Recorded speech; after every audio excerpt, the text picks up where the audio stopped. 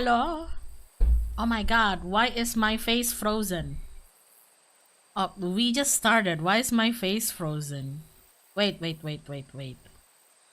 What is going on here? Hello? Hello? Oh my god, my face is, you know what?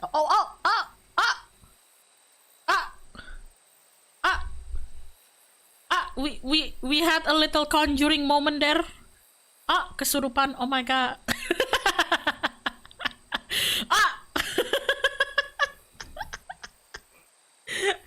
Oh my god, what is happening? Hold on, folks. It just went. What's going on here? Are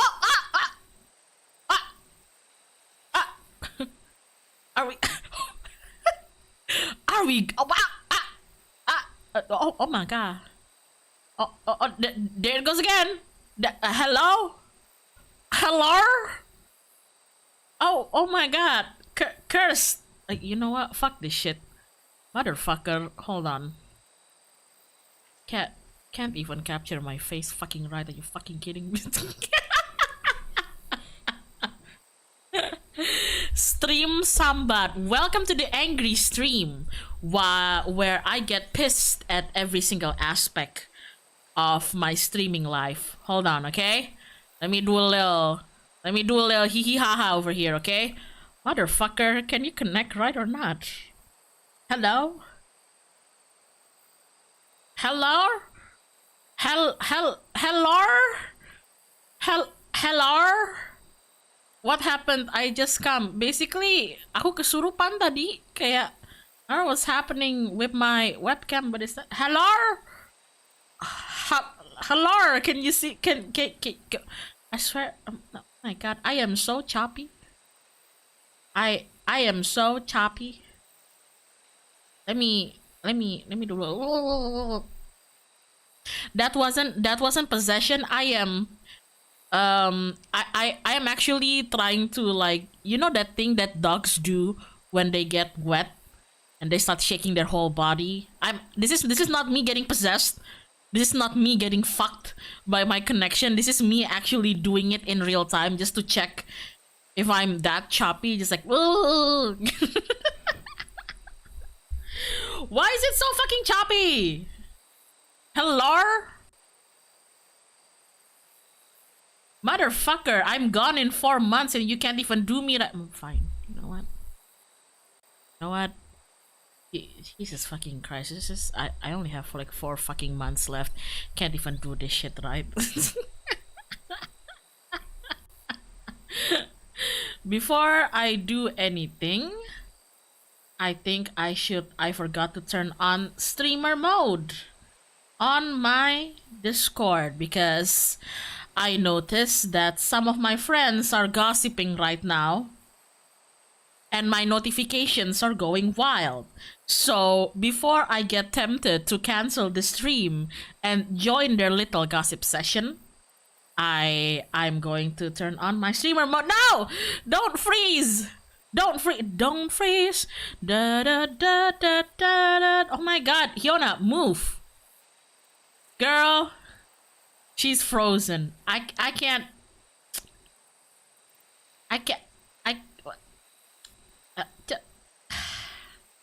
Girl, move. Hello?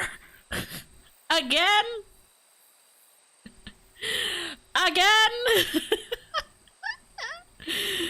Hold on, folks. Hold on. Motherfucker. Jesus Christ, what is happening? Are you gonna move or not? Huh? Okay. Alright. We are good. I haven't even said hi to the chat yet. Are you fucking kidding me? Oh my god. There goes Mamang.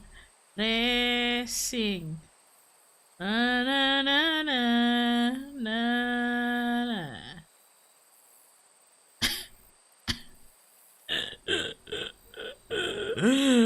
Udah balik nggak? Udah balik belum, Mamang Racing? Aduh.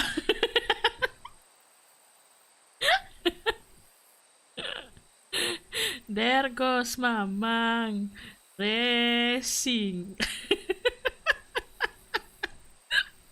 Sorry guys, aduh maaf, gue lagi gila banget guys. Ini tuh today is Friday in California. No, today is today is like Hamin dua before I move.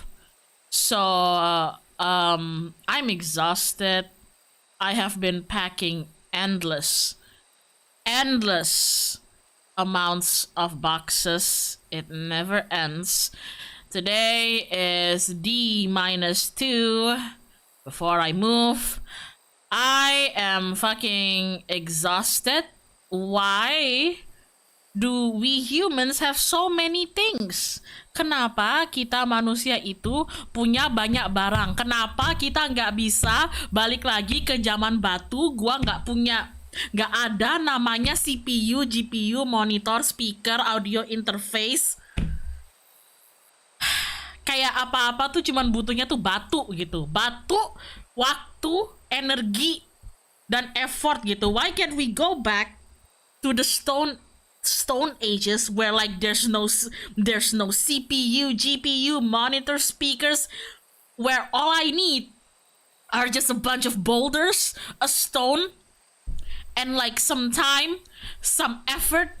You know, I have so many shit. I have been packing so many boxes. Well, not so many boxes. I'm being very dramatic here. Ini aku sangat membesar-besarkan karena aku orangnya dramatis gitu. Being very dramatic here. But I'm just so tired, okay? Oh my god. Holy shit. Why? Just do you know that like I have another stream tomorrow with Michan, and it will be my last stream ever. No, I'm kidding.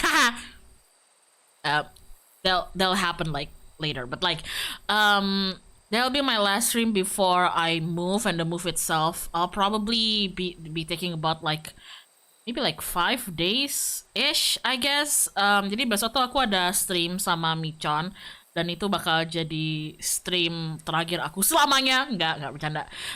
Stream terakhir aku sebelum aku pindahan. Terus habis aku pindahan, mungkin kayak aku ngilang dulu 5 hari buat pindahannya itu.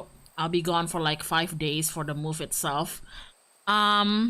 Belum mati Hyun. Iya maaf, sorry. Probably this move will and has been overwhelming on me emotionally. This stream and tomorrow's stream will probably be the last time you might ever hear Boss, my dog, in those streams, because as you all know, he won't be coming with me. Seperti yang kalian tahu, anjing aku Boss nggak akan ikut sama aku pindahan.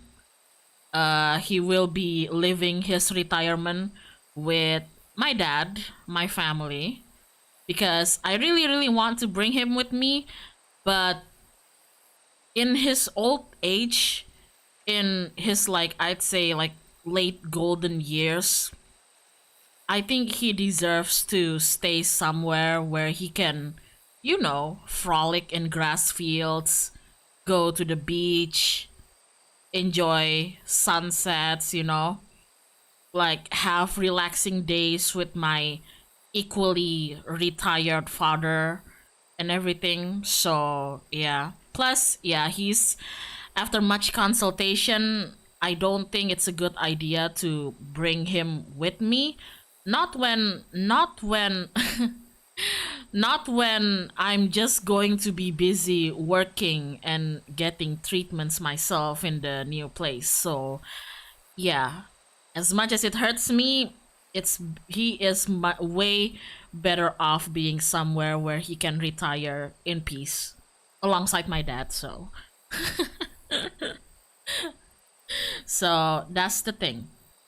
Well, he's with me right now, but he's sleeping, so it's not gonna be making too much noises. Ini dia lagi sama aku, cuman dia lagi nggak banyak bikin suara. So yeah, the natural transition from boss to retirement. Exactly, the natural transition from being the boss bitch, boss baby to retirement. So yeah. Castle, thank you. Doc, I have a small request. Can we say one last goodbye to Boss later before the stream ends? I have always loved hearing him during your streams. You can, but I can't promise you that he'll make any noises because he's much more noisy during like active daytime hours, which would probably be tomorrow since my stream with Michan tomorrow is like in afternoon for us. Nighttime, he's usually very, very quiet, but sure, you are allowed to say your goodbyes to him before we end the stream later. But yeah, that's basically what's happening. Is my heart broken? Yes. Am I overwhelmed at the fact that I have to endure moving on top of saying goodbye to my companion of over a decade? Plus me getting sick, plus everything else that's happening right now in NIJISANJI? Yes. Am I still gonna stream because I love this game so far and I kind of want to finish it tonight instead of giving you guys a gap between like me playing it before I move and then after I move, like yeah, I'm still gonna stream anyway. Okay, so decade. How old is Boss? Old. He is old. Bear in mind that I've had Boss since I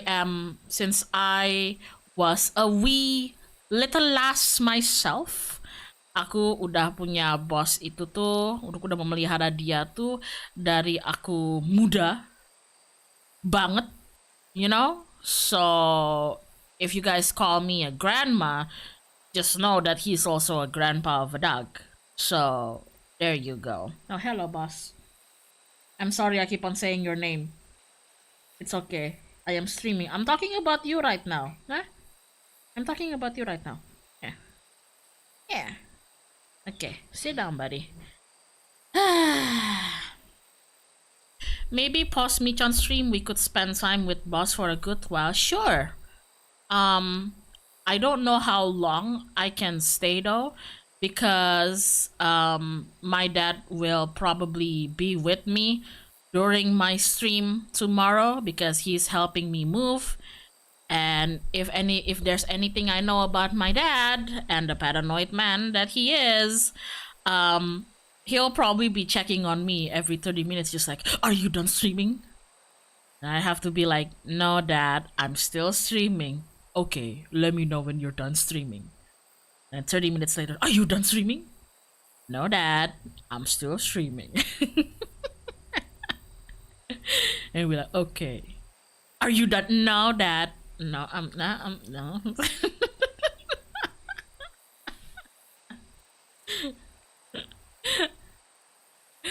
Oh my God.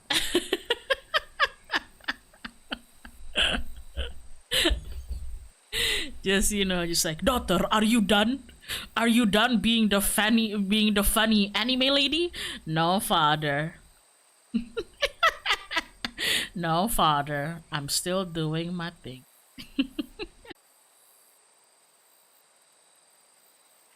Hello? Hello? Can you hear me? There goes Mamang. Racing. Oh my God, don't tell me I'm about to disconnect again. Anjir. Fucking hell, are you kidding me? Ah. Ancok. Udah connect. Okay, hi.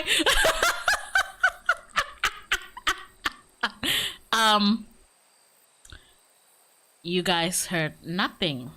What I meant to say was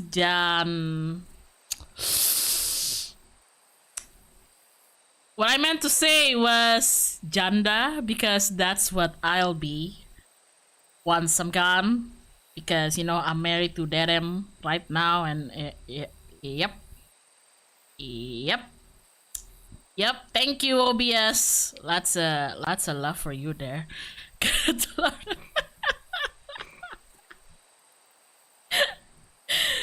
What? No, I meant Jan. I meant Jungkook of BTS. My bias. That's a lie. My bias is RM. I'm sorry. I can't do that to him. Turns off Wi-Fi. Daughter, are you done streaming? Oh my god. No, I was about to say, I'm sorry. I know we're like 20 minutes into the stream and I haven't even started the game yet. But it's just funny to think that that I think my dad is even sadder about me moving than I am, because he's been constantly, it's already like D minus 2 days until my moving date, and he is still making jokes like, oh, you're moving? Oh, I thought you're staying. I thought aku kira kayak bapak kira kamu gak jadi pindahan. Retro, thank you for the super chat. Indeed. He is like inhaling so much copium right now. I don't know. It's kind of funny. It's already 2 more days until I have to move, and he's like, "Oh, you're moving? I thought it was just a prank." Okay, father. Get well soon. Okay, father.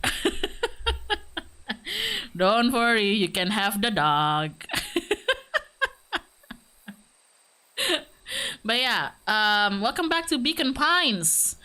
Last time we left this, well, we got another ending, but that one was pretty wild. You guys remember what it was? That branch is the branch where Luca and Rollo got into a fight, and then they made up with each other. They're no longer fighting, and then they went to the treehouse, sat down, and then Luca got a letter, like a really suspicious letter from Gram, from his grandma.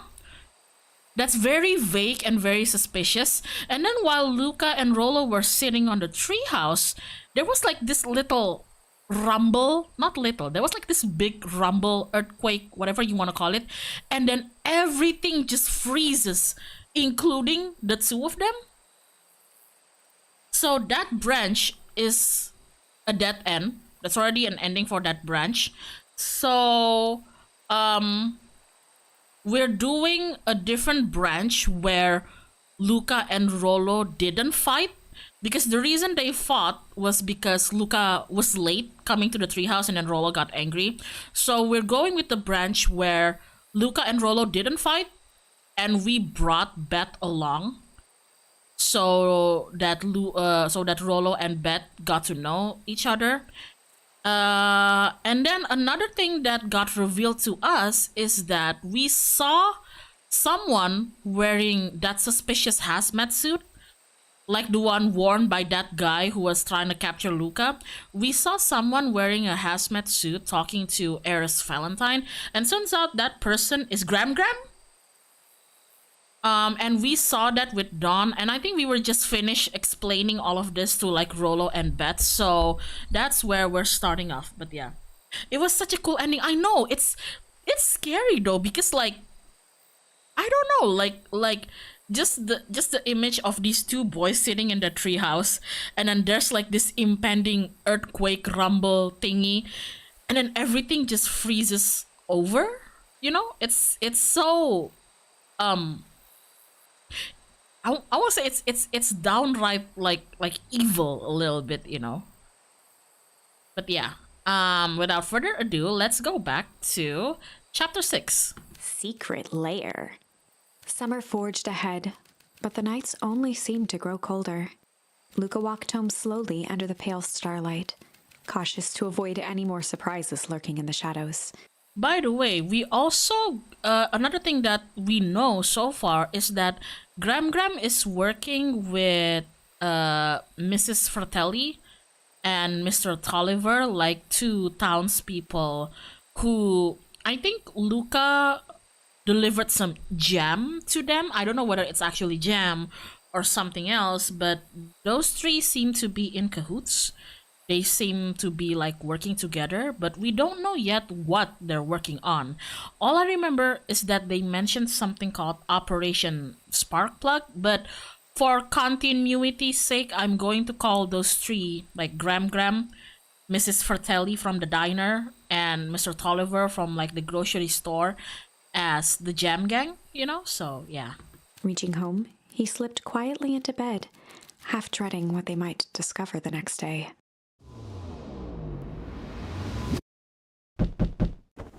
Oh my god, I am up. What time is it? There you go, wear your jacket. God, I hate it when... Okay, yes, I'm coming. 1 second, please. We got quite a lot of charm, by the way. Got quite a lot of charm. Oh, we haven't tried that, though.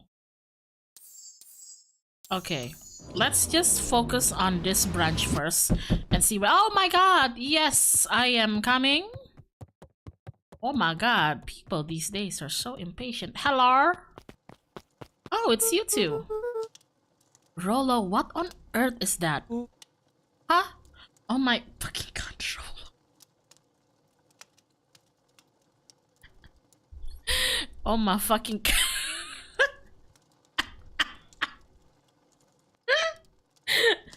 Rollo, honey, I think you might need a bigger... That ridiculous thing on your head. Oh, this? It helps me think. I'm sure it does. You're gonna need a lot more of those. Joke all you want. We'll see who's laughing when I crack this case wide open. The coast is clear? Yup. Whatever she's been up to this week, it's been keeping her busy most of the days. Very well. The game is afoot! Oh my god. Luca and Beck rolled their eyes as Rollo strutted across the room. If I were a Gran, where would I hide my deepest, darkest secrets? Perhaps where you might least expect it. Rollo flung open the cabinet with confidence. Ah! He coughed as a veil of dust hit his face. Oh my god. I think it's safe to assume anything that dusty isn't what we're looking for. Or maybe that's what she wants you to think. Why Rollo looks hot? Huh?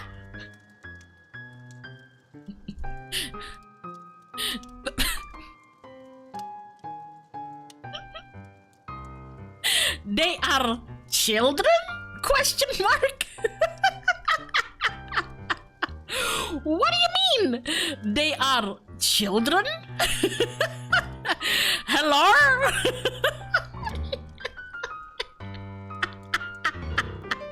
What the fuck? Then again, any good detective knows not to trust their first hunch.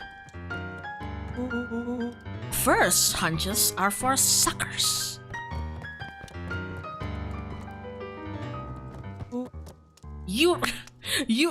Urethra!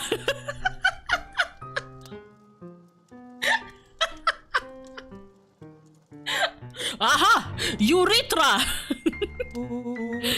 She's lit a fire in order to burn the evidence. She keeps that fire going every day, Rollo. Drat! I may already be too late.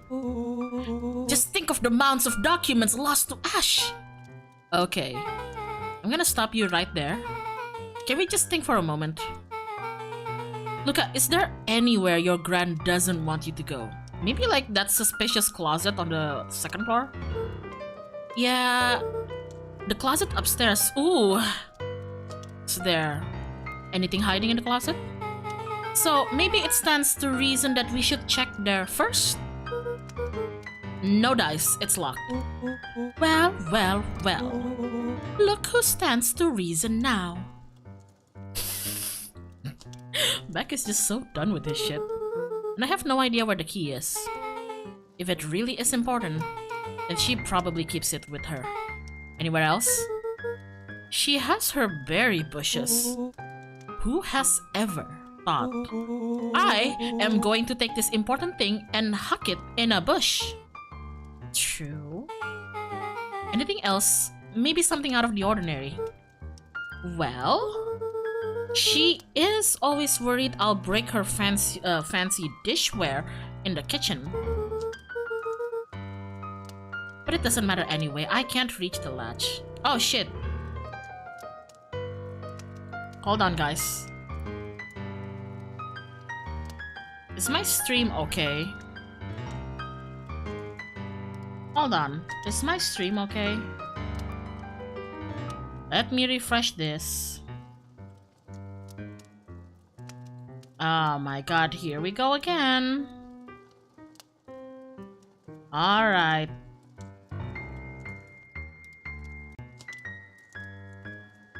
Just chat being silly. I mean, it happens from time to time. But I think it's also my provider being stupid as usual. Chat got banished to the shadow realm. Ugh. As you should. No, I'm kidding. I'm kidding. Let me try reloading YouTube. Ah! Wow, it is not letting me load YouTube. Is this a YouTube problem? Is it a me problem? Who knows?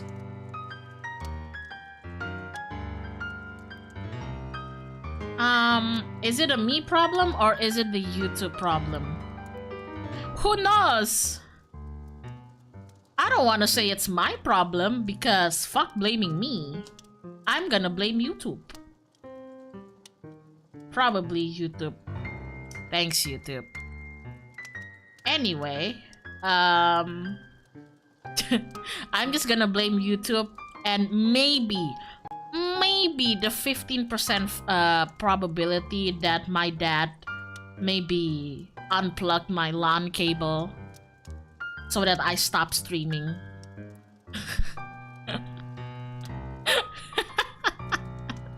Are you streaming now, daughter? Dad, please. Dad, please. Plug my LAN cable back, please. Father. Dad, Papa, please. Oh my god. Chat stopped for me with like 3 other streams yesterday. Ah! Then it is a classic case of YouTube being YouTube. Anywho, back to Rolo here. A look of realization crept onto Luca's face. All 3 kids snapped to glance at each other, then sprinted in turn toward the kitchen. So it might be somewhere in the dishware. Alright, Rolo. This is your time to shine. Oh, did I also mention that he was pretty sad when I told him that I'll be graduating? Do you wanna know? Do you wanna know what the one thing he told me? Like, do you wanna know the one thing my father told me when I told him like, oh yeah. Anyway, like, read this announcement. He just looked at me, you know, with like, but I thought you liked streaming.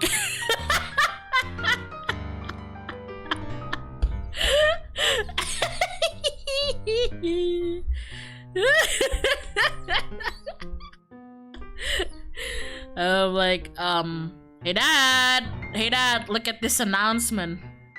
He's like, what? You're graduating? Yeah. But I thought you liked streaming. I mean,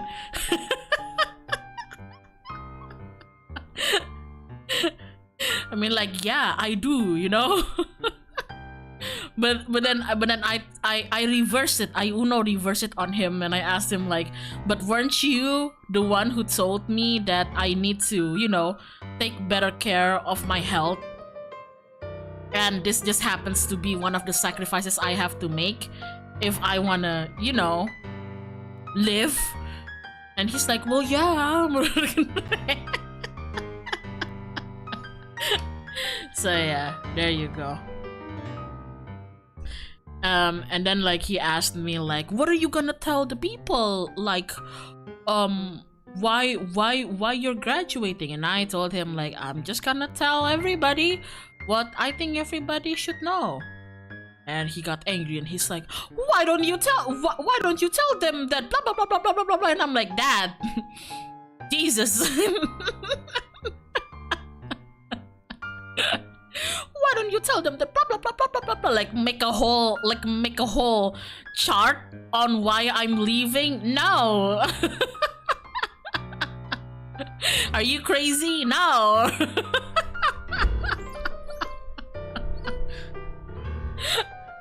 Oh my god. All you guys need to know that my dad helps me a lot with well, work most of the time. He was one of the first persons I told back then when I was auditioning, and he was also with me when, you know, I finally signed up for NIJISANJI. So he's like, I guess he knows, like, I guess he knows very, very well, like, I obviously don't tell you guys too much because I just don't believe it's necessary. I just believe that, well, whatever it is that you guys need to know, whatever it is I tell you guys is enough. But he is like one of the only people who knows like the extended list of why and what, you know? And when I finally told him that, like, yeah, I'm graduating, he started like remembering all the list and everything, and he got angry. And let's just say that the K word came out of his mouth, you know. It was very funny.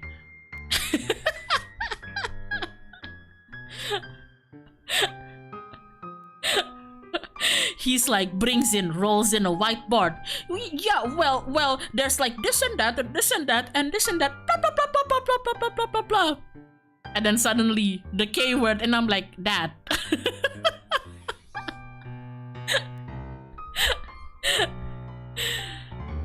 The kucing, no, the kon sabar word. It's very, very funny.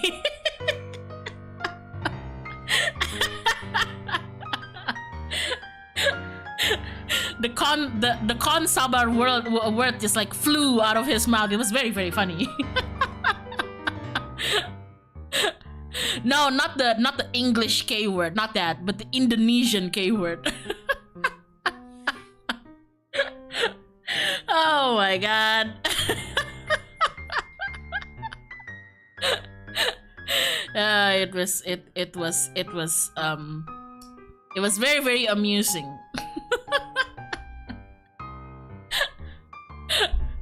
That's why I always tell you guys, like, sometimes when life is being shitty to me, when, you know, things around me aren't the best, and I don't feel like I'm being treated well by this and that, I don't really get angry anymore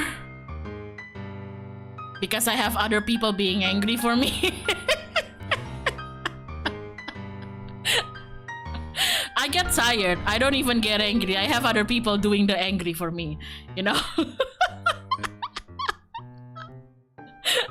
like for example, my dad. It's like, why are they blah blah blah blah blah blah blah blah? God, Dad.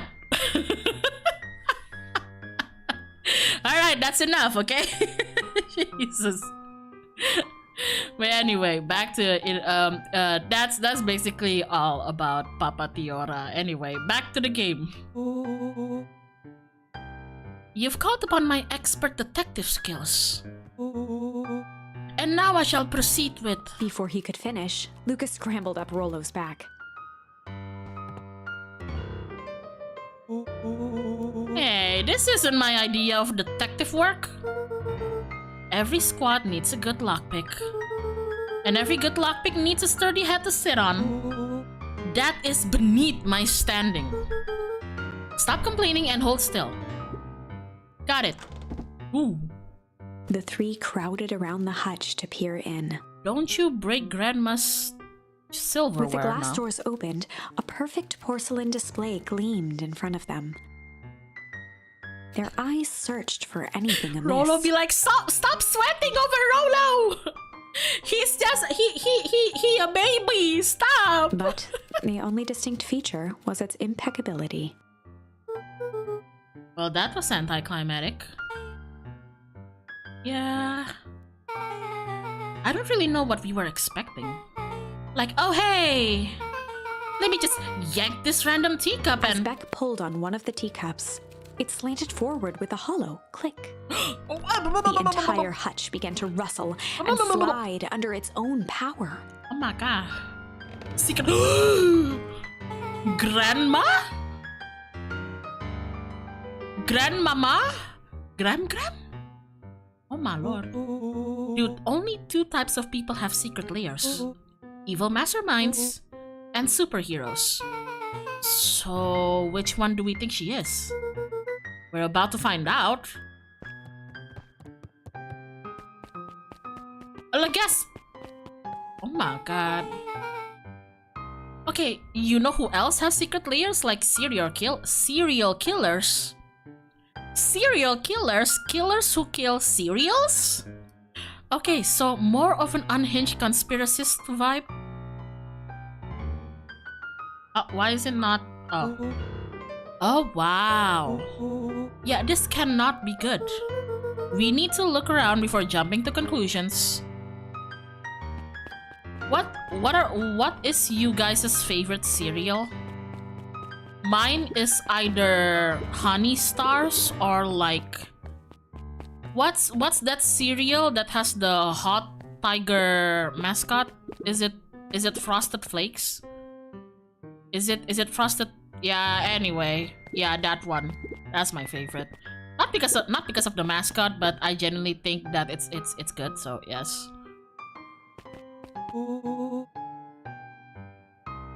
Hot tiger mascot. Yeah, the one that has a blue box and that, you know, that hot tiger mascot. Is it Frosted? It is Tony, right? Frosted Flakes, right? Tony Tiger? Yeah, Tony Tiger. There you go. That's the one. So I basically like anything honey. So Honey Stars, honey cornflakes, whatever it is. So yeah. Yeah, I like that one too. The cereal, I mean, of course. Of course. Of course.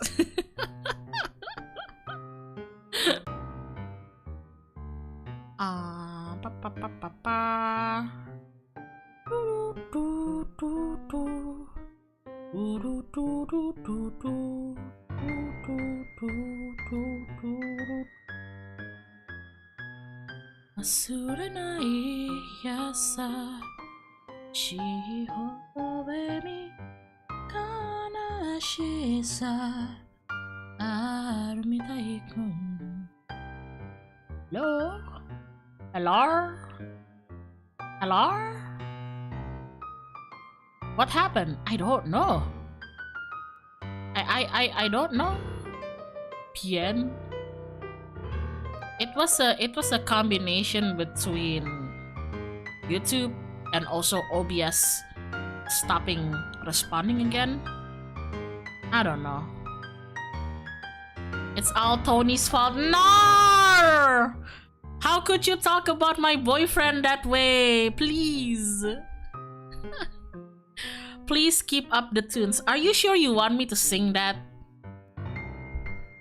Knowing what song it is? Are you sure you want me to sing that? Huh? Kaze no koe. Ikari no subu. Not yet, not yet. We'll sing that by the end. We'll sing that by the end of October. Not right now, okay? But anyway, we got another charm. We got incendiary. So there you go. Oh shit, I'm sorry. I'm tabbed out from the game. There we go.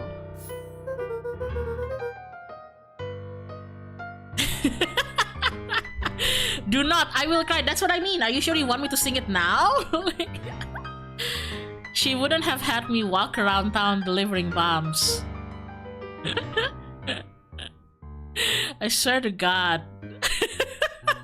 I swear to God, I want people to sing me Kimi no Kyoku on October so that I'll feel like the ultimate Persona protagonist. Ah, yes, to become Dorkun. I've always wanted to. I've always wanted that to happen to me. Only one way to find out. Rollo casually spun open a lid and dipped his finger in the jam. No, don't lick the jam, you stupid child. You bet, huh? No. I'm sorry. I forget. Even if I say that jokingly, I forget that people are actually gonna take it seriously. So. Oh my God. Huckleberries. He smacked his lips. Rollo, can you please not just dip your fingers and start licking on weird jams? We don't even know. We don't even know. A hint of brown sugar. And ink? What? Rollo plunged his hand in the jar, fishing out a soggy slip of paper. Aha! Rollo offered the slimy note to Luca. Oh, so that's how they do it. So that's how they do it.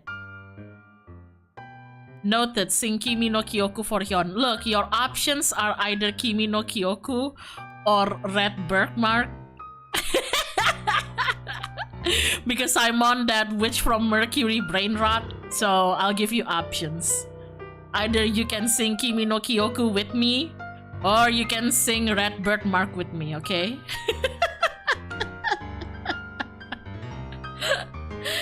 Oh my God. It's addressed to Mrs. Fratelli. A grand jamgram?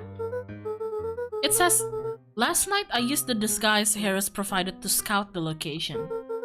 The timing window should be possible. Operation Sparkplug is a go. Sparkplug? Ah, man, are they doing a heist? Whatever it is, it can't be good. So, more a bombshell than a bomb, am I right? You're new here, so I'll let it slide.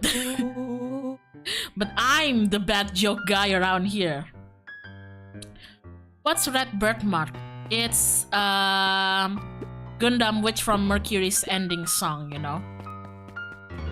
The one that you can hear it coming at the end of every single episode, you know? Mokete, yume no hanaka.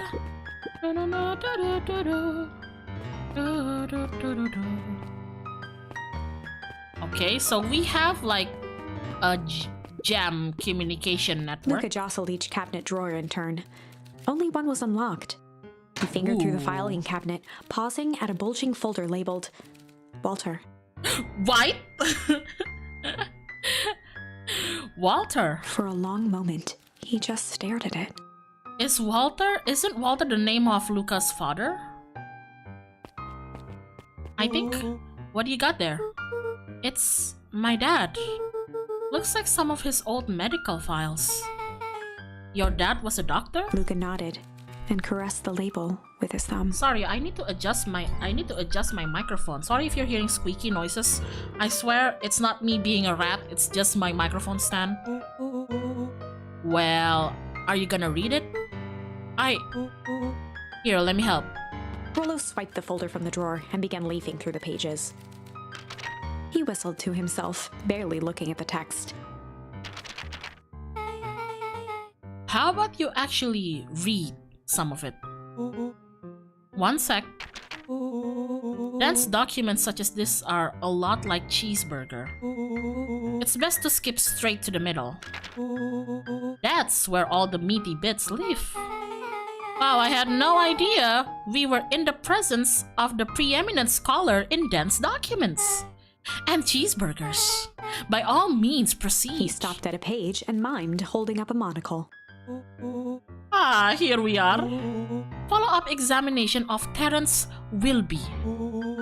Patient shows further signs of paleness and malaise. Body temperature continues to drop. He now describes soreness of muscles and joints. This is similar to the symptoms exhibited by Mrs. Wilby just a few days past.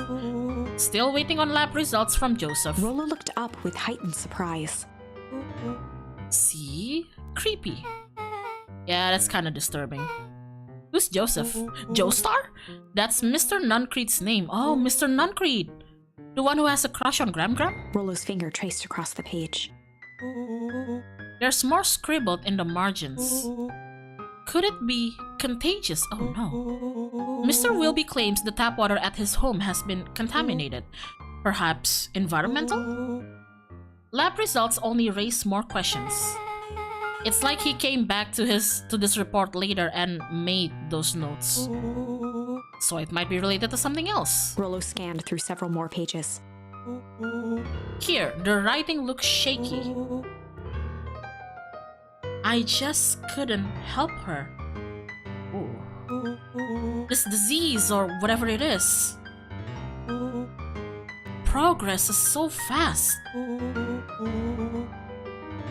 And with his wife passing, Terence's condition follows close behind. Oh no. Enough is enough. I need to take matters into my own hands. Oh. One moment, guys. I believe I have a package being delivered to me. I have to go. Oh my god, I think there's a courier waiting for me. Please hold on a moment, I'm gonna mute, okay? 1 minute. Not even 1 minute, maybe. Hold on.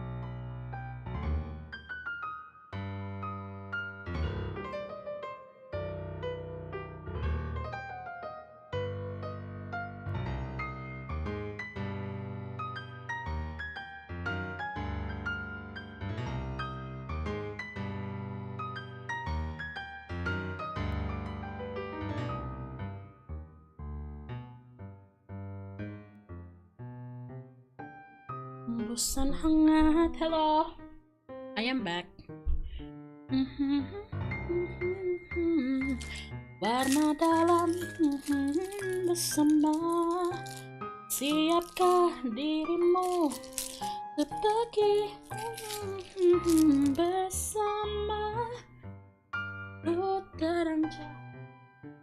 Sorry, let me just put this down.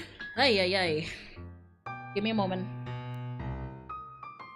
Terang cahaya di depan mataku, tak dapat berpaling terdiam.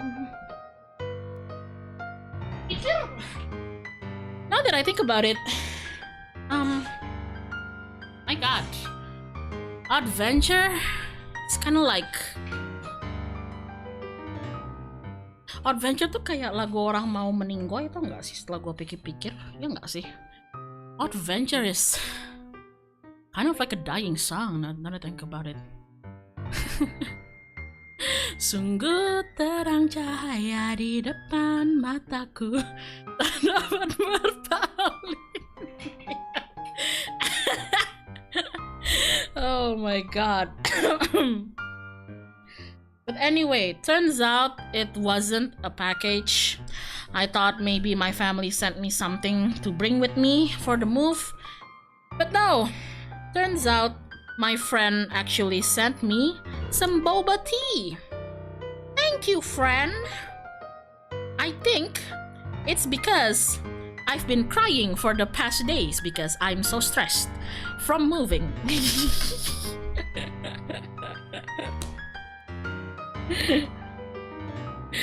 Ah, yes, another classic case of Hyona being fucking pampered by her friends and being a gremlin in return. Ah, yes. Sebuah classic case of Hyona dimanjain sama teman-temannya.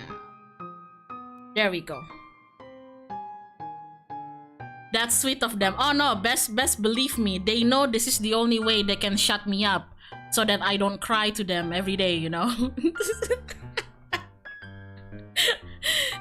Just like me calling up my friends, beep, beep, beep, beep, beep, beep.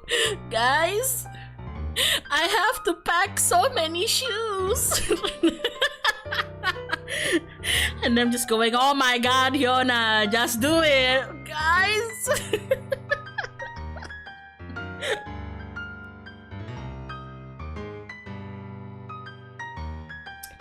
Oh my god, that's so good. Sorry. That's so good. I love matcha. Sorry. One more sip and then I'm good.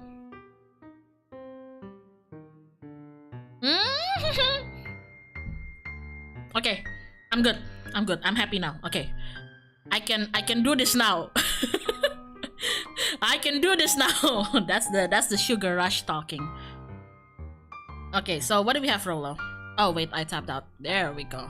Luca, staring blankly at the cabinet this whole time, spoke softly.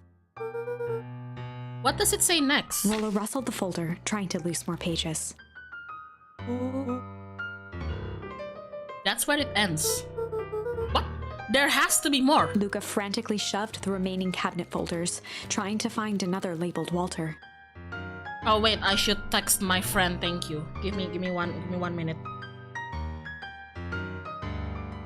Let's see. Cowboy emoji. Duck emoji. Thank you, bitch. There we go.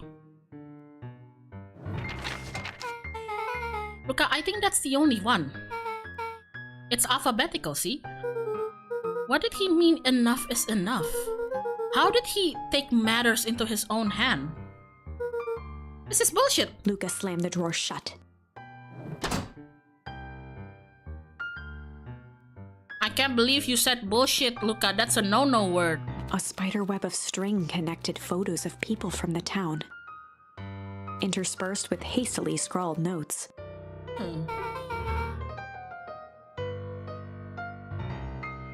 Well, she sure has kept herself busy. Is your grand a serial killer? That's what I said! Oh my god, Rolo. Great minds think alike. Because I'm starting to get a vibe. Don't be ridiculous.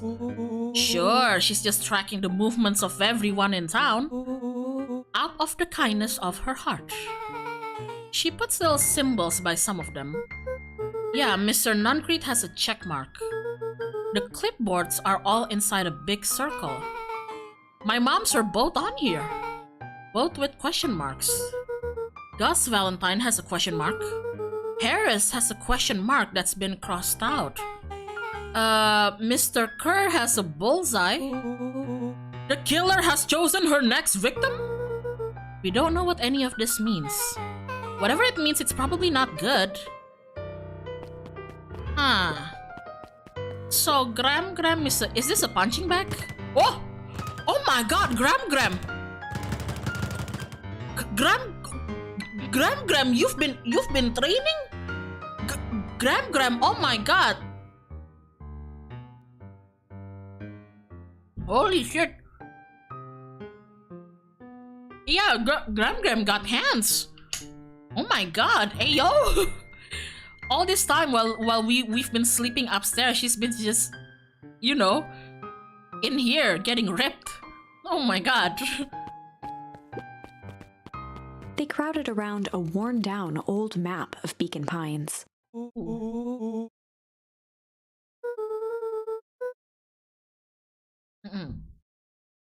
Not every old map is a treasure map, Rolo. Yeah, but every treasure map is an old map. Can't fault that logic. Look, there's even a pathway drawn on it.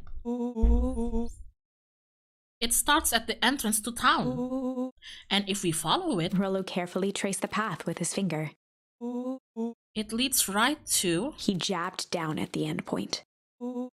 Town Square. That's the fountain in the middle of town. What a weird place to hide treasure. I don't think it's treasure, guys. Rolo, that doesn't look like treasure to me. Exactly. The end of the path on that map has the same symbol as those explosive over there. She's going to blow up Town Square? So it's not hiding treasure. A real bummer. Rolo, what's the thing you've been excited about for the past month? The festival. Oh shit. Did you just say gulp? This feels like a gulp kind of situation. Everyone will be gathered near the center of town. She's gonna blow up the festival. Not if we stop her. Oh shit. Oh. What was that? Luca looked up from the map. What was that? What was what? No, I heard it too. That was the front door. Which means someone just shut the door. Which means someone's upstairs. Shh, quiet.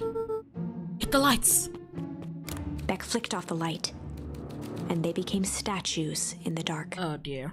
Overhead, creaking floorboards bent under slow, deliberate steps. Uh-oh. SpaghettiOs. Graham, The kids please. looked up, the tilt of their necks following each footfall.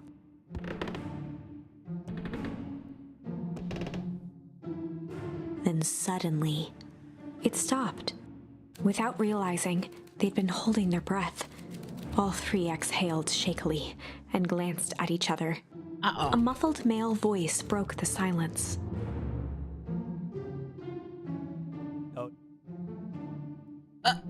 Hello?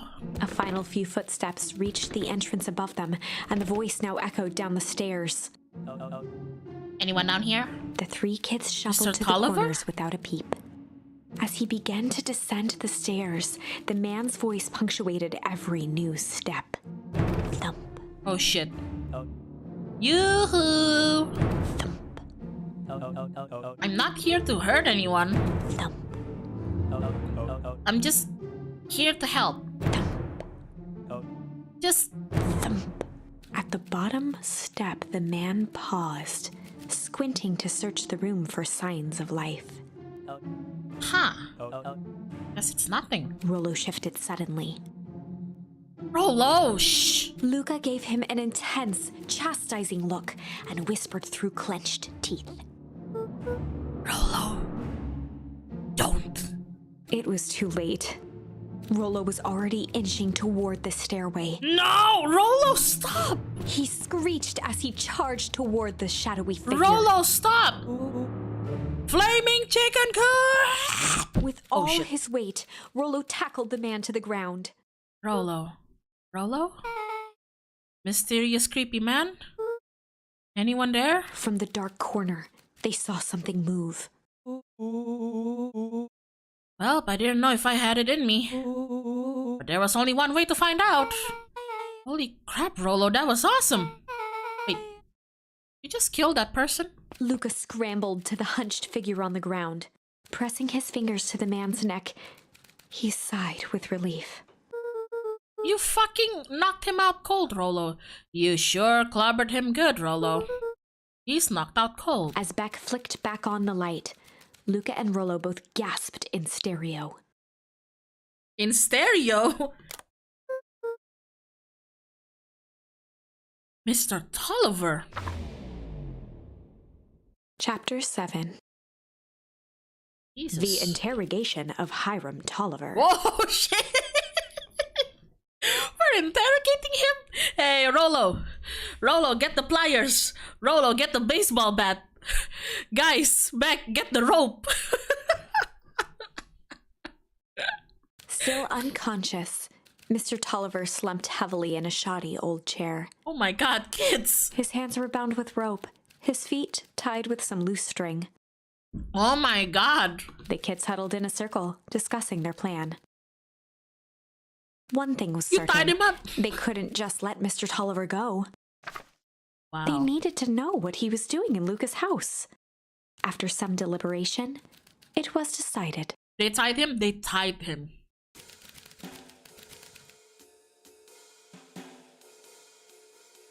They'd run the classic good cop, hard cop, or chill cop. I'd say we'd go with hard cop. Chill cop or hard cop? Hard. Let's go with hard for now. They'd run the classic good cop, hard cop interrogation. Rollo brandished a steely gaze. I've got this. Read about it 100 times. When I said hard cop, I wasn't expecting the hard cop to be Rollo. If anything, I want Beth to be the bad cop, not Rollo. Oh my god, okay. Rollo swaggered past the chair which propped up the slumping Hiram Tolliver. Rollo, no.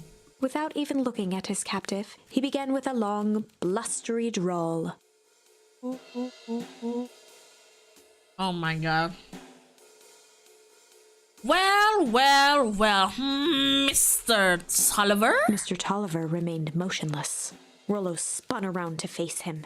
He'd clearly expected to rouse Mr. Tolliver with his booming voice. Mr. Tolliver? Beck and Luca gave each other an unsure glance. Rollo slammed his fist on the table. I said, Mr. Tolliver? He grabbed the table lamp and beamed it onto the unconscious face. Oh my god. Mr. Tolliver groaned and slowly lifted his head. He recoiled with a muddled, weary squint. What in the The world? chair wobbled as he attempted to straighten up. Who's there? Mr. Tolliver could only make out rough shapes through the glaring light. With a gruff tone, Rollo hoped to both conceal his voice and intimidate.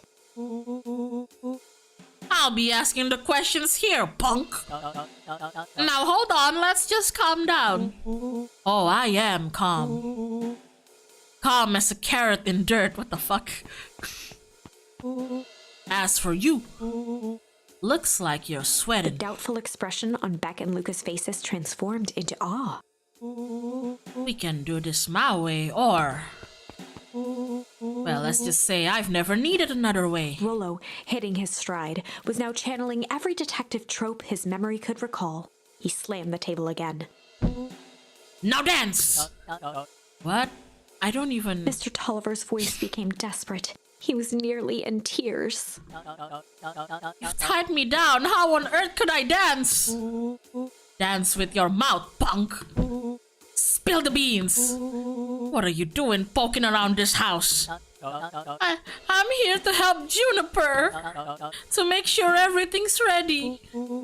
So you're in cahoots with Gran?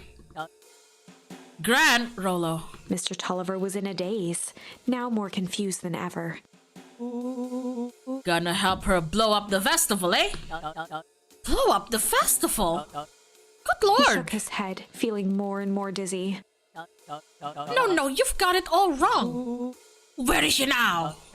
She's headed to the source. The source. Tales of loss and fire and... Source? What's the source? It's where His voice faded to a whisper. the town began. Where it all began. What is Operation Sparkplug? With that, Mr. Tolliver passed out cold. Oh, Jesus Christ. Rollo swung around with a repentant grimace. Damn, Rollo. I think you went a little too hard on him.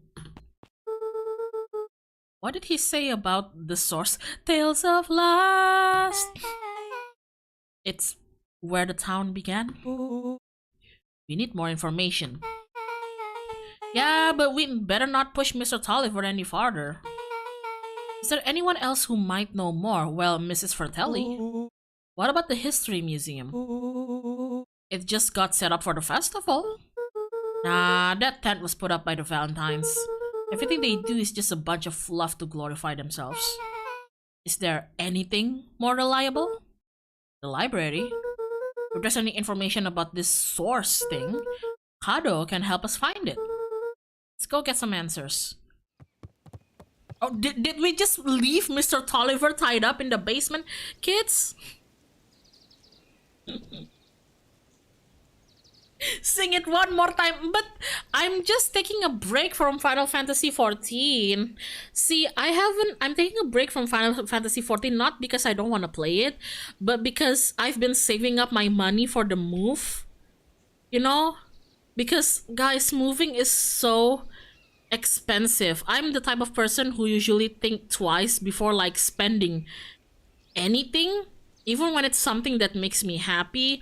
And just this move alone has cost like a lot of money. I fucking hate moving, okay? And I've been like trying to save my money because I know it's going to like, you know, I'm gonna spend a lot. So I haven't been playing Final Fantasy XIV because I've been saving the money for moving. I don't wanna pay for the sub. Aku belum bayar sub apa? Aku belum bayar sub apa sih FF14-nya aku gara-gara aku kayak nyimpen uang buat pindahan dari Kemalin. Kemalin. Kok aku ngomongnya kayak gini, Uwu? Iya, aku belum main FF14. Gala-gala aku lagi nyimpan uang buat pindahan. Jadi Kemalin aku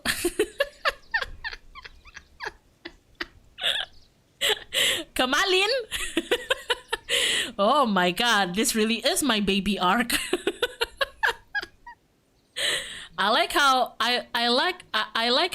like my character progression has like completely been moved away from like the initial dummy mommy, mature, deep voice, sassy panther lady, which I think a lot of people thought I was during debut, and now it's been reduced to like baby. To like toddler.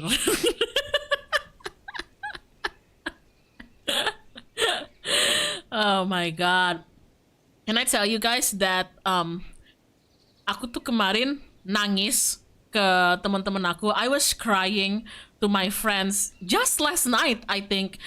Because like I bought like some furniture. See, I don't like having to. I'm trying to send most of my stuffs over to the new place, right? But because obviously the new place is somewhere different from where I'm living right now, I also need to buy other things because you know I can't just unassemble every single one of my furniture here, right? Like it's such a hassle. Like it's such a hassle. So like I ended up like buying some new furniture because even if I wanted to bring some furniture, it doesn't always necessarily going to fit in with the layout of the new place. So I ended up like spending money like buying furniture and buying like all my necessities there. So like furniture and other stuffs that I can buy and send and like ship to the new place. I'm having it like shipped to the new place. So by the time that I arrive in the new place, I just have to assemble it and you know like start organizing my stuffs that I bring with me and everything, right? But like even doing that is so expensive. Even like getting stuff shipped. Even if I don't buy new stuff for the new place, even if I just send my like furniture and stuffs that I have here to the new place, it's still so expensive. It's still so fucking expensive. Kayak apa ya? Aku tuh semalam tuh kayak gila, aku tuh semalam tuh kayak keluar 2 juta nggak mikir, tau nggak sih? It's so crazy. I spent like how much is 2 million rupiah in dollars? What, maybe like a hundred fuck, I don't know. 100 like 100 man, I don't fucking know. What's like 150 maybe? Yeah, I ended up like spending like 150 on, you know, just making sure that everything is like packed correctly and I have all my necessities and whatnot. God fucking damn it. And here's the thing, I'm okay with that, okay? I'm okay with that. I understand that moving is expensive, especially if I ended up having to like buy new furniture, buy like getting new equipments and everything, blah, blah, blah. That's fine. It's just I was crying at the fact that I'm such a cheapskate with my money that the thought of having to spend that much on something that I actually need makes me cry.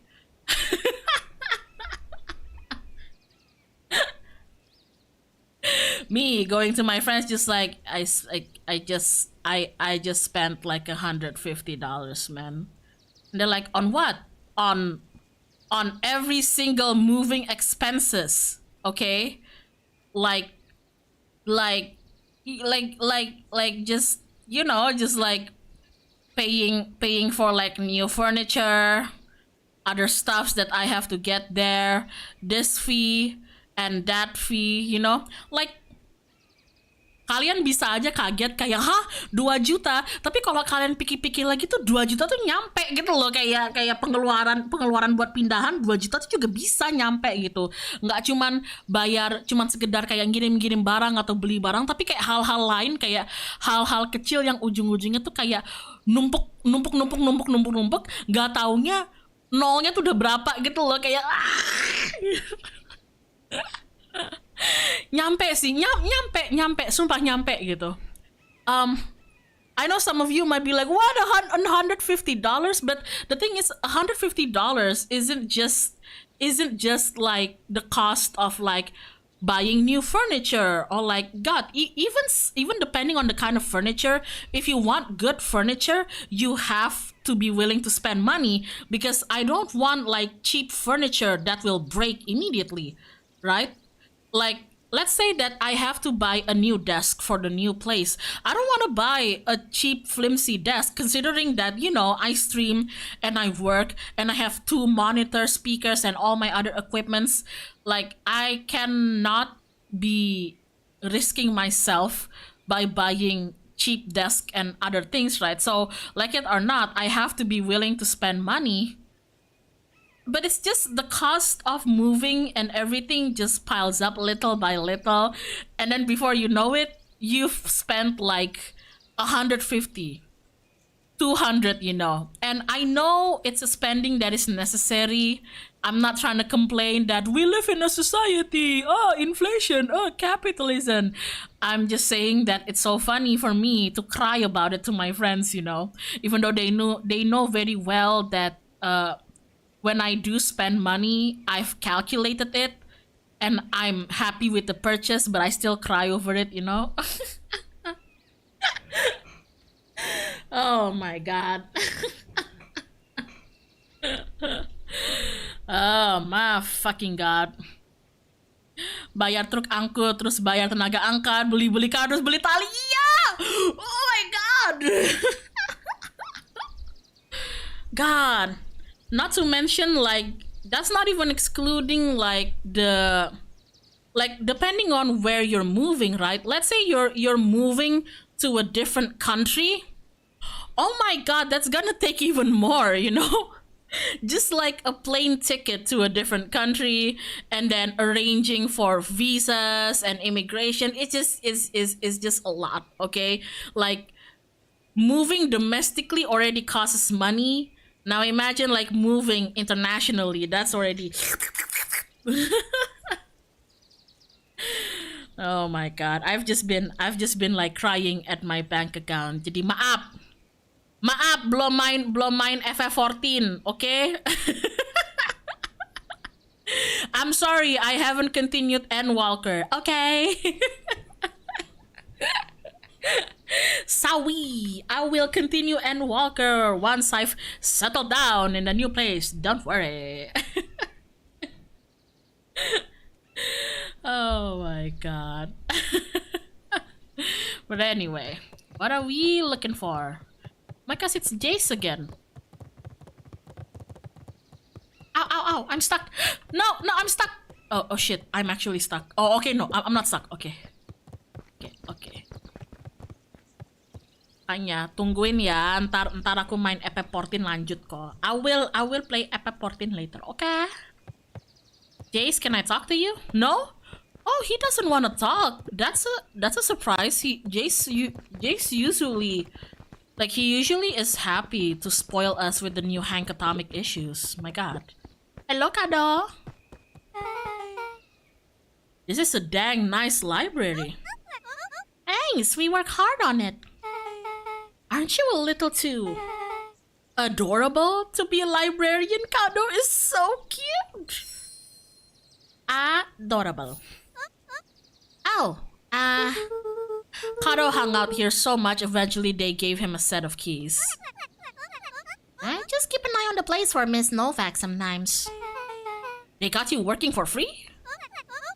It's quiet and I get access to all the books I can read. And Walko, and Walko, oh my god! Hyona! Stop! What is happening with my tongue? And Walko? And Walker would be a great place to end your FF14 adventure before graduation. I don't know. I'm actually turning into a baby. What the fuck is happening with me? I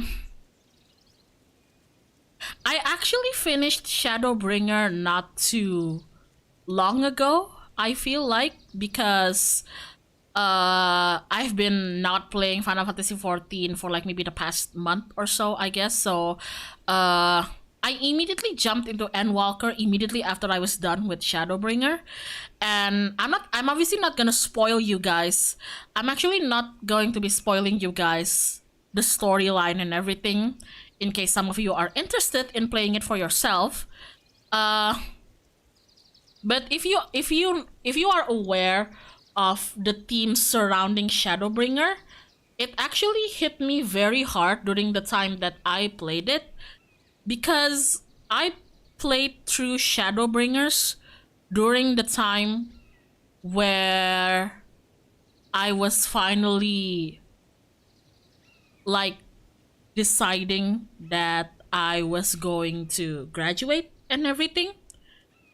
Well, it's a bit hard to explain without giving context of Shadowbringer, but if you're an FF14 player who's been through Shadowbringer, I suppose you can understand why it, oh my god, it hurts a lot. It hurts a lot.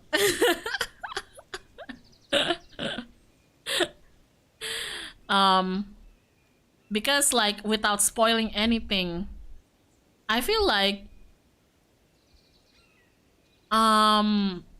Shadowbringer's story for me revolved a lot surrounding, like, for me at least, I experienced it feeling a lot of grief and loss for everyone in the expansion, you know? I obviously am not done with Endwalker, so we'll see, but Shadowbringer certainly has become my favorite expansion. Heavensward has a very special place in my heart, but if you ask me what my favorite expansion was, I'll have to say like Shadowbringer. Oh, cheesy place, welcome to the clinic. Welcome back to the clinic, have a speedy recovery. But yeah, I don't know. Shadowbringers taught me a lot about like grief and loss, and you know, eventually trying to overcome that grief and loss and letting go, and the fact that I was going through all of it while like while you know, contemplating whether I actually wanted needed to graduate or not. It was quite the experience. I remember going through I remember going through oh my god, I remember going through the last post Shadowbringer trial. Oh god. I remember I was going through that, and I remember who was it? Who was it that was with me? I think it was Taka. I think Taka was with me. I think Taka was watching me go through the final moments of like post Shadowbringer because he said he wanted to see me cry, and I did cry like a bitch.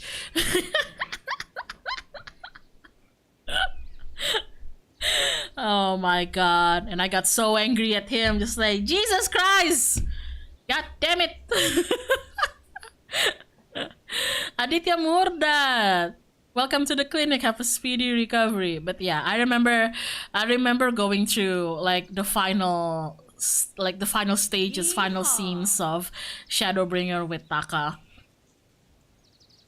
And that was before he left too. So, funny. I guess it just goes to show that this is all something that I've been contemplating for a while now, I guess. But you know, that's just life. Anyway, tangent over. Let's return to the game. Oh shit, my controller. Okay, there we go. Fair enough. What can I do for you all? We need a favor. I already told you and Rolo. I can't put you any higher on the wait list for the next Hank Atomic. And if you're here with more candy, I'll have you know that I can't be bought. Call it a personal code of conscience.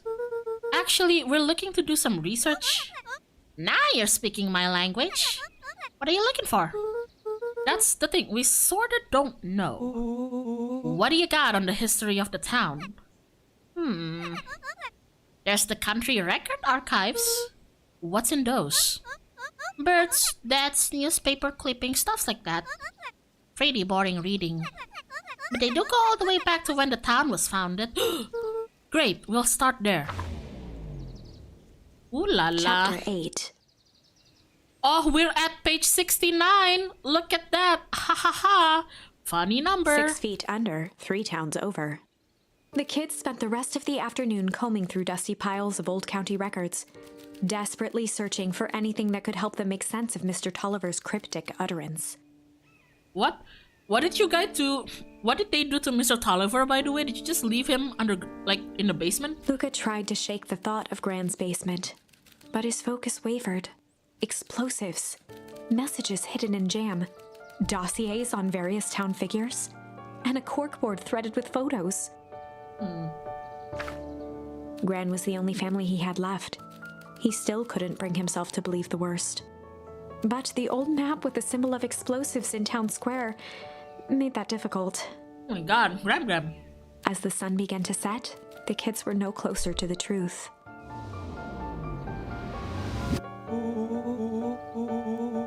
If I have to read any more records, my eyeballs are gonna pop. I have to keep digging.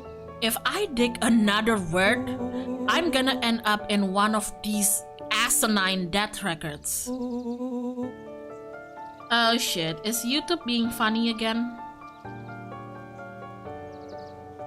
Is my YouTube being funny again? I swear to god, hold on. Hold on everybody. Okay. Okay. There we go.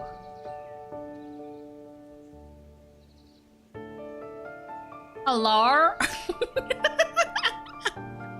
I like how everything is just so screwed up right now that both me and you guys are going hello. Oh, it's fine. No, it's just for me in my OBS, my chat just became blank. It's not that it wasn't moving. Sometimes chat just doesn't move, right? That's fine. It's just that it became blank on me, so I was like, oh shit. I can't see anything. Hello? Okay. Alright. Okay, we're fine. We're fine. Rollo Cotter lived a full and wonderful life, till he read so much boring crud that his brain oozed out of his ears. Rollo shut his book with an assertive nod. If you've got a better idea, spit it out. You sound like my sister. Keep pushing your luck, pal. And it won't be boring county records that kill you. I'll put you in the obituaries myself. Rollo muttered under his breath. You're a county record. Really? That's the best you've got? When I'm done with you, you'll be the footnote of history. Just like... Beck slammed her finger down on the open page before glancing down to read. J. Hartford. Wait, what?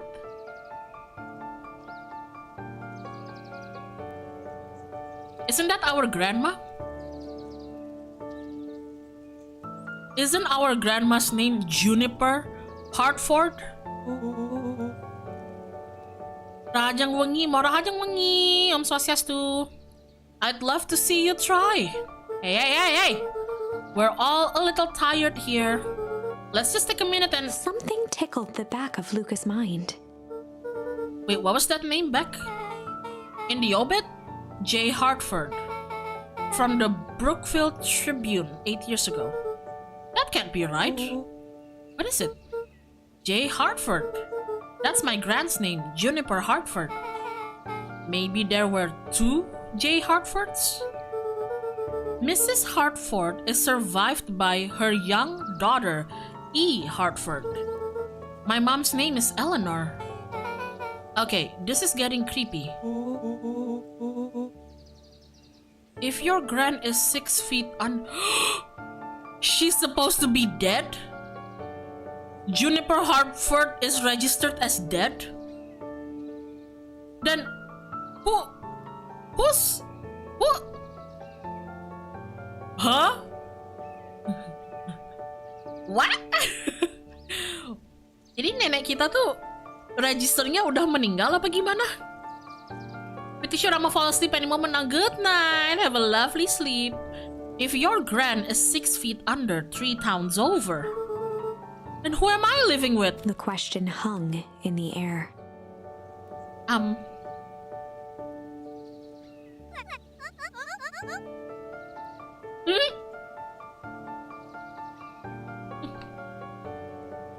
She's wearing a hazmat suit.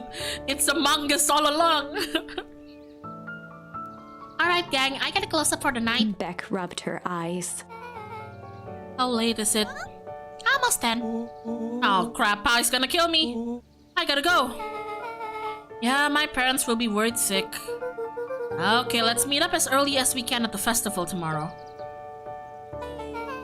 What are you gonna do about the unconscious man in your basement? You just left him there? I'll think of something. You're gonna go home to your heart grandma? Was pounding as he approached the house. If he was lucky, Gran, or whoever it was, hadn't gotten back yet. And of course, there was Mr. Tolliver tied up and unconscious in the basement. Oh my god! Dealing with him would be the first order of business. Luca shook out his arms to calm his nerves before entering.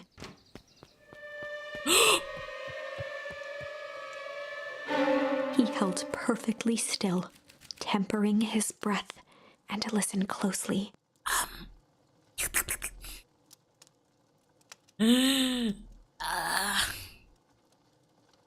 She was asleep.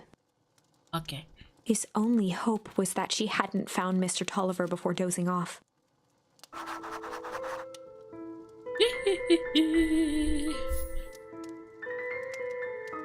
Oh dear.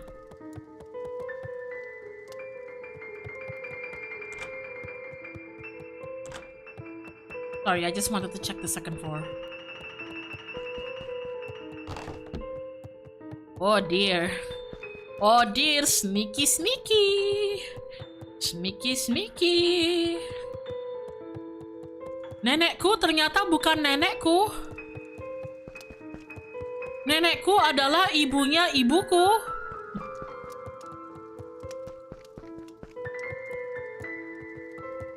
Okay. Oh dear. Oh dear. Oh dear, cause they're deers. Okay, let's see here. Nothing here. Okay. Mana malam Jumat lagi? Di sini ada hantu.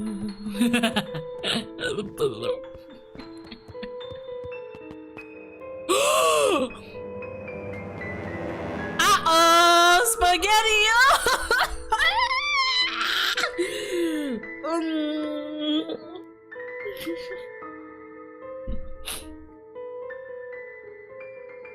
Oh no! Oh no! Oh no! Mr. Tolliver was nowhere to be seen.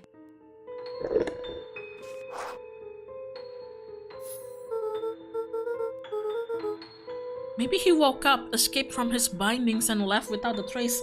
I highly doubt that. Or maybe Gran knew everything. What do I do? Lucas' hungry stomach groaned. Not realizing it, he'd gone the entire day without eating. Okay, I can figure this out. Just need a little brain food. Luca rushed over to the pile of jam jars, unscrewed one, and shoveled a handful into his mouth. No! Stop! Stop! Kids! If you know the jam is sassy, stop eating it! No! I'm afraid your jam delivery will be He delayed. flipped the lid to read the label. Mr. Nuncrete, haha. Okay, now I can think. So if Gran knows we tied up Mr. Tolliver, I'm screwed. If she doesn't know, then I need to play it cool.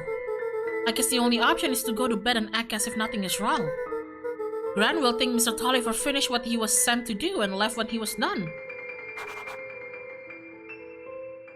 Go to sleep. Are we sure that's a good thing? Are we sure That's me whenever you guys start bullying me in chat. You know?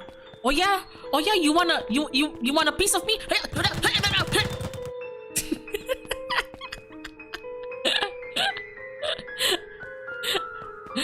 Did you just call me a baby?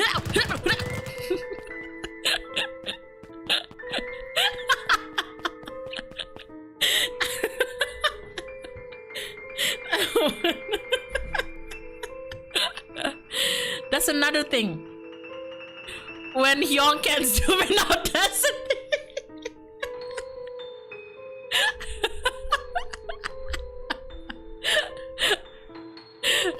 Fucking audacity. That's another thing. You're right. The rope is gone. Mr. Tolliver just... I don't know. He brought the rope with him. So it's either that Mr. Tolliver escaped and brought the rope with him, or somebody just picked up Mr. Tolliver without untying him. I don't know. So, yeah. Tapi kan kamu emang bayi mulai nih. Tapi Hyona, kamu kan baby girl. Baby girl, baby girl, baby baby. Babi kali maksud kamu. Oh my god, baby baby. Babi kali maksud kamu.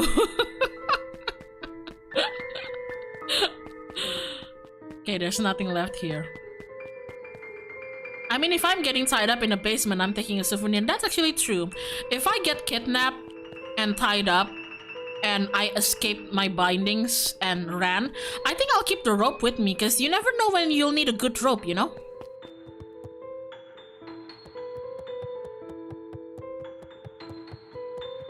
Anything on the fridge? Okay, nothing there. Ish. Anything on the garden? Okay, nothing there. Okay. What the fuck? Luca, I think you're dead. I think ooh. Ooh. Ooh, this is getting a spicy. This is getting spicy. Uh-oh. Spaghettios. Gran? Okay, stick to the plan. Go to bed and play it cool. No! Leave, Luca! Don't go to bed! As Luca climbed the final stair, the emotion of the day dragged heavily on him. With each consecutive step, his legs weakened. No! His stride began to falter. It's the jam! I'm telling you, the jam was probably drugged up or something. I swear. He tried to grab for the railing to steady himself. Luca. Something was wrong. No shit. Come on, legs. Just a few more steps. Oh, Jesus Luca Christ. groaned and tried to move. His limbs might as well have been bolted to the ground. Jam is soylent green. Oh no. Through numb lips, he mumbled just before falling asleep. The germ. Germ? Family Guy that. Oh no! The gem is Grimace Shake! Oh no! Sweet boy. What did you get yourself into?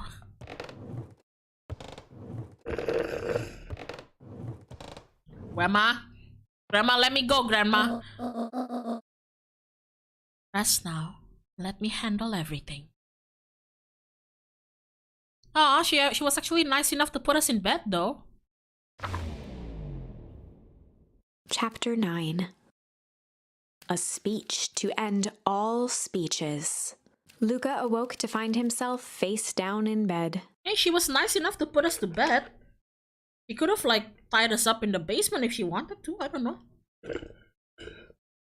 Sorry. The matcha boba has pudding in it. And I'm trying to like slurp the pudding through my straw. It's not going very well. I'm sorry if you keep on hearing like slurping noises. Excuse me. I just really want to slurp the leftover pudding. It's just it's hard to do. You know when you're drinking something cold so fast that the drink is gone, but the ice still hasn't melted, and now like the boba and pudding is like scattered throughout the ice, and you have to like maneuver your straw so that you can suck the boba and pudding without sucking the ice. Yeah, so you know, it's, come here, pudding. That one, that pudding went straight through my throat. Sorry. Wow. Okay. On second thought, maybe I should wait until the ice is melted a little bit. He moaned into his pillow. Why would Gran drug him? I don't think she drugged you. I just don't think that you should have been licking her jam, that's all. Or rather, why was she trying to drug Mr. Nuncreed? Because Mr. Nuncreep is a creep. I'm a creep.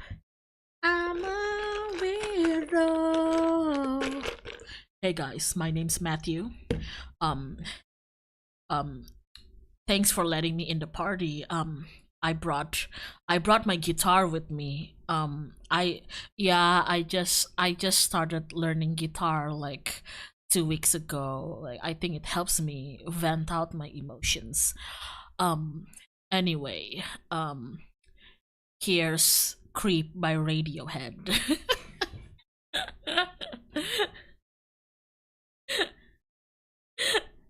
Oh my god. Kalau nggak itu, if it's not that, here's Iris, you know, and I don't wonder what to see me. Shaking the questions from his woozy head, Here's Lucas snapped Wonderwall. back to the matter at hand. Oh my god. Luca, get up. Your grandma's gonna blow up the entire town, apparently. The festival! Mm-mm. Uh-oh. Grandma?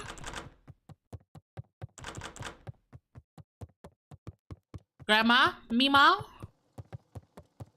Nana? Oh shit, it's still open. It's still open though. Mama? Mima? Grandma?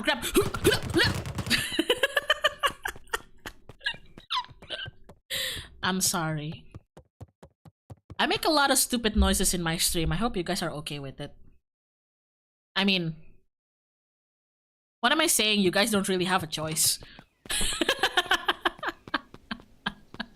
What am I saying? You guys don't have a choice. Okay, grandma's gone. God damn it. Is grandma with papa? No? Hey, nobody here then. Sandon, thank you. Here comes Sandon with the heart emoji. It's okay. I heart emoji all of you too. Thank you. Oh, he still has the Sherlock hat on. Where have you been? Yeah.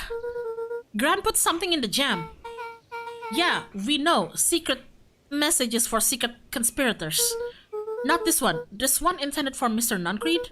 Put me to sleep. Whoa, whoa, ho, ho. Sly devil.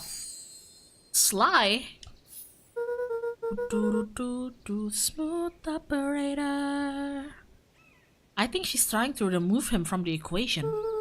He might be in danger. Have you found anything? We looked around but haven't seen anything odd. Your gran is nowhere to be found. But Mr. Nuncreed is just loafing around waiting for the speech. What speech?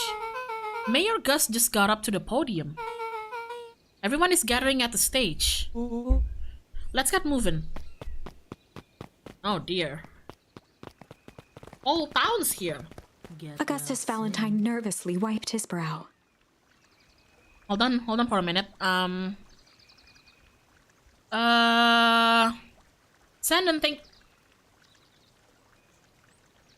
Sandon? Sandon?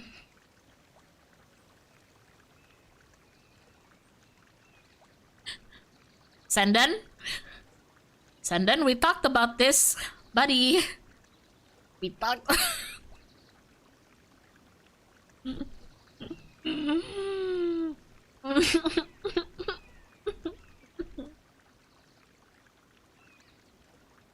No, you can't just heart emoji me. You can't just heart emoji. Thank you. Truly, truly, thank you. But you can't keep doing that. You can't keep blowing money on me when I'm just over here making stupid noises. Can't you at least wait when I'm doing like something, you know, a little bit more special, like, I don't know, karaoke or something? Or like when I do another Qn stream or something? Oh my god, thank you though. At this point, I don't know, okay? Thanks. Augustus Valentine nervously wiped his brow. Oh, it's Gus. Oh my god. Get well soon. Oh my god, Jesus Christ. Jesus Christ. Tero, thank you. Tero, you too! Every single one of you, stop. I mean, don't stop. Who am I to reject money? But more like... Can we Can we do the like throw Hyona, your entire life saving and your firstborn when I'm doing like something special? Jesus Christ. Oh my fucking god. Hello, Beacon Pines. I'm Augustus Valentine, your mayor, and I suppose you already know that. Oh yes, before we get started, I just wanted to take a moment to recognize someone who couldn't be here today. Ben Castle, thank you. Instructions unclear. You too! Oh my god. This town wouldn't be here where it is today without my father, Sharper Valentine. So I thought we could begin with a round of applause befitting of such a great man. Woo! Woo! Woo! Woo! Yeah! Even that's more than the old codger deserved. Gus cleared his throat and awkwardly loosened his tie. Right, where was I? William Kerr bounded on the stage with the energy of a preacher at a big tent revival. Gus Valentine, everyone! He gave Gus a hearty slap on the back and motioned him off the stage. Oh yeah! Let's hear it for our mayor!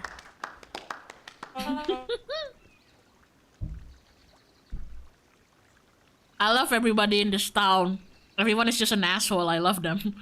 What a great turnout. Oh, heck, I didn't prepare anything. But I suppose I could say a few words. Would be a shame to waste such a beautiful podium. Mr. Kerr pulled a thick stack of note cards out from his vest. Oh, Jesus Christ. Community, conviction, commitment. These are the things we celebrate at Perennial Harvest. For us, these are the pillars of the bridge to a better tomorrow. But I think it's time to add a new pillar. Change. Change is a powerful thing. It's inexorable, unavoidable, and undeniable.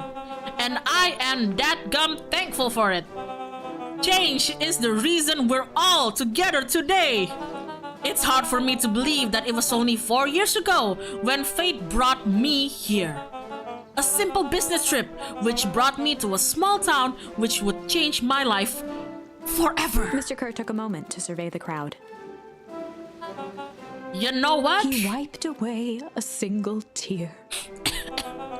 From the second I set foot in Beacon Pines, something about this place has held me captive. You see, change represents opportunity. It represents potential. It was change that helped me recognize the potential of this place.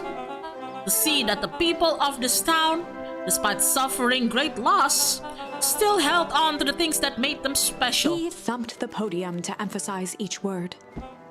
Community, conviction, commitment. Change. Mr. Kerr nodded confidently, biting his lip. The crowd was silent, in rapt attention.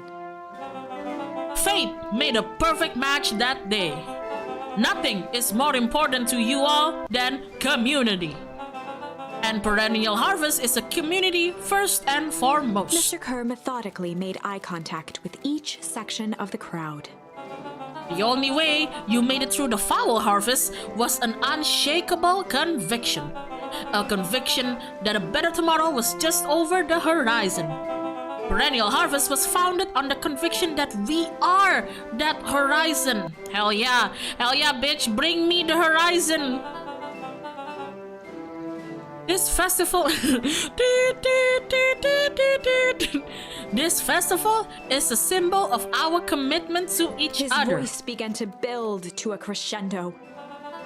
We now walk hand in hand into a future we will shape together. And that is what change is all about. Grabbing the future by the scruff of the neck and making things happen. Change is a choice. I am tickled pink that we will all be making that choice together. How great is that? Just imagine what we can accomplish. That's Gram exploding.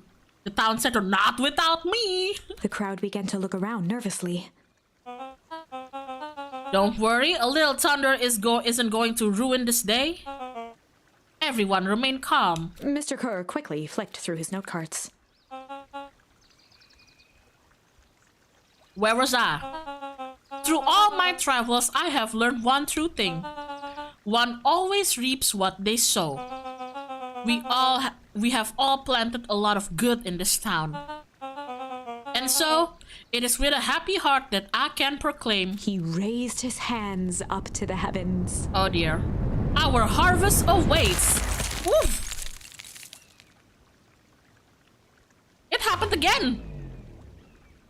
At that moment, a merciless wall of impossibly cold air ripped through the crowd, instantly freezing everyone and everything it touched. It happened again. For a man like William Kerr, this was a fitting way for things to end. On a stage, with an entire town frozen in rapt attention for the rest of time. The end. Oh no. There's that ice again! Whenever I think we're getting close, it comes along and ruins everything. Sorry. Maybe we should just quit? Maybe you should just close the book, walk away, and never think of me again. Why are you getting mad? No, I don't mean that. Are you angry? We got a little closer this time. We just need to try again. Please. Okay. So, how about we try being a sly detective, huh? We do a little Sly Cooper, you know? Let's do Lil Sly Cop, okay? They'd run the classic good cop, sly cop interrogation. Luca and Rollo ducked behind a barrel, leaving Beck to her task. Hell With yeah, a few Beck! crisp snaps, she roused Mr. Tolliver. I love Beck. What's going on here? You're that mood-will girl. Please, call me back. Sorry about all this. Mr. Tolliver looked down and shifted a bit, testing his restraints. It seems there's been a mix-up. You see, I'm down here for the same reason you are. Juniper sent you here? Beck caught herself before letting the surprise manifest on her face. She'd already gotten him to reveal his relation to Gran. This was gonna be easy. You know how Juniper is with her precautions. Operation Sparkplug has us all on edge. I guess she thought you needed some backup. But she sent a child? What better way to avoid prying eyes? Who would suspect a kid? I suppose that makes sense. Mr. Tolliver wriggled a bit in his restraints. Oh, I'm so sorry. Beck quickly removed the ropes. That had to be uncomfortable. A little, yeah. But you understand. We never know who to trust in this town. Mr. Tolliver rubbed the growing knot on his forehead. Very true. So it turns out we're both here too. Beck twirled her hand, as if to prompt Mr. Tolliver to finish her thought. Destroy the evidence? Beck shook her head and clicked her tongue. Yep. The old gal is nothing if not thorough. Mr. Tolliver let out an amused huff in agreement. She sure is. Can't blame her though. If anyone were to find out that we're going to destroy the source, well, we both know how bad that might be. No one will know anything once I finish cleaning things up down here. Beck was on a roll now, playing Mr. Tolliver like a fiddle. You sure you can finish this up on your own? Juniper trusted me for a reason. You can leave the rest to me. Good. There is one more loose end I'll go work on. Loose end? Oh, it's nothing really. The other day, I had the radio on scan while restocking the candy shelf. And wouldn't you know it, I intercepted an odd phrase in a perennial harvest transmission. Underground secrets. That's ominous. I think it might be a password, but Juniper dismissed it. Said it wasn't mission critical. What's the password for? Don't know. So we have a password and nowhere to put it. It's gotta mean something, right? Good thinking. Should probably go work that out. I've got this under control. That's a relief. Between you and me, this basement gives me the willies. Heading for the stairs, Mr. Tolliver hesitated and turned to Beck with a puzzled look. She grinned and gave him a peppy wave. With a shrug, he continued up the stairs, whistling a jaunty tune. Ooh la la, Beck! I love Beck. You guys catch that? Sure did. This whole time Mr. Tolliver had a candy shelf, but all he ever sells us is apples. Beck blinked slowly in disappointment. The password, Rollo. Well, sure, but once things are back to normal, I'll be having a word with Mr. Tolliver about that candy shelf. Fine. In the meantime, I've got an idea. She turned to the table and began tearing small scraps of paper. He said he heard a password on the radio. Any good spy transmission is never what it seems. Beck marked each scrap of paper and leaned back. We just need to find the hidden meaning. Okay. What's another word for underground? Buried, covered. Could it be a cover-up? Maybe it's one of those each letter is a number things. So U would be 21, N would be 14, D would be... Oh, it's an anagram. Nuncrete's drugstore. Oh! Luca and Beck looked at Rollo with amazement. Rollo, that was incredible. Well, it's either that or Kren's nude drugstore. Yeah, I think you were right the first time. How did you do that? What can I say? I love ciphers. I guess we know where to go next. Hiya, Rollo. See? Rollo is smart, he's just goofy. No? Oh shit. There's Mrs. Fratelli.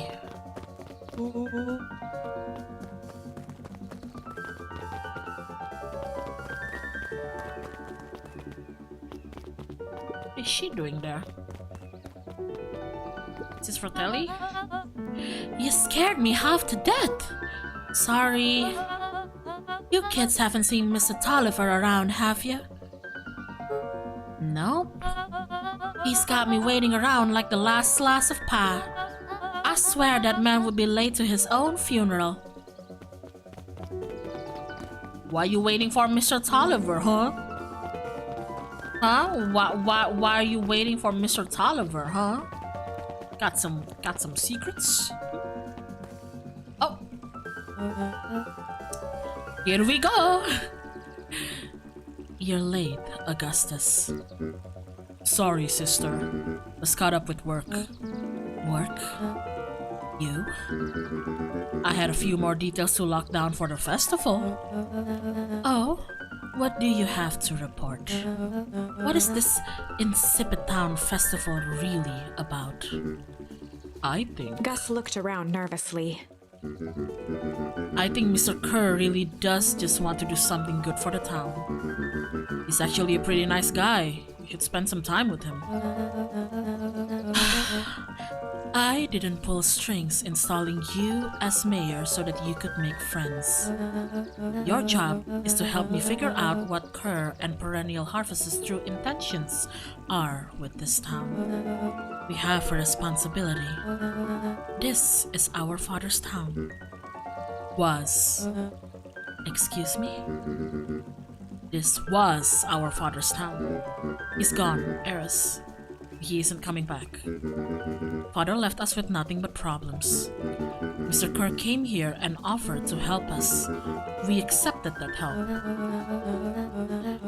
We didn't agree to them turning Father's warehouse into a toxic dumping ground. That is just a temporary arrangement. Oh, so that's what it is. It's a toxic dumping ground. The glow can be seen from our damp backyard. They are dumping their nasty little secrets on us. When this all inevitably goes wrong, who do you think will be blamed? Eris's cry hung in the air. You have a new choice to make now, sister. This town is going to change whether we like it or not. Are we going to choose to be a part of that future or be forgotten in the past? It's a shame. Father named you Augustus, but you will always just be a Gus. Good night, Eris. I'll see you at breakfast tomorrow.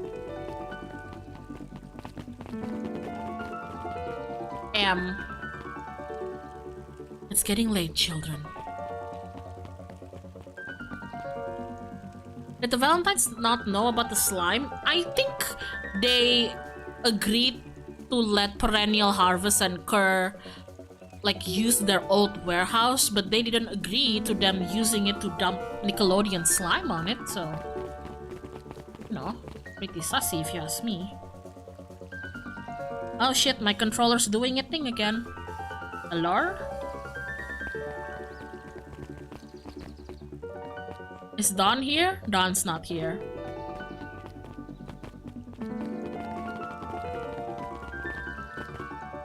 Hello? Nobody's here. Oh my god, this lady just keeps on reading books. Knowledge, he spat with a sneer.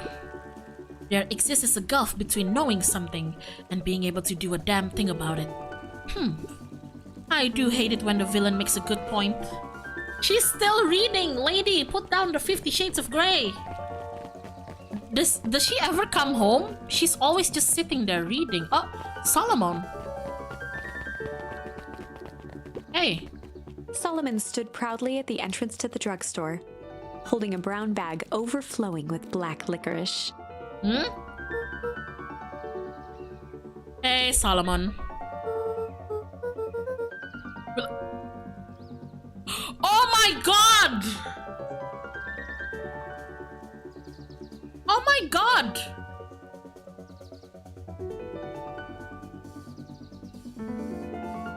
I'm sorry. I just had an epiphany.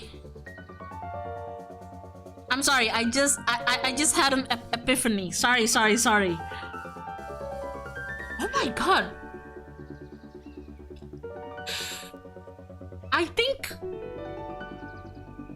I think I might know what's going on here.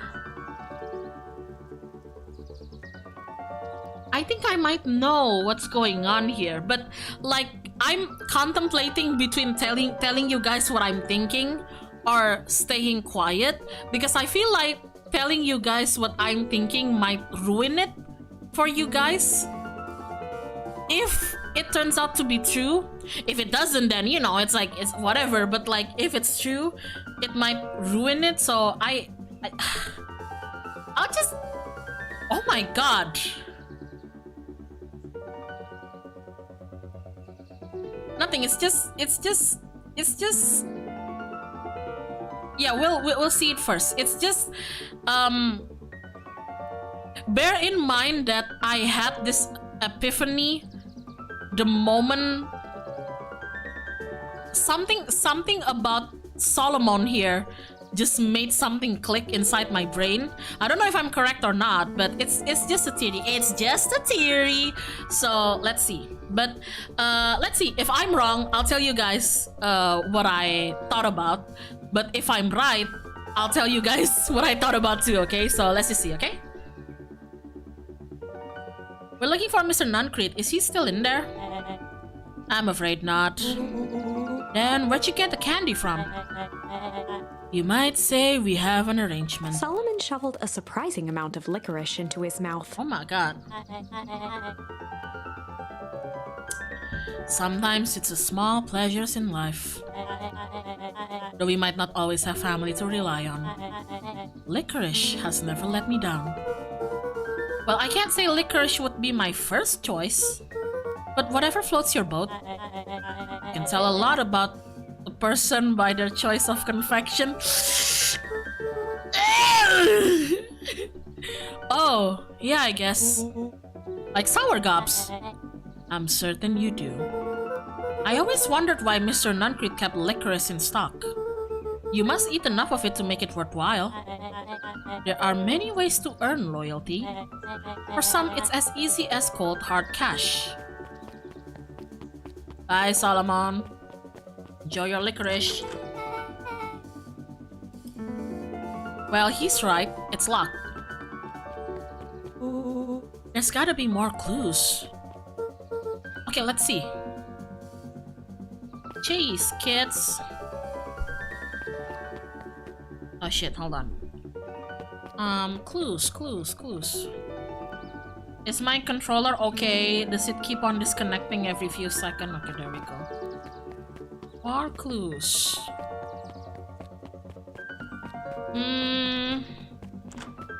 God damn it. How about using this telephone? Have you ever seen anyone actually use this thing? Besides Mr. Nuncreed, no. Beck cupped her hands on the glass to peek inside. That is not a normal phone booth. It's got like a blinky keypad. Why would there be a blinky keypad? Kren's new drugstore! I mean, underground secrets! The password! Beck flung open the door and they all squeezed in. Alright, let's see here. Luca cracked his knuckles and entered the letters into the keypad. Underground secrets. Sounds like that did something. Great, now what? Don't tell me they're gonna totally spice you guys and the floor's going to open up a hole and you're all just gonna whoop! Fall down. I guess we... Ah! The inside of the phone booth dropped loose from its shell. They got totally spiced. Without even the space to panic, they closed their eyes, held their breath, and accepted their fate. Suddenly, the chaotic descent slowed to an effortless landing. It was unclear where they ended up, but at least it was solid ground. And there's gonna be Jerry. Hello, girls. Oh shit. The air was stagnant and smelled vaguely of chlorine.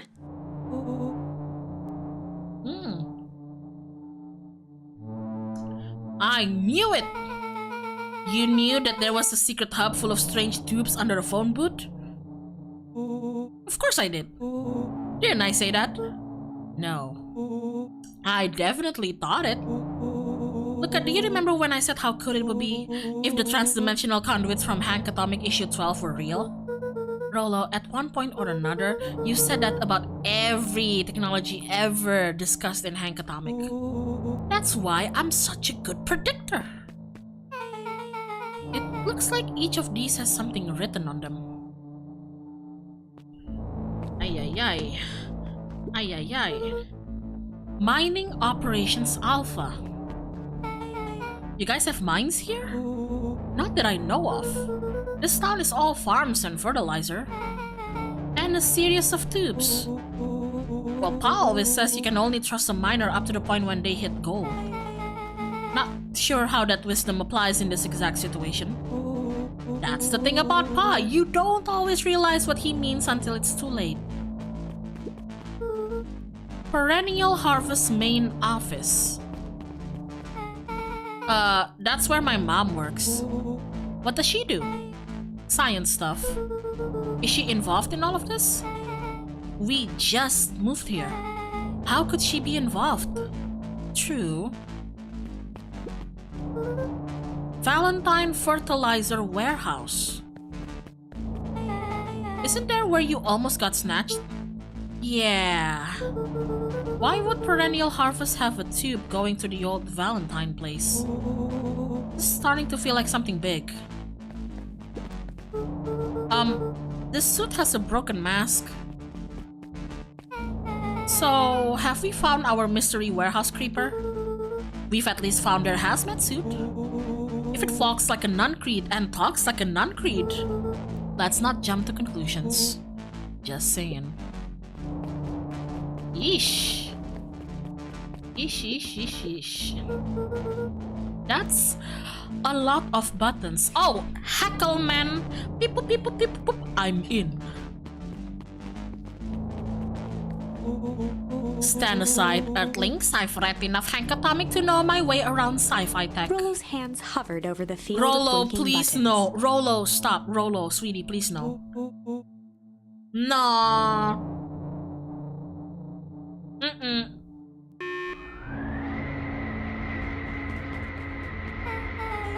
Rollo, what did you do?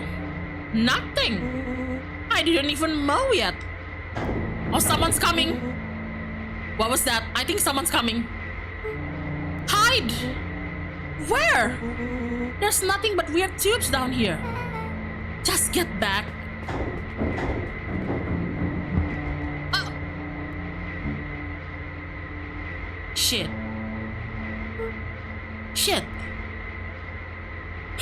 Were you the person in the hazmat suit? Did you try to snatch me? Shit. Awesome. You all need to come with me now. We aren't going anywhere with you. Not until we get some answers, Mr. Underground Secrets. I told them it was an absurd password, but they love anything that makes them feel clever. They who? It's no matter. If I can keep you hidden until after the festival, might be able to save your skins. I don't care about our skins. Although now I like my skin. This all stops now, Nuncreed. Joseph waited for a moment in silence. You sound just like him. Who? Walt. My dad? You don't get to talk about my dad. No, your father and I were friends back before. He gestured toward the strange tubes. All of this? That's a lie. It's true. I used to bounce you on my knee. What happened? Same thing that always happens. Reality, complications, life. We were a team, Walt and I. An idealistic doctor and a bright-eyed pharmacist. Both hell-bent on helping folks. So you were his sidekick? No. We were partners. Walter! Hey, Mr. White, we gotta cook. He helped the patients and I helped him. Yep, total sidekick. Nuncreed let out a growl of a sigh. Luca, I need you to know this. I need someone to know this. One day, Sharper Valentine comes to us. Says he's got an opportunity. He'd found something he didn't quite understand, and he was willing to pay us both handsomely to help him understand it. And my dad said no. Your father and I both believed in helping people. But the thing I could never get him to understand was it's a lot easier to help others if you help yourself now and then. Classic sidekick into villain plotline. Walt loved being righteous, almost more than he loved his family. He was wrong about one thing though. When he begged me not to take Valentine's offer, he said, Joseph, if a person says yes one time to Sharper Valentine, he'll make sure they keep on saying yes to him until the day he's dead and gone. He shook his head wistfully. Sharper's long gone. He still got me saying yes. Is there a point to this sob story? Not really, no. It's an old man trying to delay what needs doing. Nuncreed took a menacing step towards the children. Stay away from the kids, Joseph! I tried to keep you safe. I tried to keep you and Juniper out of this. But you forced my hand. Luca began to laugh. What? You really don't know? My Gran isn't out of this. She's been scheming right under your nose. Juniper? Seems like she's planning on crashing the town's party.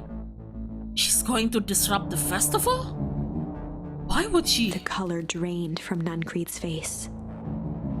How does she know? Apparently she knows a lot of things. What? Let's just say this isn't the only underground layer we've busted into today.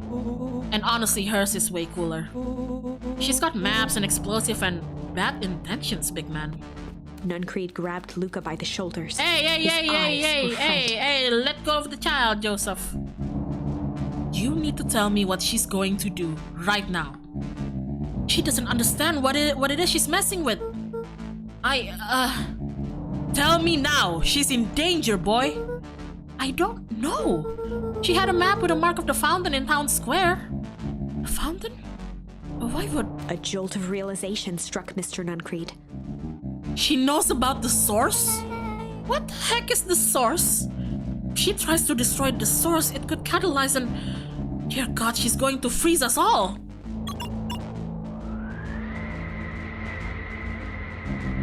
You all need to run. Run where? Away.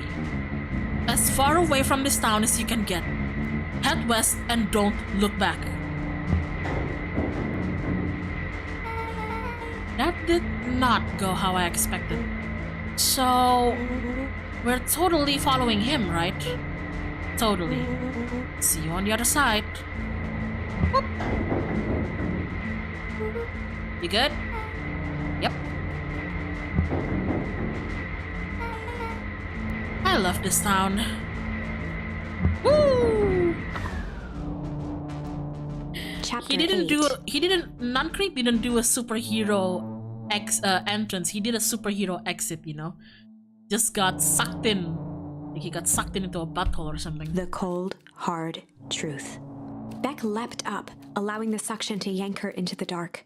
Dimness eclipsed around her like the shutter of a camera as she seemed to cover great distance in mere moments. Huh. I like how the POV changed from Luca to Beck. What's up with that? Her only points of reference were glints of upcoming turns, which approached with frightening speed, only to carom her gracefully along. She heard the tinny, distant echoes of Rollo's glee. Once she stopped fighting against it, the ride was impossibly smooth. Then, all of a sudden, as if minutes had passed in an instant, light blazed into view. A burst of wintry air snuffed across her face, and she was flung out into the cold.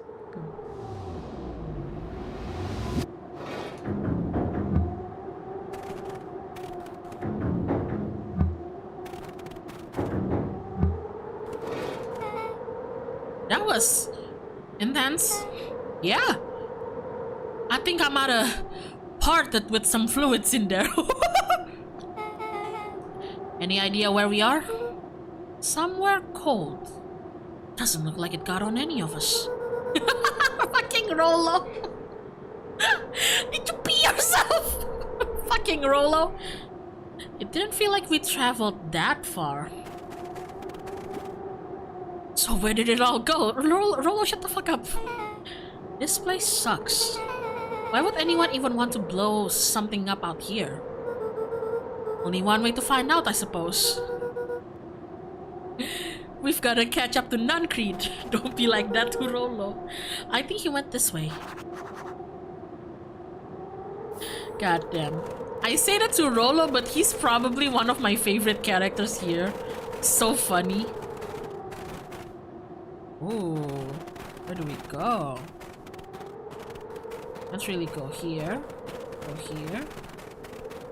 Can't go here, okay.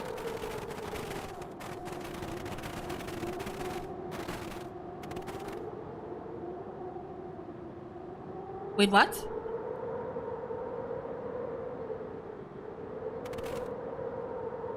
Wait, what?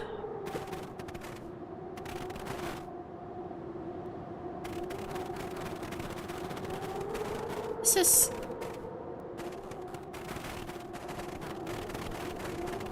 But... This is... Huh? This looks... familiar, yeah. Maybe we can clear off the snow. No time, Nuncreed's getting away.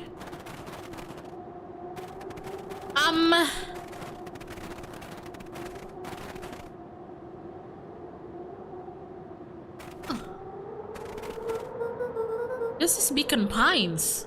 But it's not Beacon Pines, not our Beacon Pines. Okay, this is starting to feel really familiar. Well, I may not be the most well-versed on all things Beacon Pines, but this does look like some sort of frozen replica of town. Ah, I got it. It's so obvious now. Mr. Nuncrete is an alien. Jura? Rolo. Stick with me here. His species can only live in sub-zero temperatures. Oh boy, here we go. The source is their base camp dimension, so naturally they kept it cold. We found it by traveling through those metallic wormholes back there. The final objective? Kill us all and shapeshift into a Beacon Pine citizens of their choosing. You never really had me, but you very much lost me there. You get used to it. We should move along. Silent Hill, fractured memory. No, there's not even Mr. Sinclair here. It's just all so cold and desolate. As they rounded the corner to the frozen town square, they spotted Mr. Nuncrete inching cautiously toward a pit at its center. Oh my god. He held his arms out gingerly, as if approaching a beast in the wild.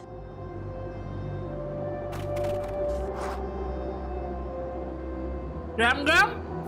Upon closing the distance, Luca recognized what Nuncrete was after. Gran stood confidently at the edge, one arm outstretched over the abyss. Gram Gram? Nearby, a wheelbarrow had been emptied out. She held a lit torch, which flickered in the bitter wind.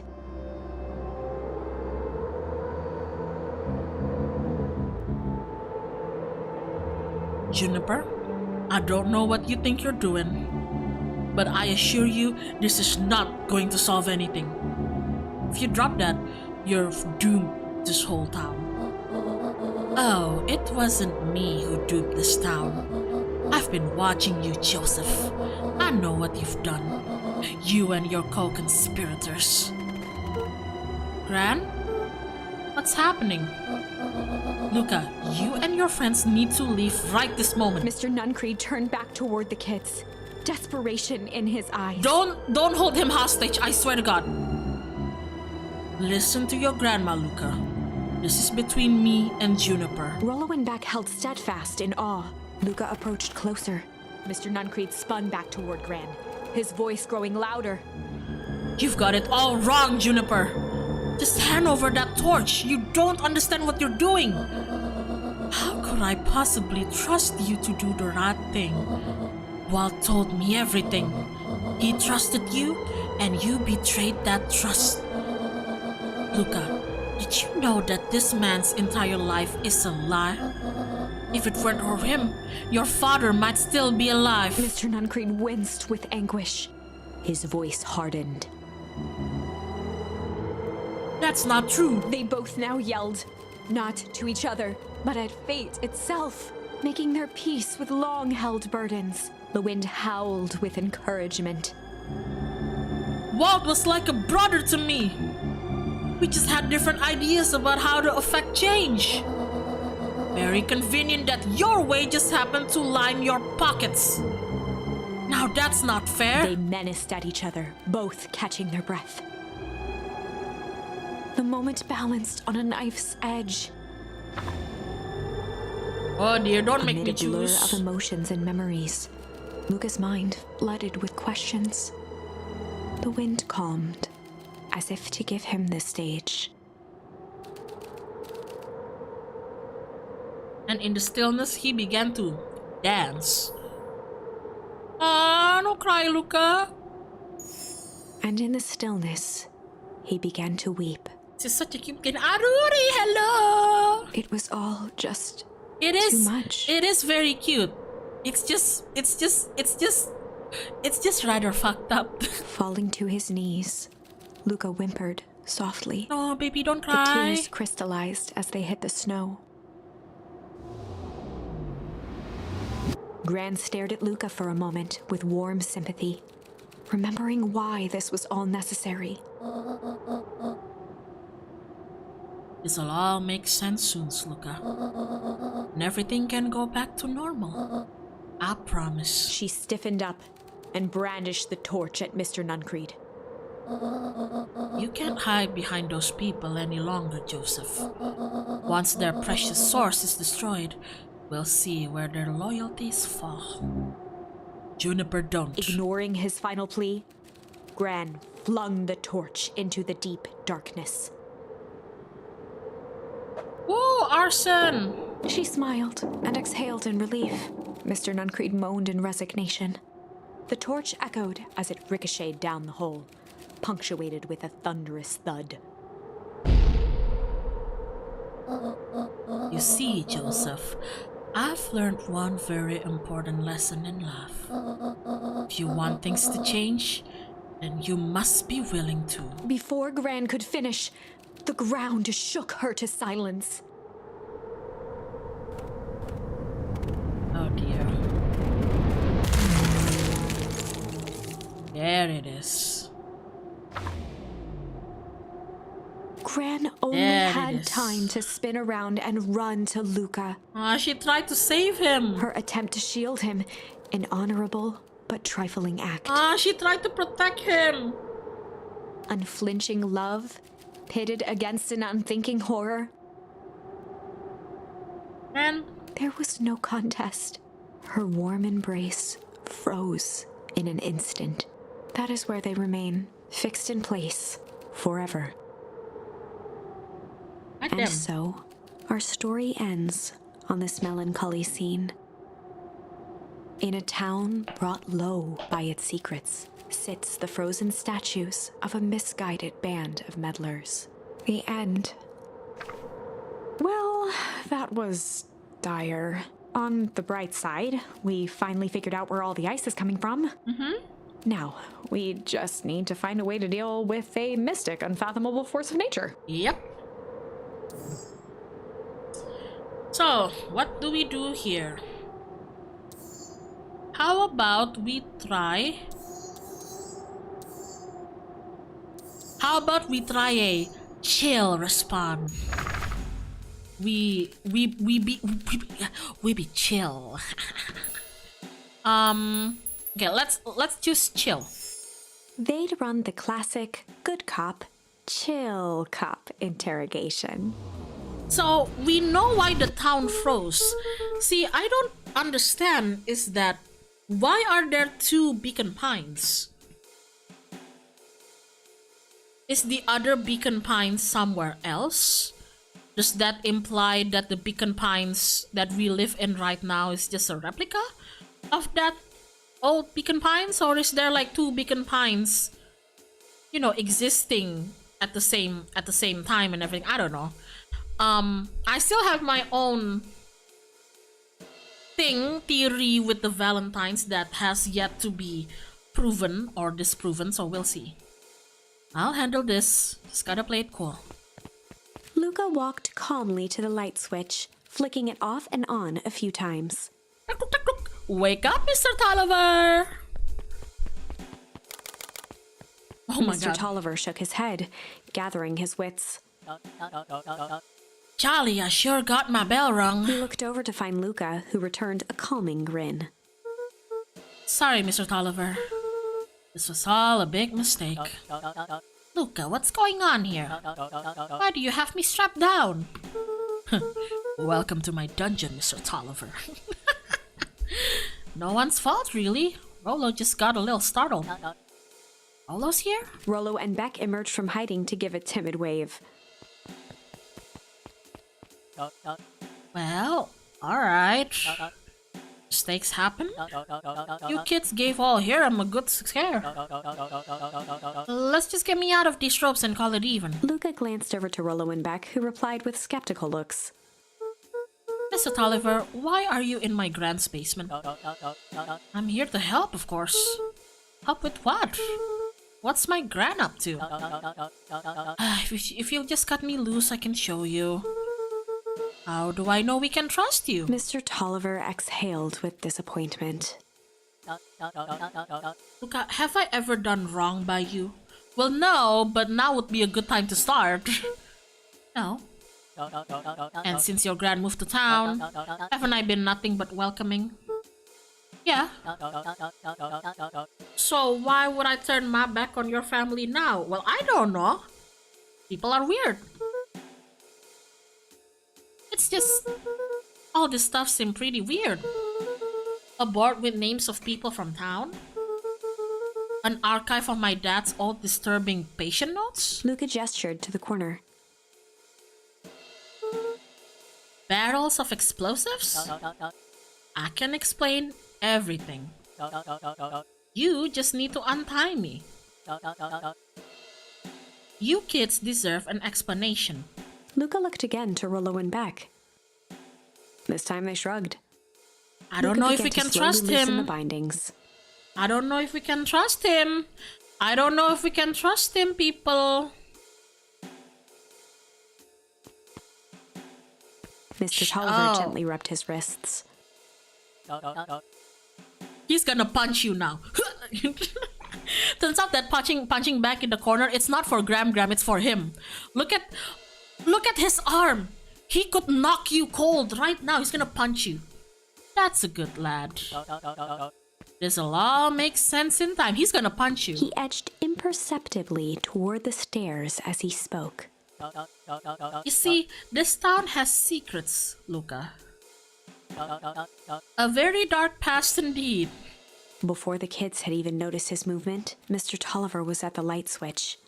A past that must be brought to. He punctuated his final words by flicking the switch and rushing up the stairs. Light. Son of a... Beck darted to the wall and turned back on the lights. It was too late. Rollo confirmed what they all heard. He just locked us down here. Mr. Tolliver's muffled voice came from behind the door. I wasn't lying, you know. This is for your own good. You kids just keep tied down here. And let the adults handle this. They looked bewildered at each other. Play it cool, huh? Not now, Beck.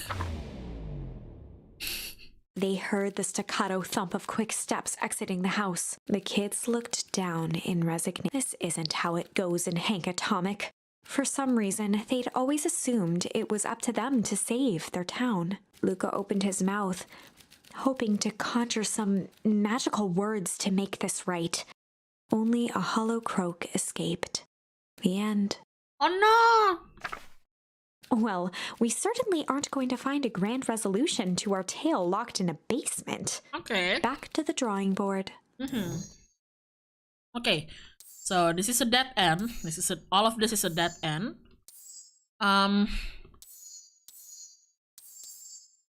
Let's try. Okay, then we are going to branch it to. We are going to go to a entirely different branch where Rollo is missing. Okay? So we're gonna go to an entirely different branch where we checked the warehouse with Rollo, and then we found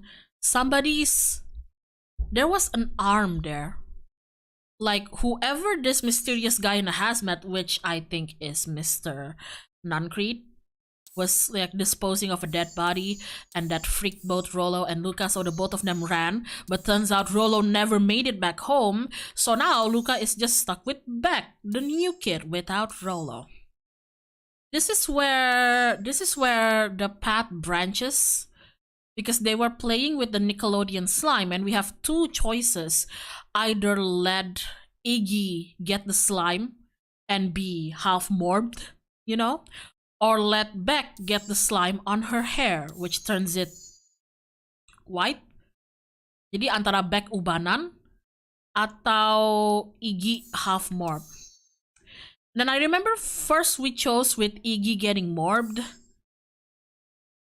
and that resulted in us getting cornered by the clipboards, the clones. But now we have an option, because back then I only had one option, which is to fight, but it ended with a dead end. So let's choose flight. What happens if we run?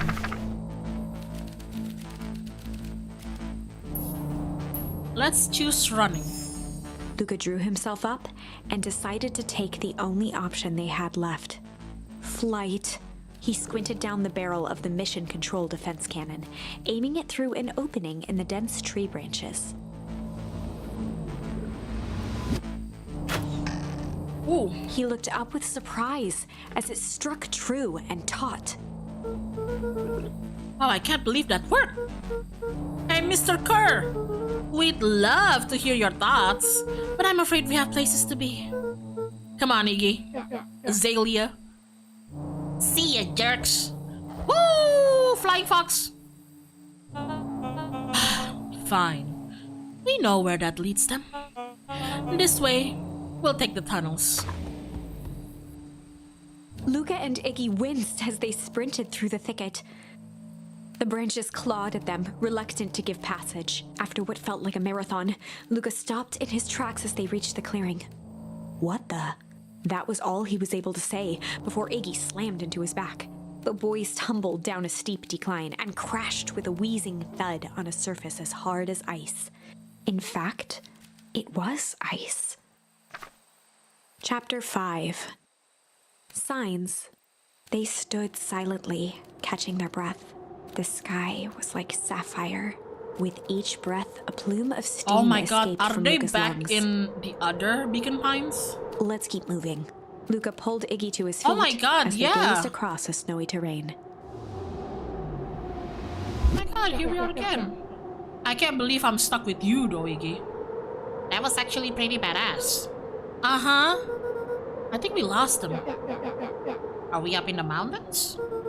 I don't think so. If anything, we went downhill. And what's up with the Winter Wonderland? All I know is that there's no going back the way we came. Let's see if we can get our bearings. Follow me.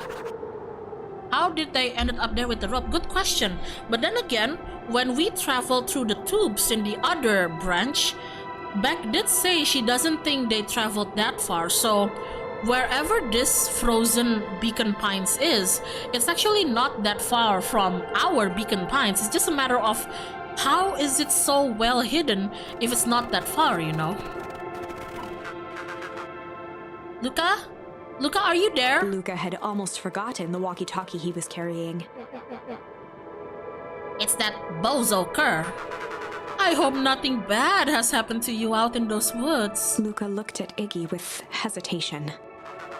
No need to be rude. With a resigned sigh, Luca responded. Seems like the only dangerous thing in the woods is you. He speaks, the young man of the hour. Now how in tarnation did you end up with one of our radios? Just lucky, I guess. Boy howdy, you Van Horns are full of surprises, aren't you? You knew my parents? I never had the honor of meeting your father, but your mom sure was a handful. Luca winced, shoving the walkie-talkie back into his pocket. What did you say about my mom? We gotta keep moving. What did you do to my mom? My mom was missing. What did you do to my mom? Oh shit. What's the readout? Sitting just above 258 Kelvin.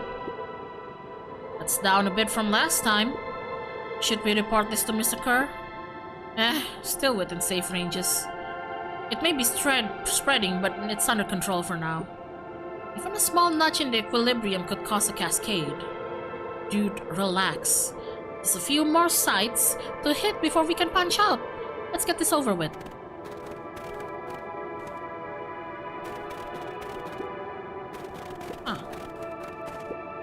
What's all this? Hard to say with all this snow.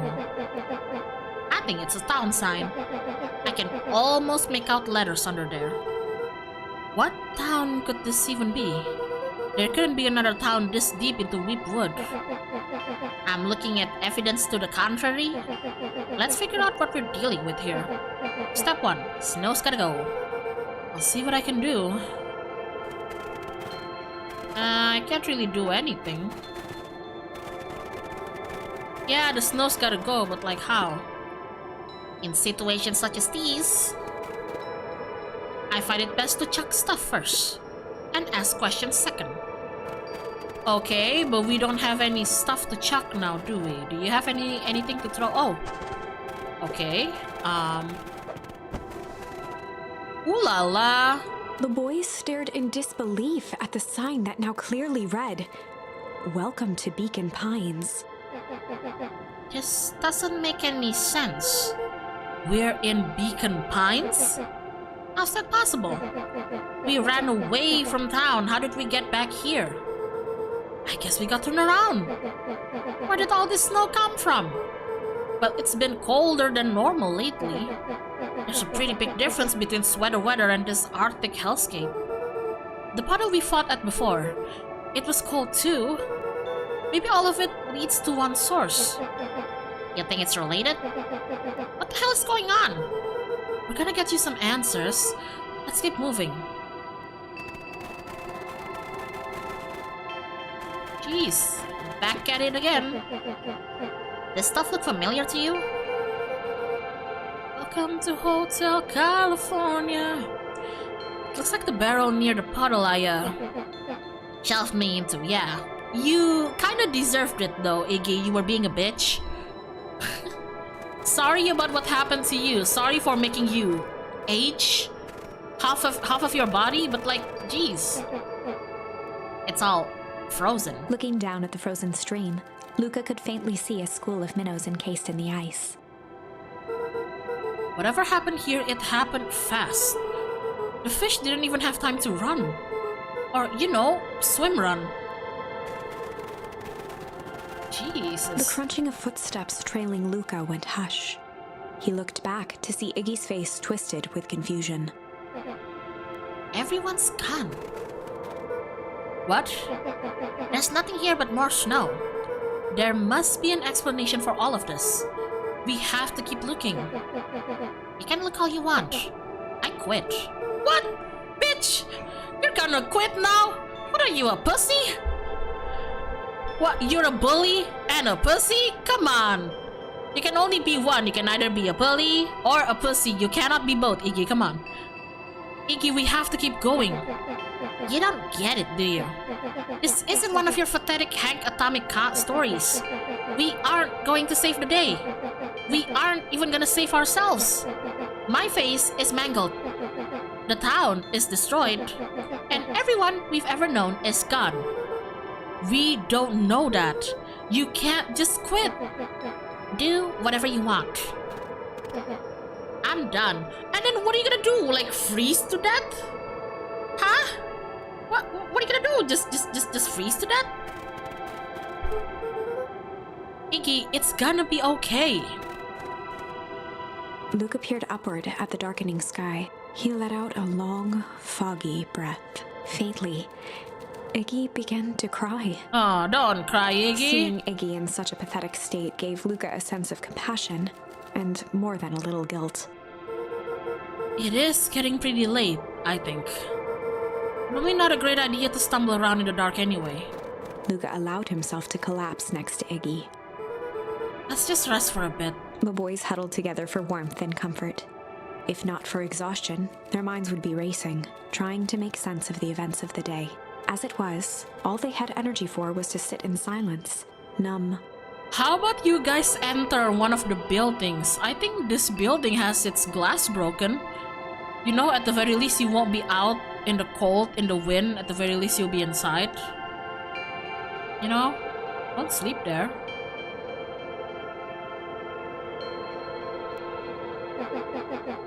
The way the snow covered everything over, it's kinda calming. Yeah.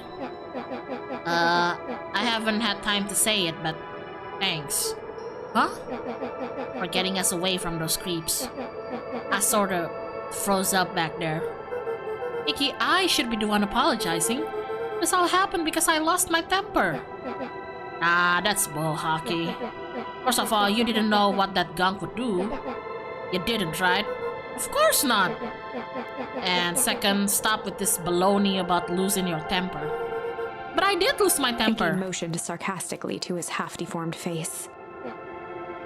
Obviously. But that's exactly what you should have done. Huh?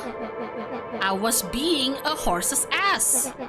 You were supposed to be a horse's ass in response. Oh, character development. That's how it works. Iggy, I'm having a hard time following. You wanted me to fight you? Of course! Geez, you goody-goody types take forever to understand this very basic point. Why would you go around saying cruel things trying to get into fights? Iggy shrugged. It's something to do. You're an asshole because you're bored? Sometimes I just feel empty. You wouldn't understand. You and Rollo are always having a blast together, laughing and calling that dinky little treehouse mission control. Iggy now wept openly. Perfect little Luca Van Horn, with his perfect little life. My life is not perfect. Everybody in town likes you. Not everybody. Hell, that new girl hasn't even unpacked yet, and even she already likes you. You have Tish? He wiped his nose with a sleeve. I love Tish. Tish is great. But she ain't exactly the world's greatest conversationalist, you know? Luca gave a warm chuckle. Yeah, all she says is yup. I get that impression. Iggy cleared his throat as he wiped his eyes. Huh. Must be raining out here. Definitely. Oh, don't you do the "it's a terrible day for rain" shit on me. You little Iggy shit. arched into a wide yawn. We should probably try to get some sleep. Yeah. Let's lay low for now. Tomorrow, we'll get to the bottom of all of this. Luca's eyelids began to slowly drift No, don't shut. sleep outside. You'll get kidnapped. You'll get killed. Just get into one of the buildings. Luca? Yeah? I always did want to see the inside of your dinky little treehouse. What do you think? Not bad. I'll give you the full tour when we get back. You know what? That's all Luca could whisper before succumbing to sleep. Iggy snuggled in some more. When it comes to the worst day of my entire life, this one wasn't half bad. Ah, actually pretty cute. The house smelled of warm bread. Luca was playing with toy blocks on the living room rug. He looked up to see his parents on the couch. His mother held his father's head in her lap. She idly stroked his hair while humming a song. That should have been me. A voice behind Luca spoke. This is how you remember them, huh?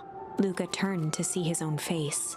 The doppelganger from his dreams, still clad in a yellow hazmat suit, still carrying a look of disdain behind empty eyes. Aww, look at this perfectly cozy scene. You know it wasn't really like this. The figure picked up a toy block and inspected it. It's amazing the facades that one can build given the right materials. What? Not that I blame us. These are a child's memories, all warm and fuzzy. You don't remember, do you? Lucas snatched the block from the figure's yellow-gloved hand. Remember what? The doppelganger pointed to the couch. The last day we saw him alive. Dad? The day he chose to abandon us. Luca turned to look at his father, still lounging on the couch. That's not true. He didn't abandon us. The doppelganger waved his hand dismissively. Everything is true here. It's just a matter of what we choose to see. Oh, shit. Let me show you. The world flickered and pulsed. Luca was sitting next to his bed, listening to his heartbeat with one of his dad's stethoscopes. The doppelganger limped into the room. Now, we both know that's not how this went. He grabbed Luca's hand and guided the stethoscope to the floor. Luca heard muffled shouting, brought close by the stethoscope. Oh dear. It was his parents, fighting. Do you remember what we did next? Luca gave a slow nod and crept down the hall to peek through the banister. He could see the outline of his mother at the bottom of the stairs. Damn it, Walt. We can't afford to get involved in this. She was scared. His father stepped forward. What am I supposed to do? Just watch? There's a sickness in this town, and we both know who's behind it. I swore an oath to help people. I won't turn my back on them. Luca's mother grabbed Walt. She was crying, pleading. I can't lose you. Walt calmly removed Eleanor's hand from his shoulder. What's right is right, and what's wrong is wrong. No, Papa! I can never live with myself if I let Sharper get away with this. Eleanor raised her voice. Spare me your bullshit platitudes. What about our son? Luca flinched. dropping the stethoscope down the stairs. Oh dear. Walt turned with a panicked smile. Luca? Is that you, buddy? With tears in his eyes, Luca descended the stairs. Mom? Dad? What's going on? Walt dropped to a knee to meet Luca eye to eye. Nothing, buckaroo. Your mom and I just got a little overexcited is all. Luca placed the stethoscope against his father's chest. His heart was racing. It sounded like you were going somewhere? Walt gently removed the device from Luca's ears. Listen to me, Luca. I have some business to take care of. I'll be back in time to tuck you in. Luca hugged his father tightly. Promise? Walt stood up and walked to the door. He glanced over his shoulder. Oh no! I promise. With a wink and a grin, he put on his hat and strode out into the evening sun. Was it ever said how Walter died? All we know is that our father died, our mom went missing, and near our house there's a grave for our father. But was it ever mentioned how Walter died exactly? Oh, who are you? Hello? A figure approached soundlessly from the foggy snowfall. It stood above them, lingering in contemplation. Slowly raising one hand above Iggy, it snapped out 2 brisk raps on his head. From a deep slumber, Iggy sprang up defensively. Get your hands off Whether me! it was the calming presence or the recognition that he was not in danger, Iggy felt his clenched fists lower. Sorry, I have to fix my microphone. Just what do you think you're doing? Luca looked up, gradually remembering his whereabouts. The figure exhaled a cloud of warm vapor. You two certainly caused a lot of commotion. What's that supposed to mean? Take it easy, Iggy. We were asleep minding our own business. You're the one running around knocking on people's heads. I'm sorry if I hurt you, Iggy. You didn't hurt nobody. Anybody. Huh? Oh, I see. You think you're better than me, you... When it came to complete strangers, Iggy had trouble cobbling together an insult.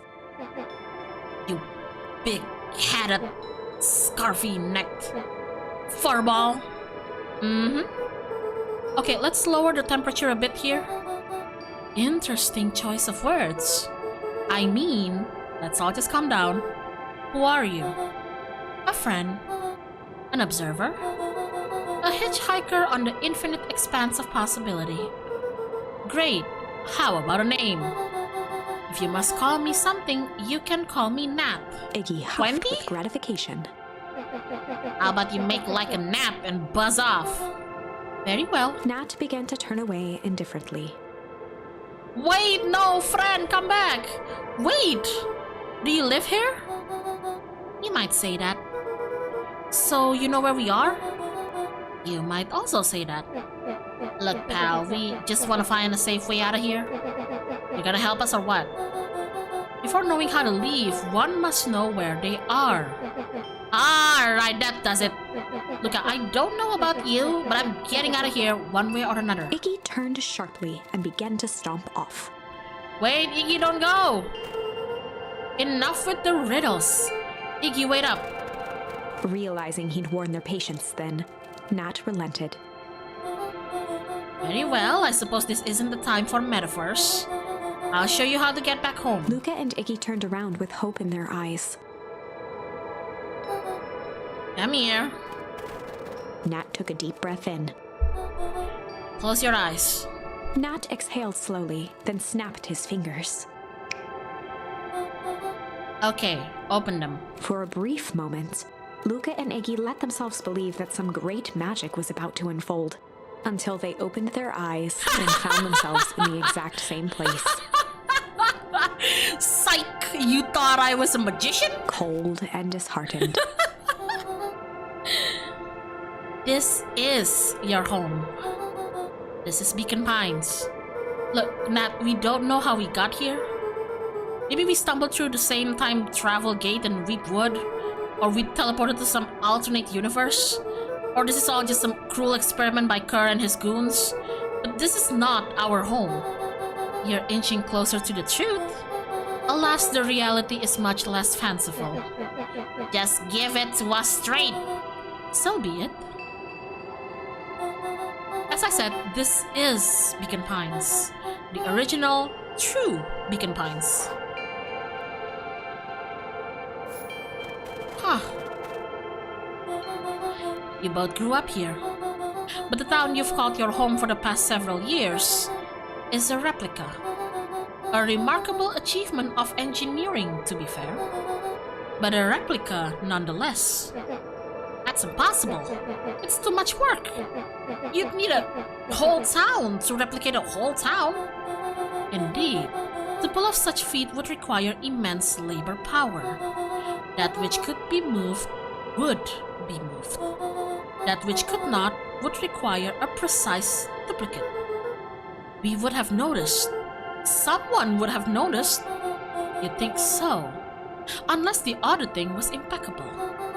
A mind-numbing attention to detail. As for the innumerable trivialities which complete the tapestry, well, you can leave that to this miraculous thing we call a brain.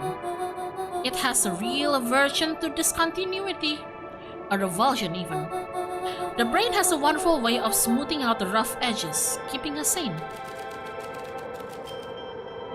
Luca and Iggy looked. Wait. What? What happened to the narrator's voice? Narrator, are you okay? Why aren't you saying anything? Are you saying...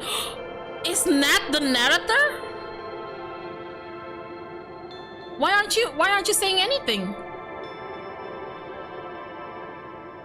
Is Nat the narrator or something? Luca and Iggy looked around uncomfortably. So you're saying that someone made an entire new town and moved us all and no one noticed? Precisely. But why? Why is the one question that can never be answered with certainty. The best one can do is to uncover... Nat narrowed his eyes. Oh, there you are. Furrowed his brow and uttered. The source. Why'd you say the source like that? Why, indeed. Luca began to laugh uncomfortably. My god, you're back. You had me worried there. It's all ridiculous. There's no way they could. He looked down at his feet. His eyes started back and forth in contemplation. With a sudden pain, a thought struck him. If this is really home... He sprinted off into the pale distance. As Iggy turned to follow, Nat called out. Iggy, it's not too late to turn back. Simply head west through Wheatwood.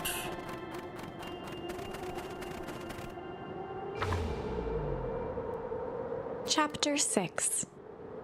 The Source.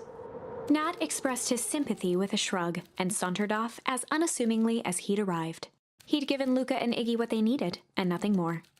As Luca sprinted across the snow, the events of the past few days became clearer, pieces to a larger puzzle. Rollo said he was underground somewhere, captured. Mr. Kerr tried to cover it up with lies. The clipboards were hell-bent on capturing Iggy. It all seemed to point to perennial harvest. But right now, there was one thing that Luca needed to know. His father's grave? If this Luca is truly stopped home, dead in his tracks. if this is truly home, then there's only one place that would have his father's body, right? The tree was gone, uprooted and moved, leaving a raw gash in the earth. He dropped to his knees and dug wildly They at the moved the cold snow. tree to the other Beacon Pines. His numb hands hit something hard. A headstone. A dry whisper escaped Luca's lips. You're here. All this time I thought I was visiting you. But you've been here, alone in the snow. Dad, I'm so sorry. They ruined your favorite spot in the world. Our favorite spot in the world. Dad, what do I do? There was no reply. Just snow-covered silence. Why'd you give me the slip like that? What if I couldn't find it, you jerk? Iggy finally noticed the tears welling in Luca's eyes and the snow-covered grave. Wait, what? So what they're saying is that this is the original Beacon Pines. The other one, the one, let's just call it upstairs Beacon Pines, is a replica, which means that if Walter, Luca's father, died in the last few years, then he would have been buried here in the original Beacon Pines, not the Beacon Pines upstairs. Oh. Iggy, they stole his tree, Iggy. Yikes. Suddenly, they heard the crunch of approaching footsteps in the snow. We gotta hide. Oh dear. 295k. Fall of distance still good. Dude, did you hear me? I said 259. Sorry. You ever think about what we did here? We saved the whole town of people. Doesn't feel like it sometimes. What about everything we left behind? That's the grave of someone with a family. The people who loved them will never know the truth. The truth is overrated. He bent down to scoop up a snowball and lobbed it playfully. Oh my god. Hey! Don't be such a downer, dude. We took this job to change the world. Yeah. Come on. It's almost lunchtime. Ooh, lunchtime. Why do you walk like that? Aha, weirdo. Why was he moonwalking? Yeah, I thought I was a jerk. These dinkuses are out here literally dancing on graves. Luca stuttered through heaving sobs. I thought I was visiting him. I thought he was with me. Not gonna lie, that's a bad break. Here's some advice. Iggy gave Luca a solid smack on the back of his head. Oh! Hey! Who's any of this helping? What? Sitting here in the snow crying like some pushover? Who you helping? Iggy, look what they did. They lied to everyone. Blah, blah, blah. Luca Van Horn, you're a lot of things, but you ain't no pushover. What did I tell you before? When some jerk comes at you, acting like a horse's ass, I should stand up for myself? Hell yeah! Her and his merry little band of clipboards pull off this switcheroo for a reason, right? Nat mentioned something about a source. Luca wiped his eyes with a sleeve. Whatever's at the source must be awfully valuable to Perennial Harvest. Sure would be a shame if something unfortunate were to happen to their precious source, wouldn't it? What do you have in mind? If it's small enough to steal, we snatch it. If it's too big to snatch, we smash it. And what if it's too big to smash? Iggy flashed a mischievous smile and cracked his knuckles. I'm always up for a challenge. I'm gonna make this right, Dad. I promise. Let's do this. Iggy's turning into one of the best characters. Actually, I think all of the characters here are like written really good. I really like it. It can get awful cold out there in those woods, Luca. Probably best you two stay put and conserve your energy. Help's on the way. Where's Rollo? Where's my mom? Did you kill her? Oh, heavens no! Do I seem like a killer to you? Iggy and Luca shared a skeptical look. Well, do I? Ah, shucks, now that hurts my feelings. Screw that guy. Do I look like a killer to you? Says the guy who looks like he's about to kill children. Wait a minute. This is the original town, and that means... Iggy darted behind a large pine and began digging furiously. He emerged holding a shoebox with a crude skull painted on its lid. Oh, something you buried? What's that? Long story? So a few years back I came into possession of some premium grade fireworks. Not the wimpy firecracker stuff they give kids. The good stuff. So why did you bury it under a tree? That's the long part of the story. You and Rollo were doing chores at Rollo's chicken coop, and you guys pissed me off for some reason or another. Luca rolled his eyes with realization. No, you didn't. The flaming chicken coop? The flaming Rolo's flaming chicken coop? It was you? You burned down the chicken coop? Iggy stifled a chuckle. Yep. You were the one who burned down his chicken coop? Rolo's been screaming about a flaming chicken coop all this time. It was you? I just wanted to give you guys a little scare. But like I said, these were some primo fireworks. So I might have underestimated things. You blew up the chicken coop? I prefer to think of it as an incendiary redecoration. Sorry, but you should have seen the looks on your faces. Rolo got grounded for months, which is why I needed to stash the evidence and lay low. So I buried them under that tree. But when I came back for them later, they were gone. Oh. So yeah, I guess they did make an entire replica of the town.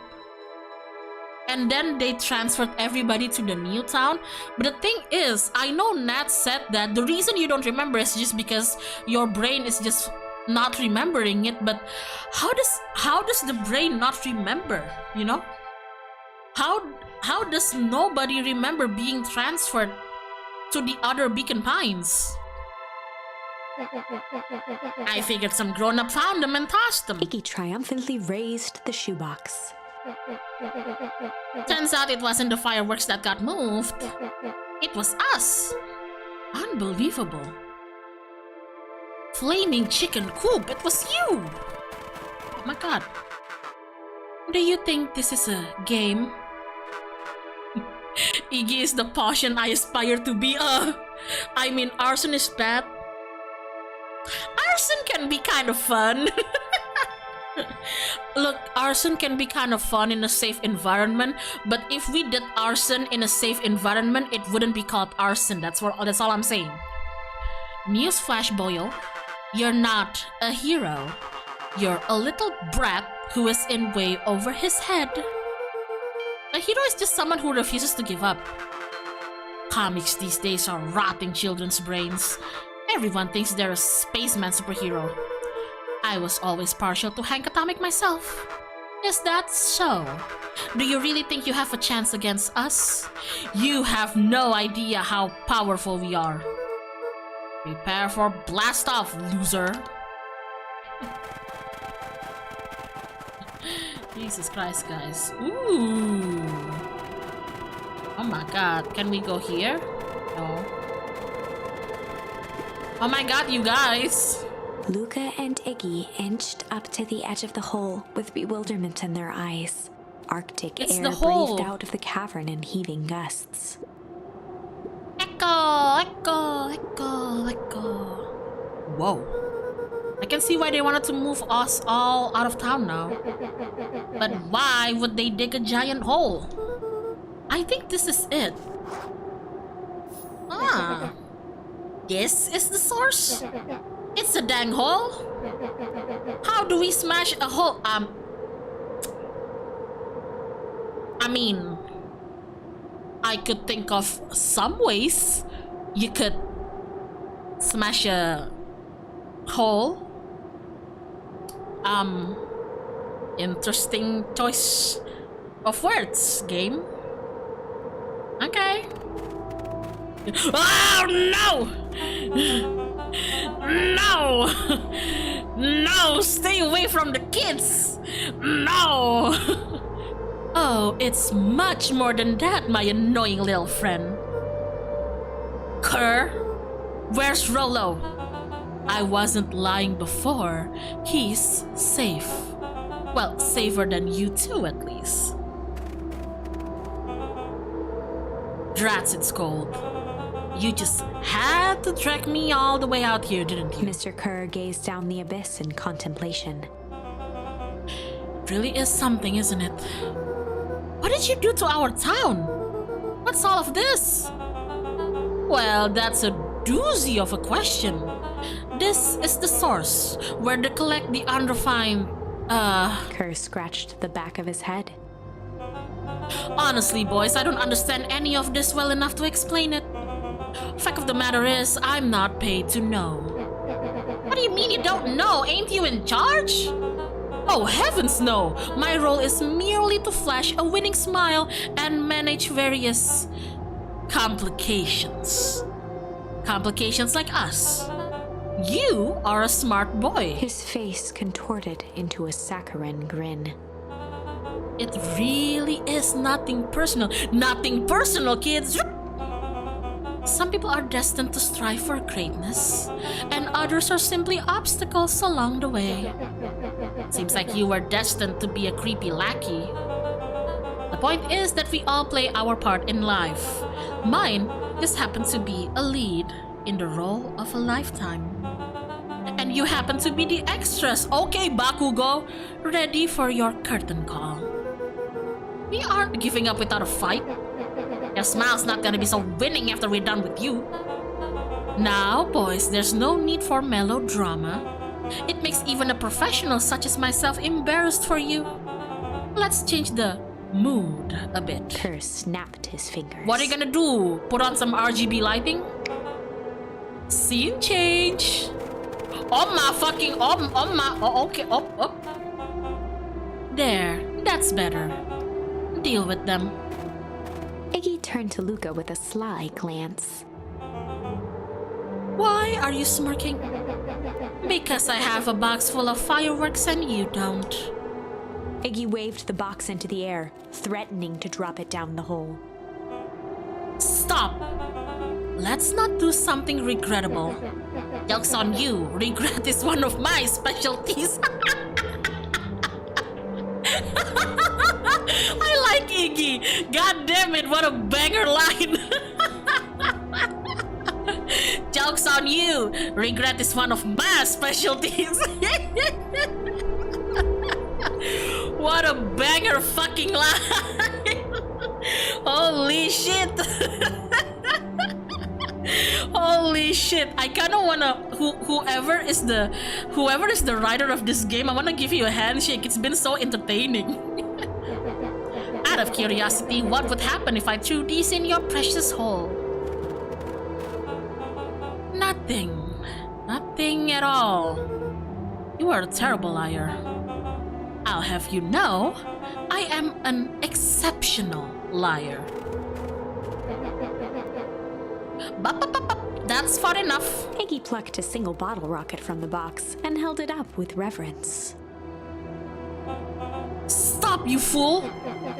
Call off your goons. After a long pause, Mr. Kerr flung up his hand with frustration. Very well. You all can head back for the night. It's been a long day. I'll handle these two from here. Okay, sir, I'm just gonna moonwalk back. Why do they walk into the frigid air? Why do the clipboard's clone walk back like that? Why can't they just be normal? Probably because they're cloned. I don't know. It's just us now, Iggy. You can put that down. What, like this? With a nonchalant flick, Iggy tossed the firework into the hole. Woo!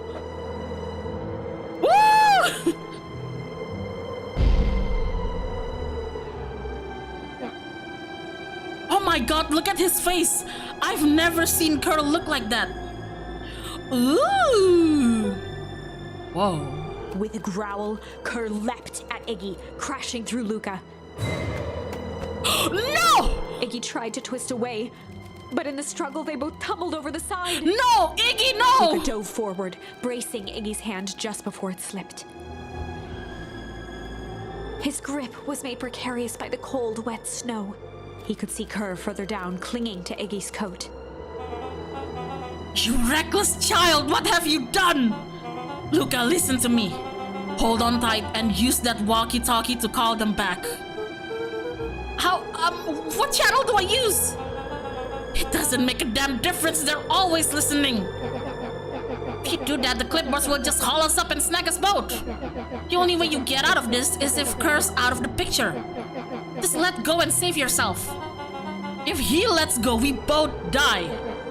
I don't want to die, but seeing the look on your face almost makes it worth it. Mr. Kerr, you've had a long life. Why don't you actually do something selfless and just let go? Mr. Kerr gasped with insult. He's like, Mr. Kerr, you're an old bitch. Why don't you just die? I'm sorry, Mr. Kerr. Okay, Boomer, I'm sorry. You're an old bitch. You've lived a long enough life, so you know. Gang, gang, Mr. Kerr.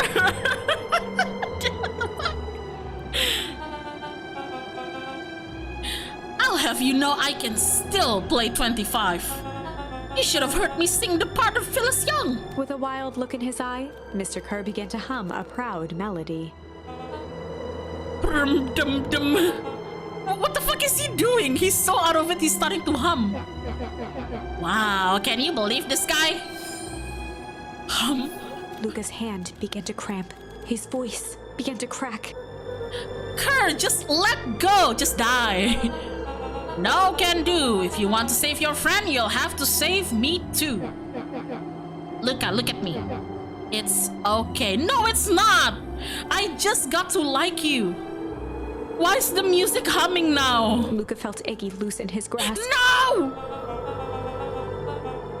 You aren't going to kill your friend like that, are you? Every muscle in Luca's body burned. I'm not his friend. Yes, you are! Nah, I'm just a no-good bully. Like you, Kerr. Iggy, no! Luca felt his hand slipping. And I told you what you need to do with bullies. No! I can't! It's your only way out of this mess. 2 birds with 1 stone. Makes sense for us to fall together. Wackadoos travel in packs. A calm settled over Iggy's face. No! Luca, let me do this. Iggy's voice was colder than the bitter air billowing from the chasm. Let me do the right thing for once. Don't make me choose! God fucking damn it. Luca had no choice but to... Oh my god. Don't make me do this! Fuck! No! Don't make me do this! God fucking damn it! Fuck, I don't know! I don't know! What do we do? If they fall, aren't they just going to trigger the Elsa again? You can always rewind. I know, it's just, it hurts. Jesus. I don't think we need to do a poll because this game uniquely allows me to go back to previous options, so we can see what happens if we choose the other options all the time. But I just, God.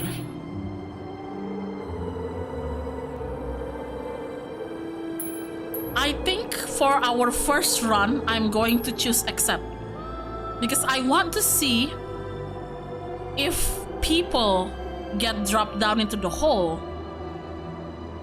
Is it going to trigger the winter again or not? And if it doesn't, then what? Then how come the fire, the torch that Graham threw triggers it, you know? So, I'm sorry, Iggy, I love you. I love your character, but for now, for this first run, I'm gonna let you go. And then if we get another bad ending, we'll go back and choose the other one, okay? Monster, I am!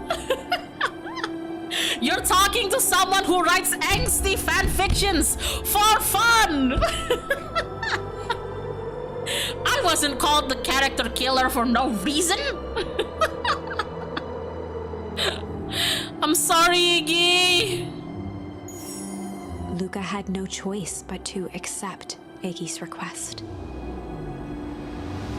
With a quiet blink, Luca watched a teardrop sail down into the howling void as his fingers slowly gave up. No, eyes with Iggy! Good. No! Long live the king! The 2 silhouettes were swallowed by darkness. Does it trigger? Oh shit! No! Oh my god!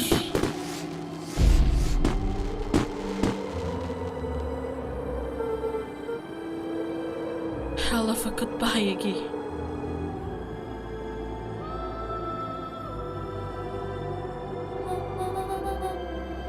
Luca, you should really step back. What? Quickly. Ooh. Curious. Wait. It froze over, but it didn't explode the way it did on the other. Huh? Why? Ah, but of course. Those fireworks of Iggy must have been just the right amount of energy. We should get out of here before perennial harvest arrives. Not until you tell me what just happened. Your friend's sacrifice just saved this town. For a little while anyway. How? Tempest liquamine is a peculiar substance. That's the name, Tempest liquamine? It can change the relationship between matter and time itself. Oh. Is that why when Iggy got the Nickelodeon slime, half of him aged up? And when Beck got the Nickelodeon slime on her hair turned gray? But doing so requires unfathomable energy. In a closed system, that energy can only come from its surroundings. A useful side product of this property being, by adding precisely the correct amount of energy to it, one can create a cryogenic cascade. So the gunk makes things cold and the fireworks made the whole freeze over? That's one way of putting it, yes. As dumb luck would have it, the fireworks weren't strong enough to regenerate a runaway reaction. I shudder to think what would have happened in that case. We have some idea what that would look like. It will take them a good while to safely break through and access the source again. If you know all of this stuff, why haven't you been helping? I have been, in my way. Each one of us has our role to play. Iggy's role, it turns out, was to buy us precious time. No! Mine has been to observe and wait. Wait for what? You. Me? Why? What's my role? A fierce twinkle flashed in Nat's eyes. Luca Van Horn, you are going to save the world. Excuse me? With a chuckle, I don't want to save the world. I need to go to therapy. Dumbfounded, Luca followed behind him, trudging through the snow. Every step taking him further away from everyone and everything he knew, and closer to destiny. So you're telling me fireworks has less energy than a torch? Would a lit firework have more energy than a torch? Maybe. Just a firework, an unlit one, perhaps not, but a lit one, I don't know. To be continued in... Oh shit! Beacon Pines, Pines Harder. Are you fucking kidding me? Beacon Pines? Pines Harder?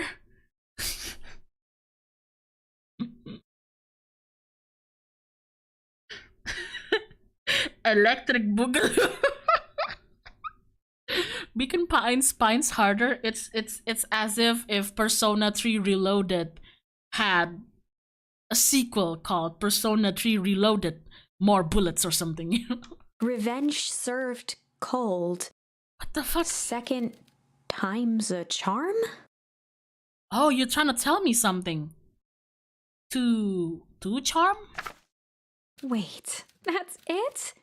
This ends with a crummy cliffhanger just when it was getting good? I was even starting to like Iggy. What are you trying to tell me, narrator? No way. I refuse to be associated with some never-ending parade of sequels. Let's go back and find something more definitive. He was trying to tell me something. It highlighted the word charm, and I don't know, something. Charm in chapter 2, but like, which one is chapter 2? I don't know which one is chapter 2. Anyways, Hyona, what was that theory you had? Oh, it had something to do with the Valentine's family.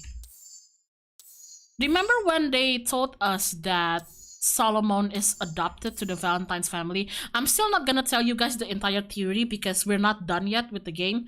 But yeah, it has something to do with that, basically. So what happens if I refuse it? But to... Okay, we're gonna save Iggy now. We're gonna save Iggy now, okay? Luca had no choice but to refuse Iggy's request. He tightened his grip and reached for the walkie-talkie in his pocket. A wild delight crept onto Mr. Kerr's face. That's a good lad. Now, radio for help. Iggy begged Luca with his eyes one last time, but Luca pressed the button and called out. We need help. Mr. Kerr is in danger. It wasn't long before they were once again surrounded by clipboards. Oh dear. Mr. Kerr sighed with relieved frustration. There you are. You really are a worthless lot, aren't you? Hey! Mirror, now. A clipboard dutifully produced an ornate ivory hand mirror, and Mr. Kerr began preening his tousled hair. Are you fucking kidding me? Ah, that's better. Mr. Van Horn, I applaud your sharp thinking under duress. I'll put in a good word for you with the founder. Take them away. A swarm of hands overpowered Luca. The last thing he saw before a cloth bag was pulled over his head was the defeated look on Iggy's face. The end. Oh no! I think this was one of those times where doing the right thing was the wrong thing. Huh. The only other... Weep? The only other thing... Yeah, I guess this could be a Doom timeline. I had a new charm, and it can be used here. It can be used in the... Did you finish the tickle route? No, I didn't finish the tickle route yet. I want to try finishing this one, because this might be the last of this branch too. This is when we were confronting Mr. Nuncreed and Graham in the frozen Beacon Pines. We had the option, like, you know, Graham and Nuncreed were yelling at each other, and Graham was about to throw the torch into the hole. We had the only option I had was to weep, cry, but now we have another option, which is to hum. And it's funny for me to imagine that there's Nuncreed and Graham fighting over who's right and who's wrong, and then Luca in the middle just starts humming, just starts yodeling like, guys, stop fighting. So let's try this. Let's try humming. Guys, put me on X Factor. Listen to me. And in the stillness, he began to hum. After the death of his father, Luca had trouble sleeping. Each night, his mother would sit at the foot of his bed and hum a gentle melody. It was the only thing that could calm his mind, the only thing that, however briefly, could make it all seem okay. That melody pervaded every memory Luca had of his mother. Shivering in the raw snow, he began to hum it out loud. Luca.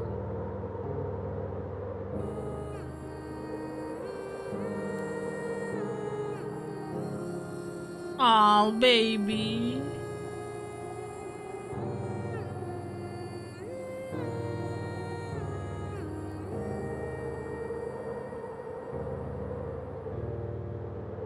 Gran lowered the torch, listening closely. Kinda sounds like Kagamine Len. I like it.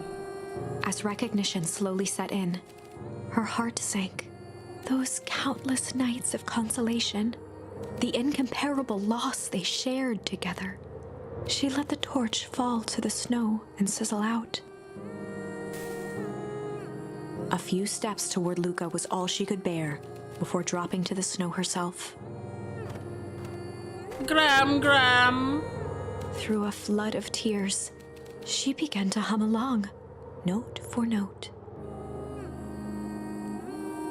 Aww.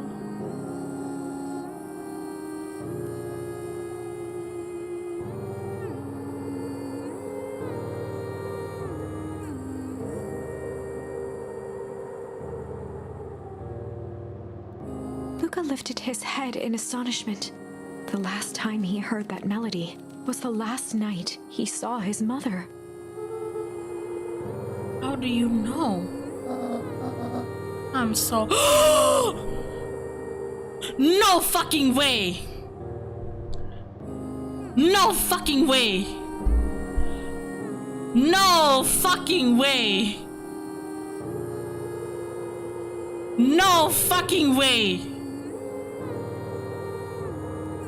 No fucking way!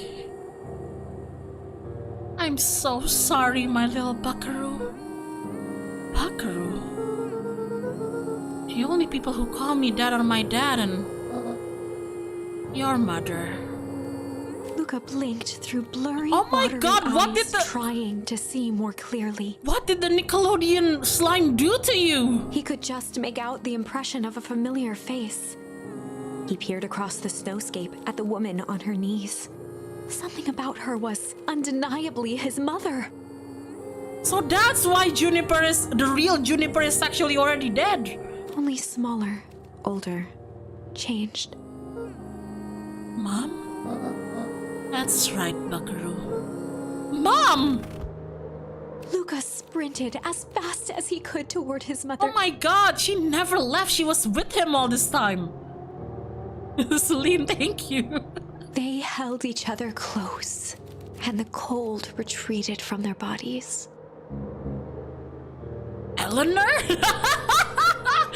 You thought, bitch, you thought you've been having the hots for Juniper? You've been having the dots, you've been having the hots for your dead partner's wife? Your dead partner's elderly wife? So why did she lie? I imagine maybe because she knew. Maybe because something happened to her and she got, I don't know, mixed up with the Nickelodeon slime and she aged. Or maybe she aged on purpose so that Perennial Harvest or whoever doesn't end up finding her. Who knows? I thought you were... Yeehaw. Gone? Oh! You should have known I would never abandon my son. Eleanor looked down at Luca, tightening her embrace in an appeal for forgiveness. How? You're a smart man, Joseph. I thought you'd have pieced it together by now. You were exposed. Mom, I don't understand any of this. What happened to you? Where did you go? Why did you leave me? I never left you. I was always right here, Luca. Why did you lie to me? It tore me up, Luca, but I did it to keep you safe. I thought that getting answers would help us both move on. But the more I discovered, the more I realized the danger we were in. Until Perennial Harvest was stopped, it was better if everyone thought I was gone. You could have trusted me. These are bad people, Luca. They won't stop until they get what they want. And they don't care who gets hurt in the process. Then what do we do? We have to stop them. Joseph slumped into the cold, wet snow. They can't be stopped. This is too big. I tried beating them at their own game. I'm done fighting fire with fire. For the first time in a long time, her voice felt like her own again. No more lies. I see now there's a better way to stop Perennial Harvest. The cold, hard truth. Luca gazed down at Nuncreed with pity. He looked small. Joseph stared into the snow, as if searching it for answers. Come on, everyone. We've got a party to crash. You're gonna expose them? You're gonna cancel them? Let's go! Let's go! Joseph, get up. Come on, we're gonna cancel your boss. Joseph. You don't understand. He always wins. On my Chapter way to 9. cancel my boss. The devil you know. 7 months ago. Oh shit! Oh fuck! Oh, 7 months ago! Everybody sit down! Exposition time! Eleanor Van Horn crept down the maze of sterile hallways under Perennial Harvest.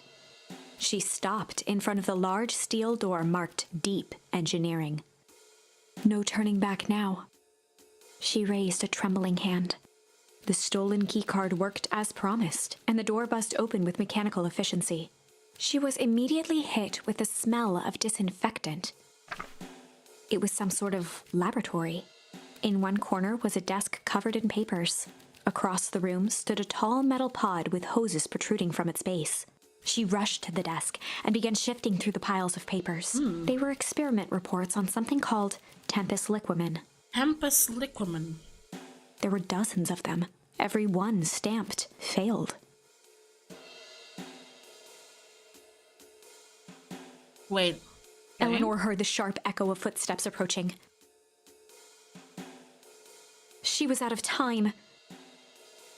Her eyes scanned the room, eventually landing on the strange pod. Muttering a curse under her breath, she dashed over and dove inside. Is that how you got turned? Is that how you got turned? You got into a pot of the liquid? Cancel this man! Grabbing the future by the scruff of the neck and making things happen. Change is a choice. I am tickled pink that we will all be making that choice together. Together, together, together, everyone. We're all in this. Okay. This man is a liar. Excuse me? I will not. Excuse me, you are excused. This town has a dangerous secret and perennial harvest only exists to keep it hidden. Nonsense! They picked up the whole damn town and moved it right under our noses. You aren't making any sense, dear. Mr. Kerr addressed the crowd with a sarcastic tone. Imagine such a thing. It's absurd and just plain impossible. They promised they could fix the foul harvest. They told us they would clean this place up. We just had to leave town for a few days. But while they had us evacuated... Oh, is that how they changed the town? When the foul harvest hits and they asked everybody to evacuate, they basically cleaned it up and transferred them into a different town? Miss Hartford, I'm afraid I'm going to have to ask you. You're afraid of a lot of things, aren't you? You sniffling little worm. This is growing tiresome. A little help, please? Hey! Don't you all see? This festival is a sham. An excuse to have the whole town gather in one place. They're planning something awful. I don't know what, but these people are wicked. Don't listen to her. She has absolutely no proof. I am the proof. I'm Eleanor Van Horn. Whispers filtered through the crowd. Well, aren't you just as sneaky as the Dickens? We all knew Valentine's fertilizers were too good to be true. And now this whole town is paying the price. Ladies and gentlemen, I am so sorry about this disruption. My associates will take this obviously disturbed woman somewhere comfortable so that she can get the help she needs. She's not the one who's disturbed. My man, non-creed! You two-timing clown! Ah! Ow. Called you a fucking clown! Holy shit, Iggy, non-creed, oh my god, all the worst characters are actually turning up. You all know there's something wrong with this town. It was just easier to look the other way. The truth is...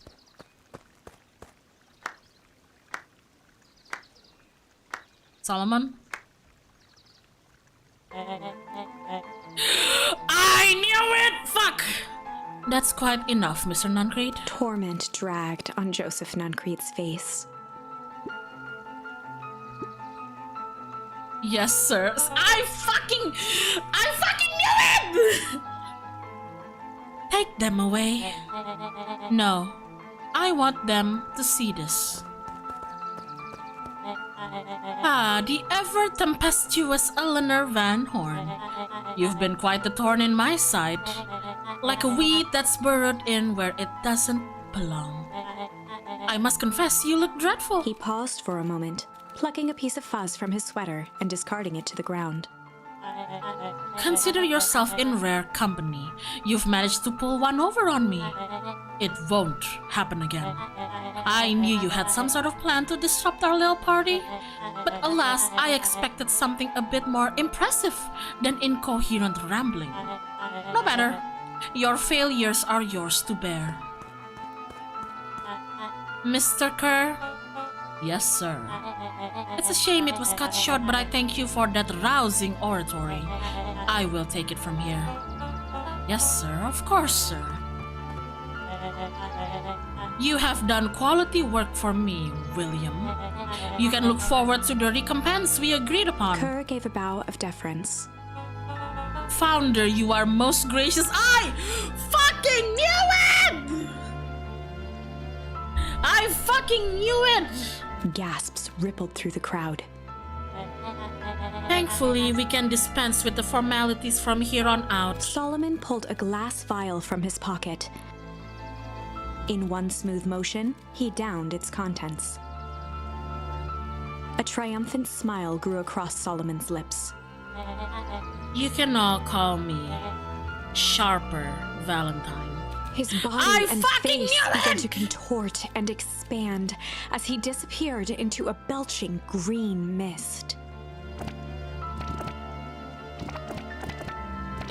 Are your clothes gonna fit you? Are you gonna be naked? A hushed horror gripped the crowd. Bitch, I This fucking is knew a it. story about change. What? No! Oh, hello. Ah, so you didn't see that coming. Good. Sharper examined his new hands. Well, this is quite the improvement. Everything looks so much smaller now. Eleanor was right about one thing. This festival was a ruse. I wanted you all to witness my glorious return with your own eyes. Why does everyone look so downtrodden? This is a celebration, people. Maybe it will help if we set the mood. Mr. Kerr, be a dear and reveal the sign. What? Huh, wonderful. Sharper choked out a crude squawk of a laugh. Frustrated grumbles sprinkled through the crowd. Sharper, you malicious bastard! Ooh, malice. I'm glad you're back so I can sell you to your face. You destroyed this town. We ain't gonna let you get away with it again. Sorry, this is not the time for audience participation. Some assistance, Mr. Kerr? William Kerr gave a subtle nod to the clipboards. You coward! No! Does anyone else have something to contribute? A helpless quiet settled over the crowd. See, the reason why I suspect that Solomon is actually just a tiny version of Sharper, I don't know whether he's a reincarnation or he's literally Sharper Valentine who got turned into a child and then now he just aged himself back up again. But it's because how come Sharper's kids, Eris and Augustus, look well, they're both canines, but they look different from him, right?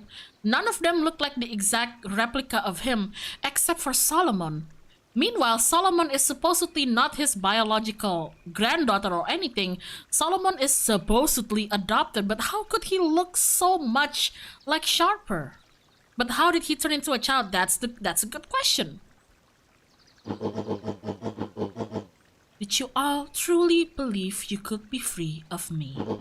A town of a complete and utter fools. You people should be celebrating my return.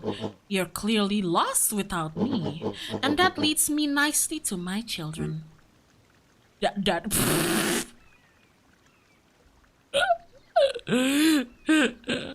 Daddy?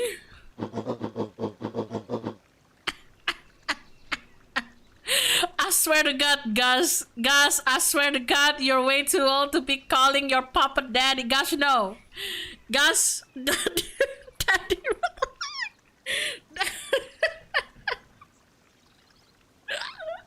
I don't know. I don't fucking know. Gus, I swear to God, you can call him father. What is this daddy shit? Call him father.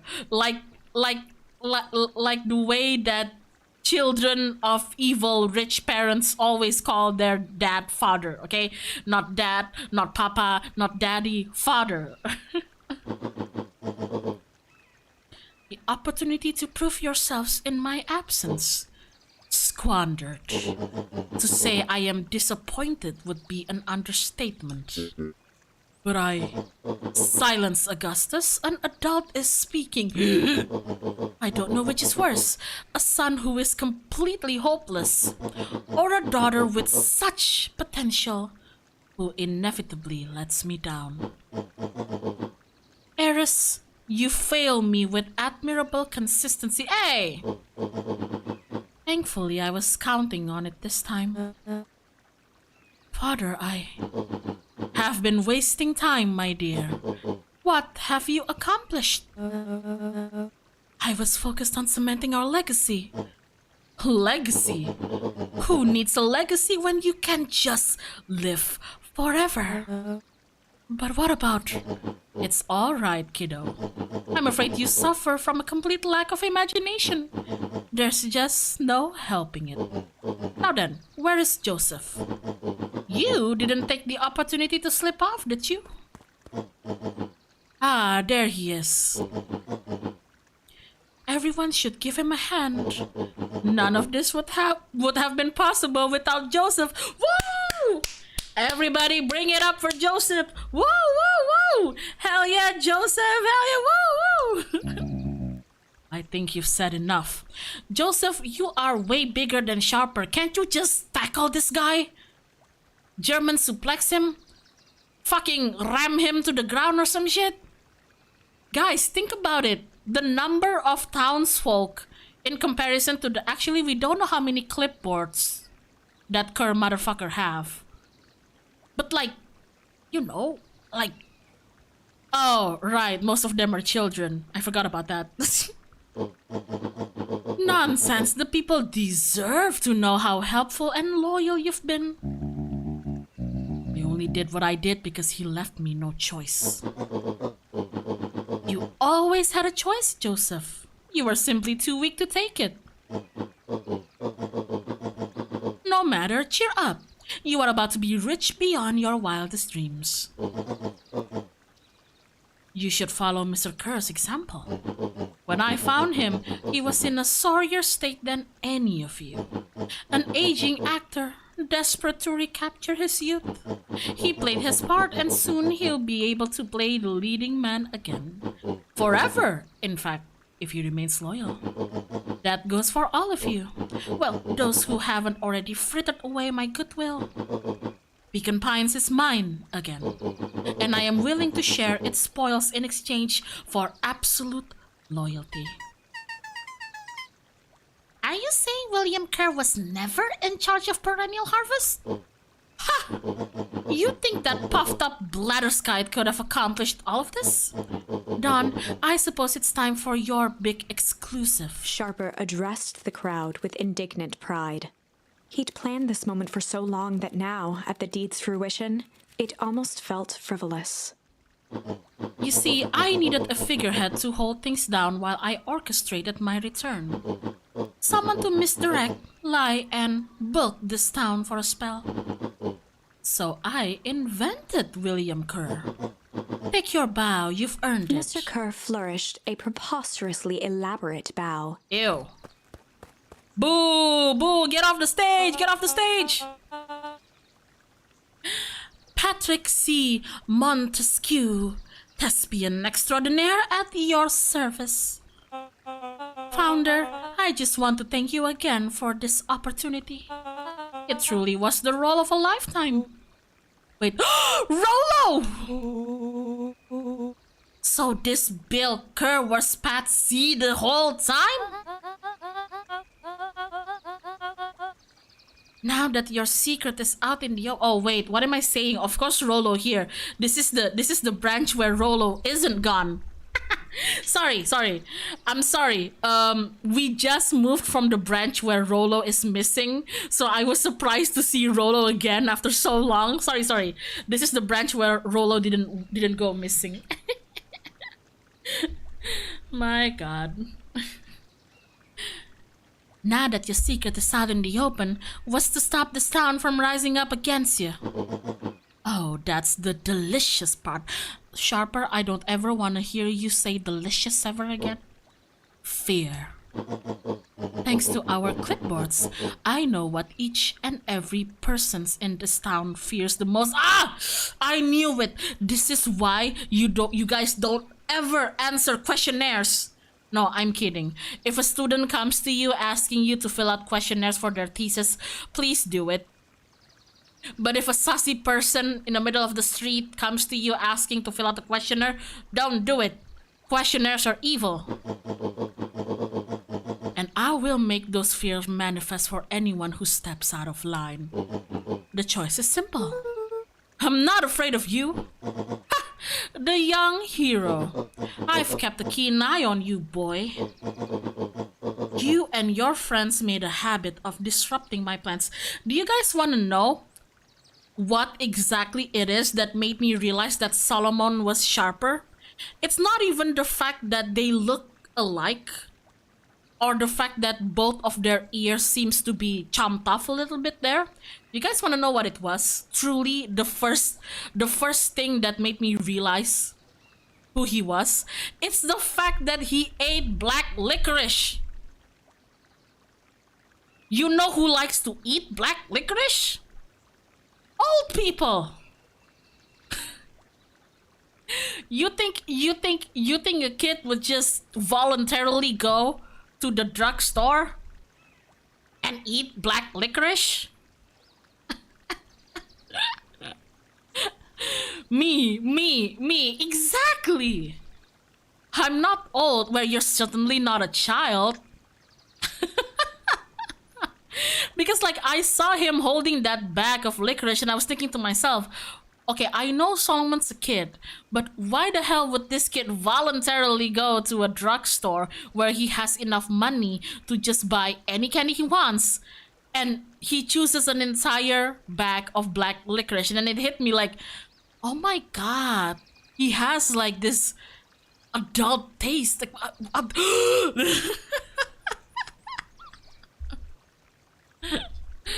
oh my god. Wait, his line, you know a lot about people from their choice of confectionery. Yeah, exactly. When I pieced that out in my brain, and then when he said that, like, you can tell a lot about people from their choice of sweets, I was like, foreshadowing.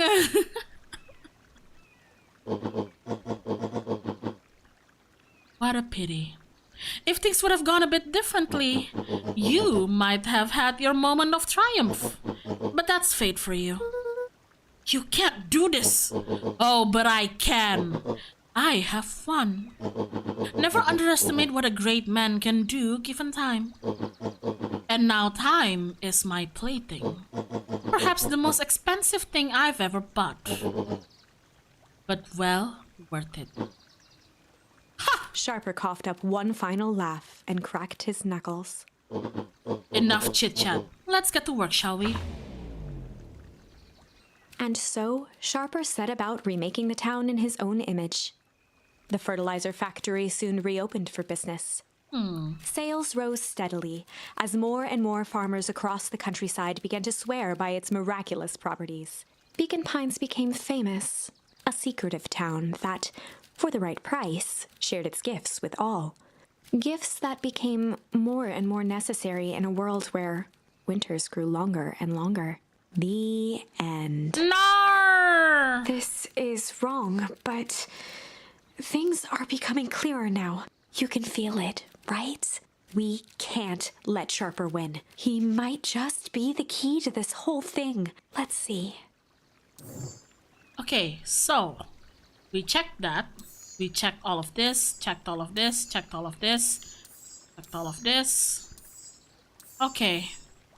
the last thing we haven't checked is this one. So, to recap, in this branch, Rollo is missing because this is where we went to the warehouse with him, and that caused us to separate, and he went missing. He never went home, as opposed to this branch where we went in alone without Rollo, so we were with Rollo the whole time.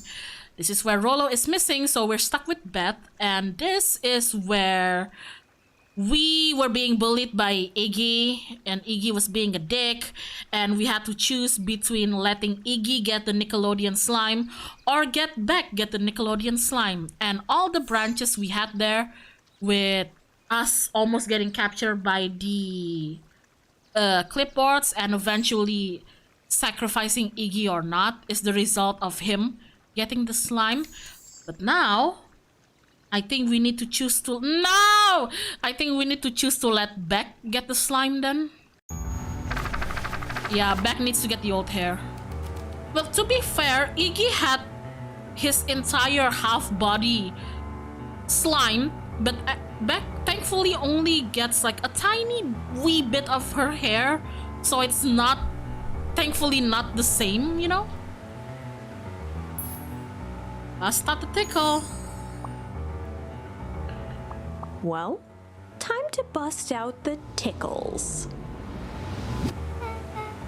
Hey Tish, wanna see something cool? Yup. Check it. Beck lunged forward and began to tickle under Tish's arms. Tickle, tickle! It looks like you're scratching her. What the? Tish, is she tickling you? Yup. Hi-yup. Hi-yup. Tears began to form in Tish's eyes as she gasped for breath between gales of laughter. Hi-yup, hi-yup, hi-yup. Beck Tish. redoubled her efforts until Tish finally had had enough. Hi-yup! No, Tish! What just happened? She seems nice. Sorry for the interruption. I think you were just threatening us. Iggy's eyes darted around, a realization dawning on his face that he was now outnumbered. I just remembered. I have somewhere to be. Mm-hmm. See you around, new kid. Iggy kicked at the puddle before making his escape. Hey! Whoa. What a little creep. Beck, I think you got a little ooze in your hair. Beck shook the ooze out of her hair as best as she could. Is it bad? Oh no! Beck! Oh no! Your Reza Afanuna bang! It got old! Nar! Not the curls! It depends. What are your feelings about having a more mature, refined look? Oh god. No! Beck, my friend, I'm alone Chapter now! 4. Nar! The Jamet bangs! Nar! The best policy. Luca paused for a moment, catching his breath. He'd only just met Beck, and somehow he already managed to drag her into this mess. Okay, hold on. How long have I been streaming? Oh my god, 4 hours. It's okay. I have to finish this because I don't have time. I don't have time to stream this after I move. I have to finish it tonight. And then I have to continue packing after this. Okay. Hopefully he could make it up to her. But finding Rollo was his primary concern. Finish it. I will. I am trying. Ahu, ahu, ahu. Like, what else do I need to pack? I haven't packed, like... oh! I was about to say I haven't packed my underwear, but yeah. Look out, what the hell are you doing out here? And why did a kid with gray hair just run past us in a panic? Roxy and Fitz looked drained. It was clear they'd spent all day searching.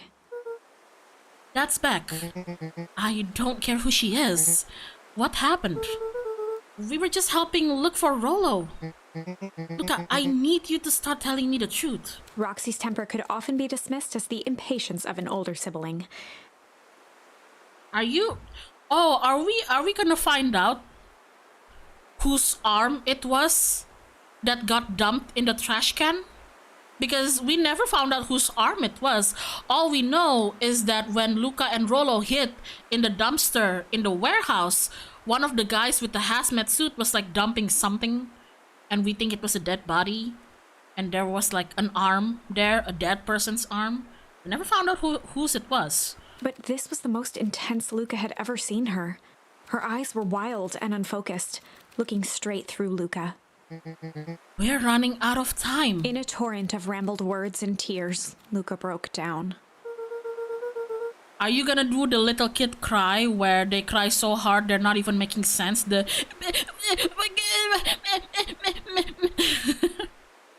you know, the little kid cry where they're trying to speak and cry at the same time.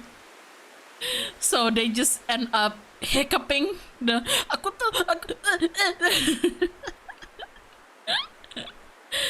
Rollo and I weren't just playing in Whipwood yesterday. We were investigating lights at the old Valentine warehouse. But someone was there in a strange suit. And we hid in the dumpster and had a heavy bag dropped on us. And I think it was a body. So we ran, but we got split up. And I ran home. And it's all my fault. And now my best friend may never come back. Wow. Just wow. Roxy, still exhausted and angry, softened briefly as her eyes hunted the ground in thought. With a determined sigh, she looked up at Luca. It's not your fault, Luca. Rollo's gonna be okay, I promise. Roxy drew herself up. I'm gonna fix this. Luca, go home. But I wanna help. This is too dangerous for a kid. I can't just sit around, I have to do something. Roxy tried to think of the safest place to send Luca. You go back to that little tree house you two like to play in. Wait there in case Rollo shows up. Sound like a plan? Luca wiped his cheeks and gave a quick nod. You did the right thing telling me the truth. Now scoot. You really believe his story? What other options do we have? Things have been strange around here leading up to the festival. My dad has been acting weird lately. Wait, your dad? Oh, are you Mr. Tolliver's daughter? I think Mr. Tolliver is a squirrel, right? You're also a squirrel. Are you Mr. Tolliver's daughter? Well, weirder than normal. Looking into the puddle, Roxy rubbed her arms to warm up. Also, what is it that Roxy is always carrying around? Is it a broom? Is it a stick? I hope it's a stick to beat people up. Why is it so cold here? This place gives me the willies. Wait at the treehouse in case Rollo shows up. Walking stick maybe. Oh, hey, Jetson. Can I talk to you? Nah. Mr. Nuncreed jumped with a start. Oh. Whoa, don't sneak up on an old fellow like that. Sorry. Who are you talking to? What? Luca motioned to the phone booth. Oh, no. I was just checking because I thought I heard it ring. But the dang thing never does, of course. Yeah, I've never seen anyone use it, really. Whole thing's a waste of money if you ask me. Sure. Sure, Joseph, sure. Any word from Rollo yet? Not yet. Long time for a boy to lose his way. Rollo knows those woods too well to get lost. Oh. Why is the music like this? This is intense. Why is the music like this? I suppose you're right. Silly boy's antics have this whole town worried sick. Antics? We all know Rollo likes to play his little pranks. You think this is a prank? What other possible explanation could there be? He's not playing a prank and he didn't get lost. Someone took him. I know it.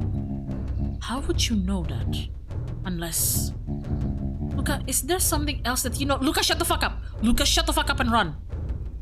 Mr. Nuncreed gently placed one of his substantial hands on Luca's shoulder. No! Don't touch the kid! Get away!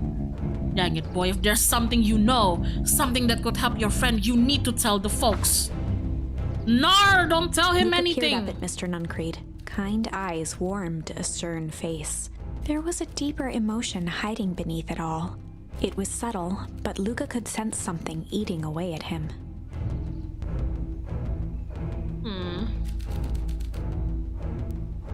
There was a shame, malice, I don't know.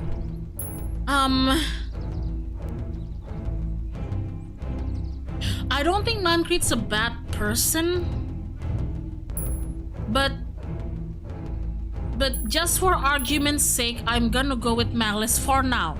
We'll go with shame after this. Yeah, we know it's probably shame, but for now, I'll go with malice. There was a malice lurking behind those eyes, like a trap ready to spring. Luca felt the weight of Nancrete's hand on his shoulder. Something wasn't right. He didn't know why, but something was telling Luca to get out of there. I just want this all to be over. Of course, I'm sure it will all work out soon enough. I should get going. I told Roxy I'd check for Rollo at the treehouse. Don't tell him that! Luca twisted free of Nancrete's grasp. God, you kids! Trusting all these adults? Of course. Luca, you know your dad and I were good friends back in the day. You can come to me with anything. Anything at all. Nah, you're a pussy. I saw you sell those black licorice to Solomon. Speaking of Solomon, let me beat you up. I'm gonna beat you up. Beat him up, beat him up. These festivals decorations are a bit humdrum. See, what kind of 10-year-old uses the word humdrum? Now, if I were to throw a festival, it would be a thing to behold. I agree, this is all more than a little sad. It's worse than sad. It's boring. What if we did a little something to spice things up? I'm listening. You know that festival sign waiting to be unveiled? It would be a shame if someone... The two scurried off, eagerly formulating a plan. Oh my god. You're still reading! He looked down and muttered in a gruff voice. Mama always told me my problems would look smaller once I grew up, but my problems always seemed to grow right along with me. Heavens, I sense big trouble ahead. Shut your... If I were Luca, what if all of this is happening because she's reading? Are you the narrator? Huh? Are you the narrator? Can you stop reading? Would the game be over if I smack that book right from your hand? Just like, stop reading!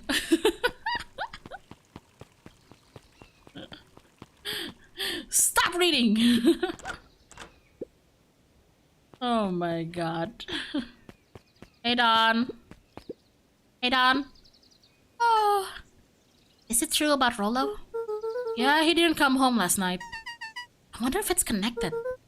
Connected to what? I was checking in on reports about increased activity around town. What sort of activity? Windowless trucks, mechanical noises, strange lights, your typical shady stuff. Who would be doing all of that and why? Well, I have a few leads. The Valentine family is always suspicious. Perennial Harvest suddenly has the resources. Do you have any idea where Rollo could be? Best place to start looking is where the trail went cold. Where did you see him last? We were in Weepwood, right by Valentine's fertilizer. I'll check out Weepwood when my shift ends. I do my best work at night. Okay.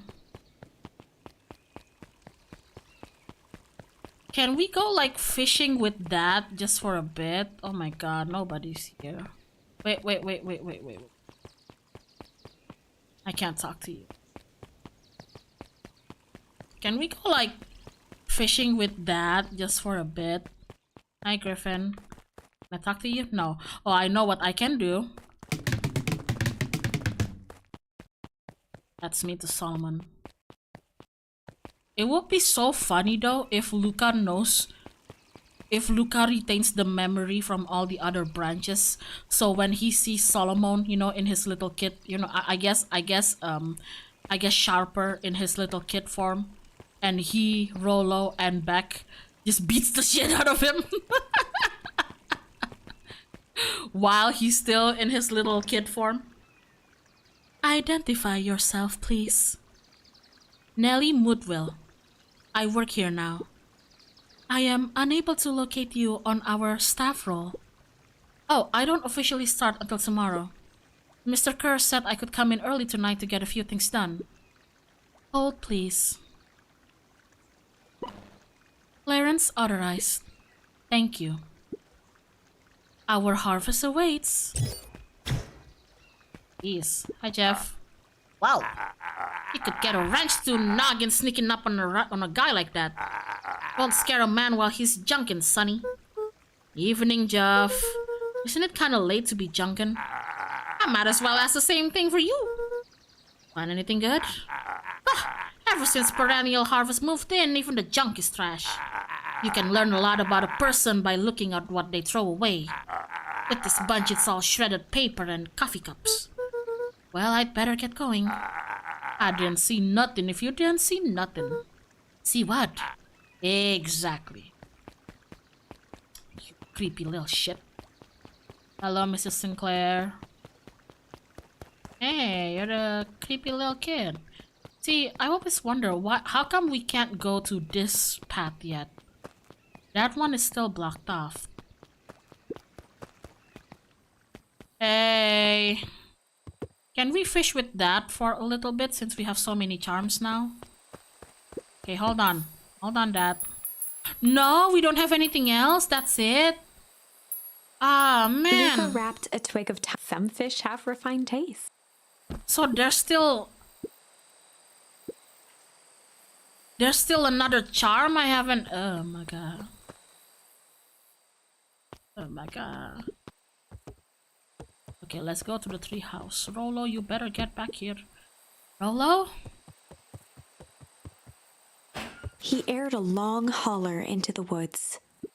Rollo! Marco! Rollo!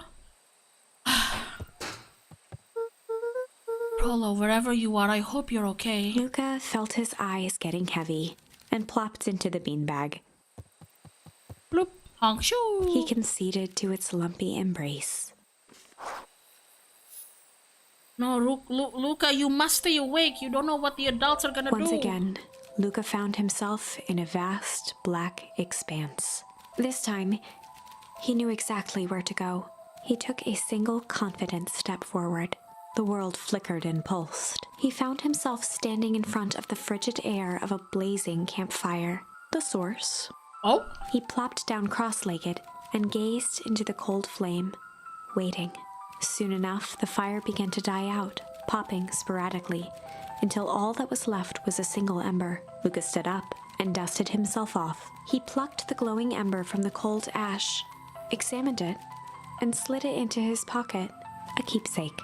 The voice of his father spoke behind him. "You made me proud, Buckaroo." Luca turned to face him.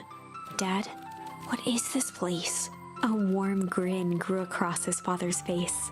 "A place where everything that has been and everything that could be all wait together." Luca found himself staring at his It's father's the face, primordial soup, Luca. trying as hard as he could to memorize every single detail. "Wait? For what?" Another voice spoke out as Luca's doppelganger stepped forward. "That's up to you." Without knowing why, Luca began to weep. Is any of this real? Are you real?" Luca's father bent down to smudge away a tear. "Of course. I'm as real as the part of you that misses me." Luca turned to look at the older version of himself. "And you?" The doppelganger choked back tears. "I'm as real as the part of you that's angry he's gone. Does that make sense?" Through his tears, Luca laughed. "I think so." His father pulled him in for an embrace. "Time to go, Buckaroo." Luca, wake up. Oh, Luca was Jesus. startled from his dream by a banging on the floor. You in there? A commanding voice rumbled from below. Just as Luca sprang to lock the entry hatch, the door knocked open. Chapter 5. Dangers big and small. Oh dear. Luca stumbled back. He heard the rope ladder creak under significant weight. Keeping his eyes fixed on the hatch, he inched backward to the balcony. Oh dear. As his hand grasped the door handle, Luca froze. A large figure clumsily wriggled up through the hole.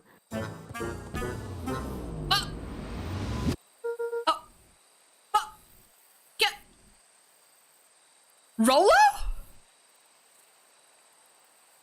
When did you get so... Huh? When did you get so... adult? Wait, what? Stop right there. Or I'll... Even his voice got deeper. What?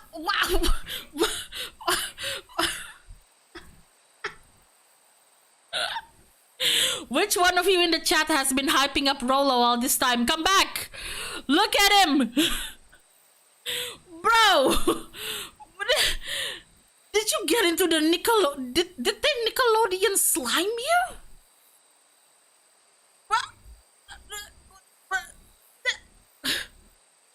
What happened? What happened?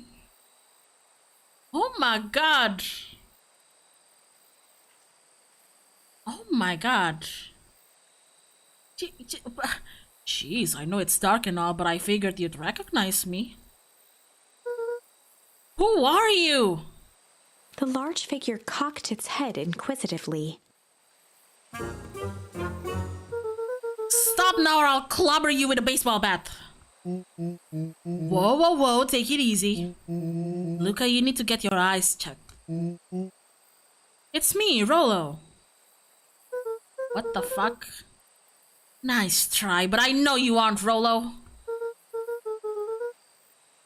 You're like one of his random uncles or something.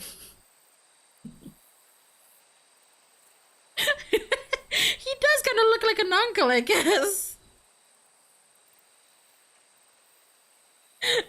Oh my god. Where is he? Uncle? Luca, quit messing around. It's me. If it really is you, prove it. Flaming chicken coop, Luca. Luca's jaw dropped. Oh my god, it really is you. He peered more closely at the man standing in front of him. Something about him was undeniably Rollo, only bigger, older, changed. How? What happened to you? Oh, when I was running away, I ran into more people in those yellow suits. They grabbed me and dragged me away. What? Where did they take you? Don't know. They threw a bag over my head. It was cold and smelled like a swimming pool. And I think it was an underground lab or something. They made my hands all big, look. Rollo proudly presented his hands to Luca. Pretty sweet, right? I guess. I mean, it wouldn't be my first pick for a superpower. But beggars can't be choosers. Rollo, it wasn't just your hands. My feet too? Dang, Pa just made me new shoes. Wait, Luca, why are you so small? Luca moved to the side and pointed Rollo to his reflection in the balcony window. What the... His hands shot up to his face. You're an adult now, Rollo. What the fuck happened? How are you old? How are you mature now? Holy Toledo. Rollo, what did they do to you? Am I late? You look so spicy. Okay, now you can call him spicy. Ew. Actually, it wasn't too bad. It kind of tasted like licorice. Licorice? Licorice? The goo? I passed out and woke up like this. And then I sort of smashed open my cage and escaped. Whoa, you smashed open the cage? God damn, Rollo. Kinda? At least I think I did. It's all a bit of a blur. They had you in a cage? Who are these people? I don't know who did this to you, but we're gonna fix it. Fix it? This is awesome. Oh, I'm just glad you're safe now. Okay, you don't need to worry about me. Sure, I got snatched, but look at it this way. I got snatched. I know where snatch people go. We may finally have a lead on what happened to your family. Maybe you're right, but this all seems dangerous. Danger? Rollo shadowboxed a few jabs. Shadowboxing? I'll take them all on. Oh my. Hey fellas. Oh my god, you dyed it blue. Oh my god. Blue hair, a beanie. Damn, Beck, you really are my favorite. With a yelp, Rollo dove behind Luca. Ah! Did I come at a bad time? Who the heck are you? This is Beck. Sorry, something truly bizarre just happened and I need help. I didn't know where else to go. No. So you're just hanging out here with your large adult friend? No, this is my buddy Rollo. Oh, what happened? Hold on. Did something happen? Did something happen to the stream? Did something happen to the stream? We're back. Usual stuff. Oh, okay. Anyway, onwards. This is your missing friend? One and the same. He seems a little old. I'll have you know this is a recent development. What the heck does that mean? Oh, I'm sorry. You're the one who just showed up out of nowhere. So we'll be asking the questions here. That's fair. How did you find us? Your silly little treehouse? I think you mean our silly little mission control. I hate to break it to you, but your secret path isn't so secret. And I could hear your racket from a mile away. See, Luca, this is why we need to improve security around here. Not now, Rollo. Beck, you said something bizarre happened? Yeah, but... She shot a nervous glance at Rollo. Anything you can say around me, you can say around Rollo.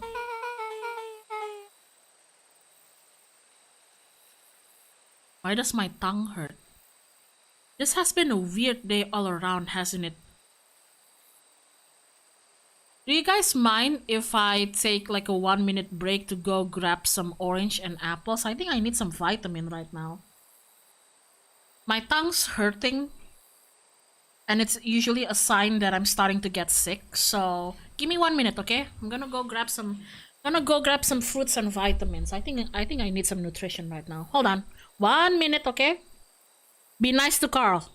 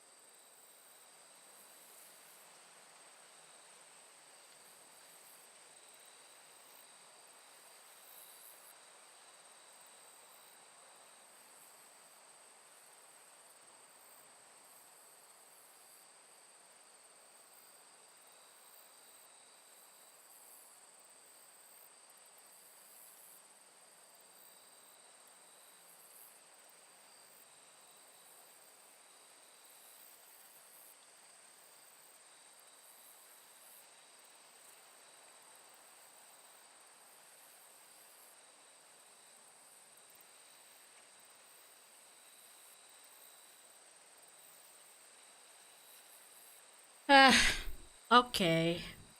So I have a bunch of stuff with me. I have some chopped up mangoes. I have some oranges. And then I made burritos for dinner, and I have some, there's still some like carrots. Like I scrambled some eggs and carrots and beef, and there's still some left over. So like I have a lot of shit with me, okay? I'm trying to eat all of this, okay? Especially the fruits, so I don't get scurvy because my tongue's hurting. Okay, let me just open the orange. And if any of you wants to take a break to get some water, get some drinks, oh my god. Get some drinks, get some water, go to the toilet, go ahead. I'll probably continue the game in about 5 minutes. Ay ay ay. No, sweetie, I know you like I know you like the smell of oranges. You can't though. Burrito, is you indeed a Taco Bell girl? No, I'm not. Indo punya Taco Bell nggak sih? Do we have Taco Bell in Indonesia?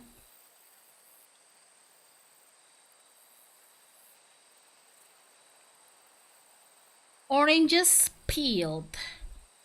What oranges has been peeled?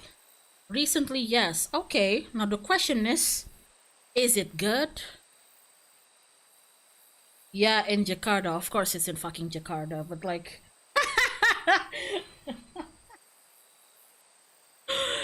every single Jakartan in the chat be like, the fuck did you say about Jakarta, bitch? I said fucking Jakarta. What you gonna do about it, huh? Wait, what? You wanna fight? Huh? Oh my god. Well, it's Taco Bell. What did you expect? Well, I don't know. Like, sometimes just because it opens a franchise doesn't mean it tastes the same. Like, I'm willing to wager like McDonald's in here and McDonald's in America and McDonald's in Japan would taste differently. Sorry, I'm trying to eat my orange. I mean, I've tried like Indo Subway. Pretty good. But then again, the only other place I've ever eaten Subway, the franchise, is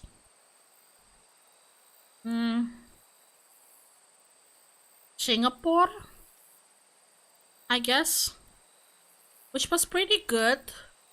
I think it tasted slightly better than the Indo counterpart, even though I matched it up with the exact same ingredients.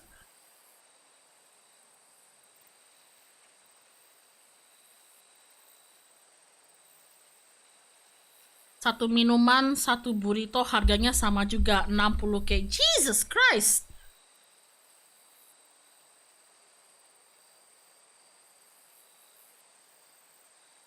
Subway the franchise? What about Subway the transportation?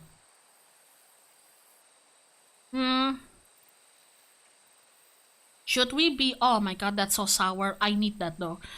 Should we be talking about Subway the transportation? I'd rather just keep it to Subway the franchise. the channel owner, the one streaming, says that she would like to prefer to keep it to Subway the franchise and not Subway the anything else. So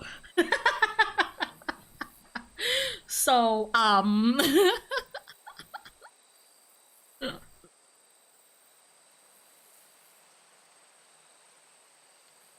do we even have subway trains? I know we have those MRT.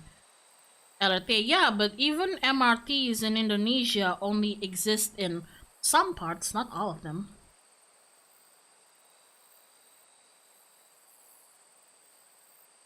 What about Subway Surfer then?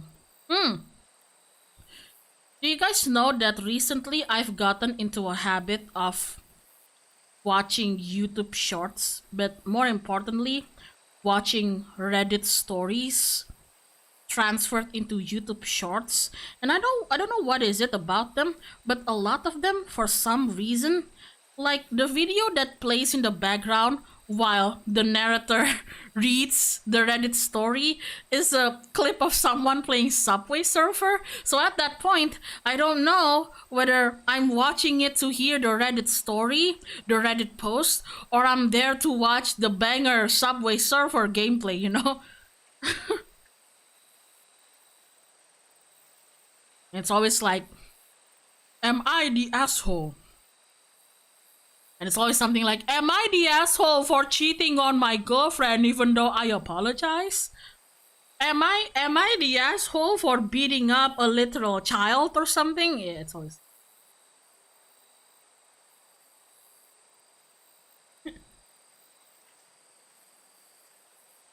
Some people have bad attention span, so they use gameplay to keep them listening. Oh, I am some people.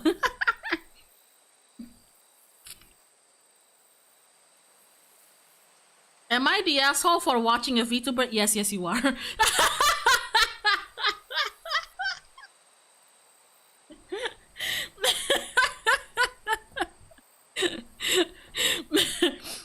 Am I the asshole for watching VTuber? Yeah, yes, you are. Yes, you are, sweetie. I'm sorry.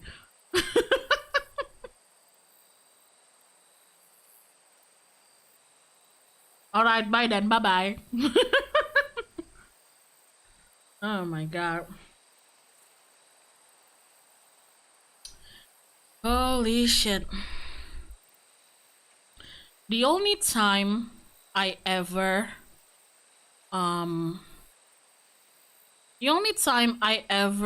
really experienced like living a life where I had to use like MRTs and subways a lot is in Singapore, I think.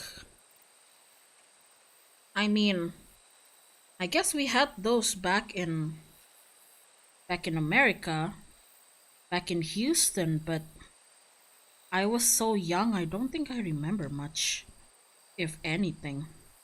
Life there was like such a blur for me. Not that I think about it. Hold on, let me finish one more orange. Oh shit. Orange, you fucking squirted on me. Holy shit. Jesus, where is my... Oh my god.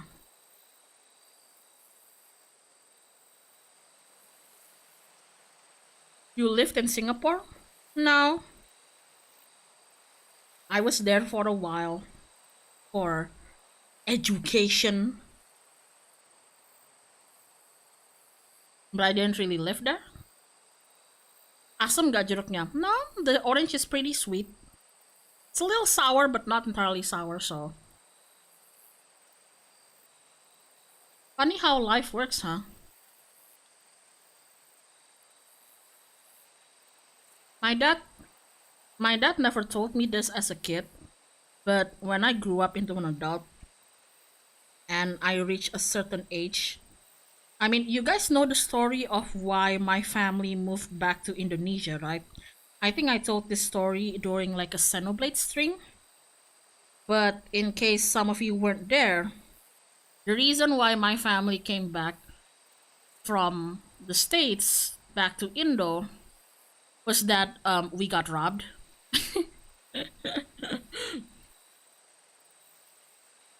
My family got robbed at gunpoint. And, you know, pretty, you know, pretty traumatizing thing to happen at that age. And, it was so funny to think that, wait, what? Yeah, that's basically what happened. That's basically what happened.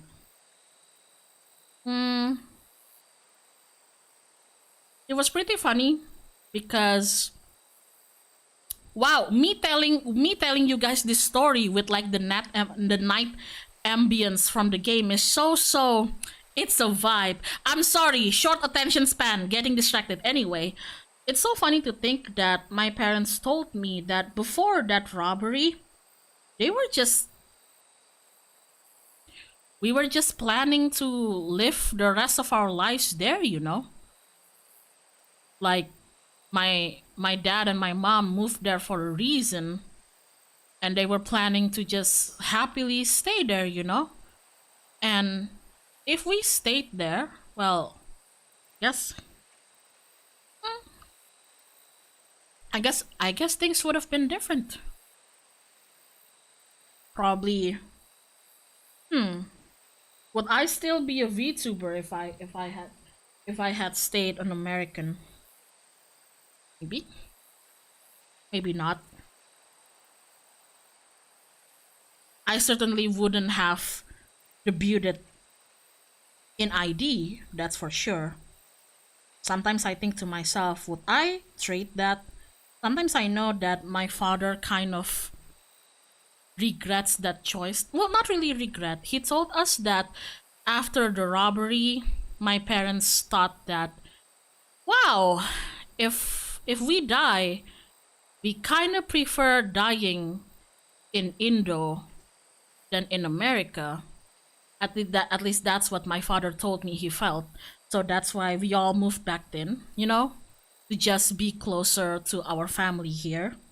And if something happened, I guess we all have each other's backs, you know, those kind of family thing. And yeah, food is cheaper, so. But I think it's just I know the other thing that would have happened. This is like the only thing that I chastised him, you know, because like, why did we move back? Everything else I was okay with it. It wasn't really such a big deal for me. I felt that, you know, life there and life here would have just been the same, maybe. I think I would have just been the same plain old Hyona, whether I lived in the States or lived here. Um, I obviously probably wouldn't, you know, probably wouldn't be saying Kon Sabar all the time if I had stayed in the States. But the one thing I remember kind of getting angry at him over is the fact that he told me that if we had stayed there, and considering that we were based on Houston and everything, he told me that he was actually planning to apply for NASA, you know, and that was the only thing I kind of got, kind of got pissed at, because I was like, what? I love NASA, Dad. And I was like, God damn it, Dad! God damn it! You should have. Oh my God, we missed on the bring your daughter to work day. I would have wanted that.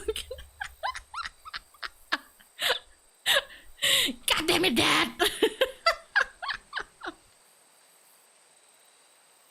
Oh my God, fucking hell!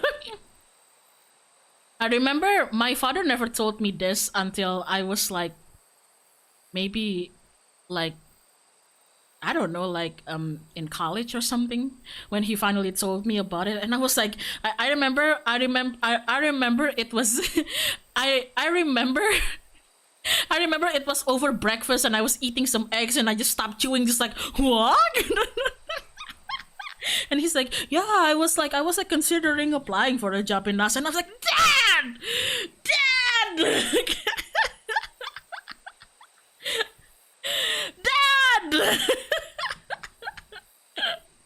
God damn it.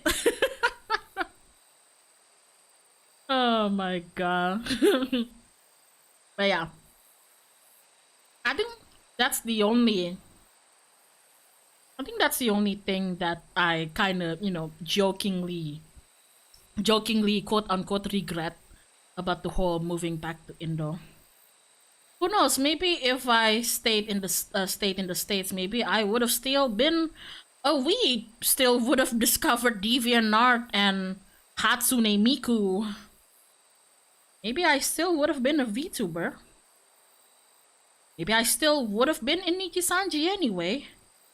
But it certainly won't be in NIJISANJI ID. And sometimes, you know, when I can't sleep, I just kind of have those silly thoughts, just like, yeah, I know that sometimes my parents say that they wish they let our family stay in the States because, well, like it or not, there are just some opportunities there that doesn't exist here in Indo. And I'm not trying to shit talk on Indo. Maybe I kind of am, but it's more like just the cold, harsh truth, you know, that some opportunities exist there and it doesn't exist here. And I know that sometimes they tell me that they wished our family stayed there to let their children experience those opportunities, you know? And sometimes when I can't sleep at night, I just think to myself, like, maybe. That's kind of like saying if destiny was telling me that I would have been a NIJISANJI VTuber anyway, like, because you guys moved here, I applied to NIJISANJI ID. And I think that if you asked me, would I trade that to be able to live in the US? Honestly, I don't think I would. I don't think I would. Sorry, I'm trying to chew on my orange. I don't think I would. It gives me comfort that, you know, things doesn't always go to plan. And for what's it worth, for the ups and downs, for the good times, not so good times and everything, I'm happy what I am. I'm happy with, like I said, I'm happy with what we have and what we had, you know, past tense. So yeah, I guess I guess I am missing out on a lot of things. I'm pretty sure you could have a banging furry convention in the US. Not saying that we couldn't have that in the Indo, probably could, but like, you know, it would be on a different level. Oh my god, I could have been in DashCon. I could have been in Rainforest. Holy fucking shit. Like I guess I am missing out on a lot of things.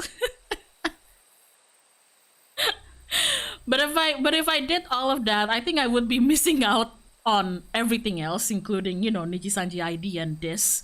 So you know what? You know what?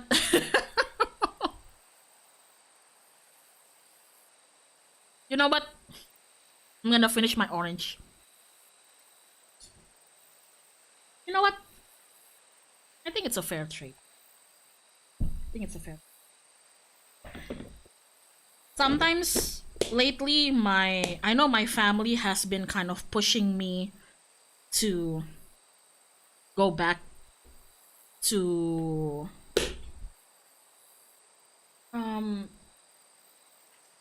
I know my family, as I grew into an adult, I know my family has been kind of not really pressuring but like pushing me to go back to, well, America, I guess. Not just America, but, you know, just other places with other opportunities. And I'm not saying I don't consider them, but I don't know. Maybe one day. But like I said, I am moving right now, and even if without the move, I'm kind of happy with what I have right now. So there you go. Plus, staying here, it's not just only about, you know, experiencing the Indo life and being able to meet NIJISANJI ID, but it's also like fucking tempe goreng, fucking nasi padang. You really think I would trade that? Bitch, you're out of your mind.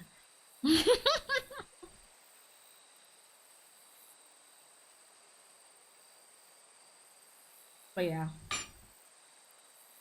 Anyway, tangent over. Let's continue with the game. All there is to say is that I hope alternate universe Hyona is doing well. I hope I want to say I hope she's doing better, but that would be an insult to what I have here in this universe. So, you know, if there's any Like if there's like a Hyona verse, well, there's like multiple versions of Hyona out there. I just hope that they're happy, that they're doing okay. I hope Houston Hyona is doing well. You bitch, with your father working in NASA. You get to go to bring your daughter to office day. Fuck you. You can probably drink the Grimace shake. Fuck you. You bitch. But anyway, wow, what a tangent. Hello, my name is Hyona. Come to my streams where I eat fruit, act a bit fruity sometimes, and I also indulge you guys in existential discussions. Back to the game. Back to our regular scheduled programming. Yep. Beck's eyes narrowed. Okay, so it all started when I made it back home. My first order of business was to try to salvage my hair. So I dyed it with some stuff from the chemistry set my mom gave me. You did what? You dyed it with chemistry stuff? Okay, just need to play it cool and hope no one notices. How does no one notice that? Notices what? Oh, nothing, I was just... Come over here and let me have a look. Oh, honey, what in the world did you do to your hair? I just kind of felt like a change. This is going to take forever to grow out. You were the one who said that change was a good thing, right? I was talking about your mother's new job. I was talking about us moving. Well, I guess I just took your lesson to heart. Ilona tried to put on a smile. Before I forget, I came up here to tell you that Nelly had to go into work. Tonight? Her and Mr. Kerr decided it would be good for her to get some things done before tomorrow. That Kerr guy seems like a grade A creep. Oh, he's more than just a grade A creep. If you guys don't mind, I will still continue munching on some oranges because I think I need a lot of vitamins right now. Beck! He is! Him and his weird cult of personality. You are not going to ruin this job for Nelly. It means too much to her. Oh, I know exactly how much it means to her. It means enough to her to exile her daughter to this podunk town. This place sucks. The people are weird. You just don't know them yet. It's always cold. We're in the mountains. You'll get used to it. I can't even pick up a single decent station on the radio. It's all banjo music and farm reports. You know, I grew up in a town not that different from this one. Is that why you're better at talking to plants than people? Beck! Okay. See, here's what we're gonna do. First of all, you're grounded. What? In the morning, I'll have Nelly come and see what we can do about fixing your hair. You need to look presentable for the festival. But not another peep. She sighed, and after a moment, looked down at Beck sympathetically. I know moving is hard, honey. But that doesn't mean you have to make yourself miserable all the time. Other people seem to have that covered for me.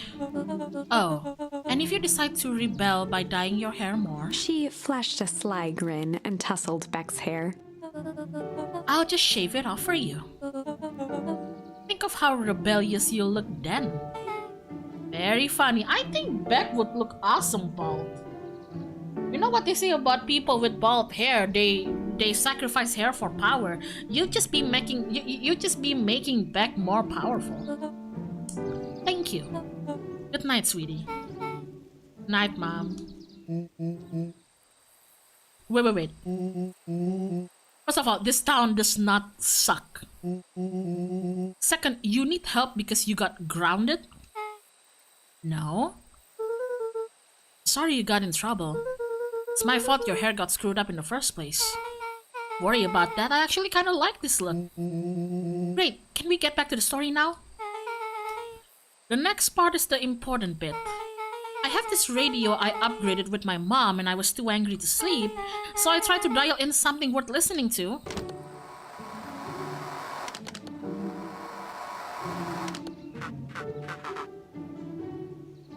Mr. Kerr, are you there? Mr. Kerr? Yes, I'm busy. What is it? Apologies, I have the founder on the line. Patch him through immediately. One moment.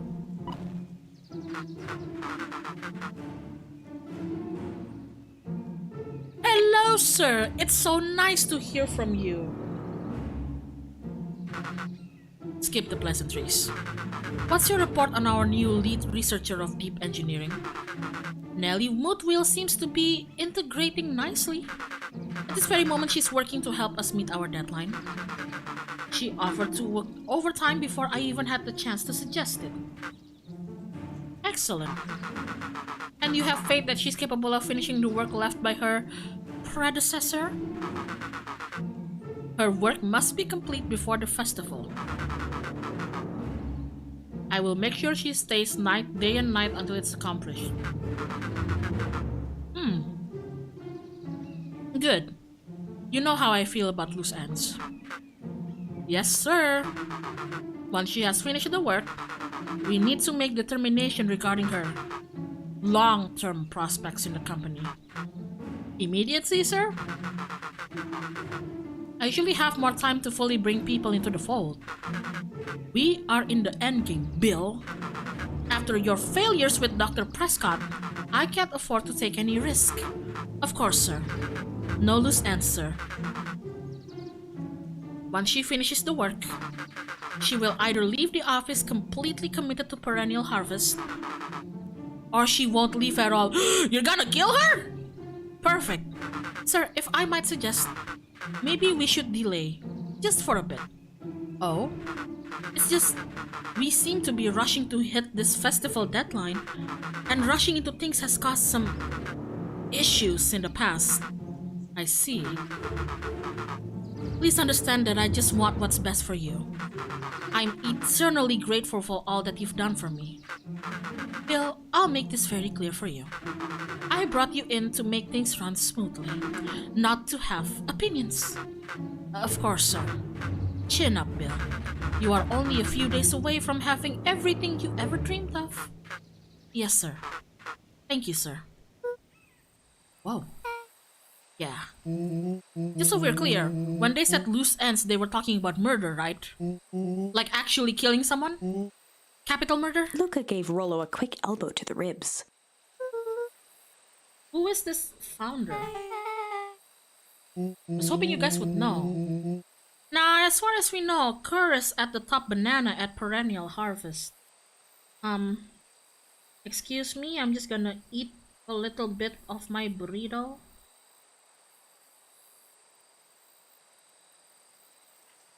I swear to God, this might just be my favorite part of streaming.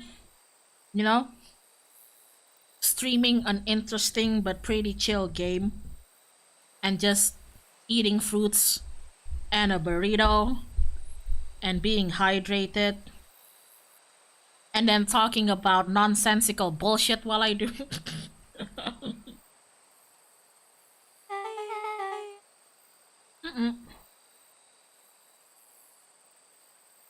Oh my god, that's a big bite. Hold on.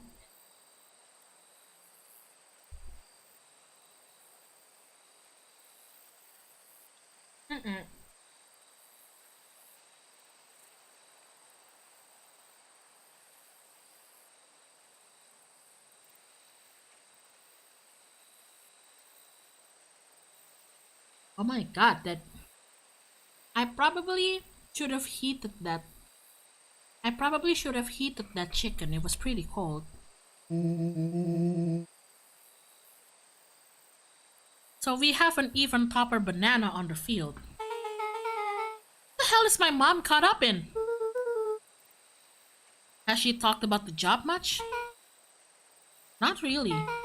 She, she said she was going to come in and continue the work of someone she respected. Look, do you think that body had to wear the body?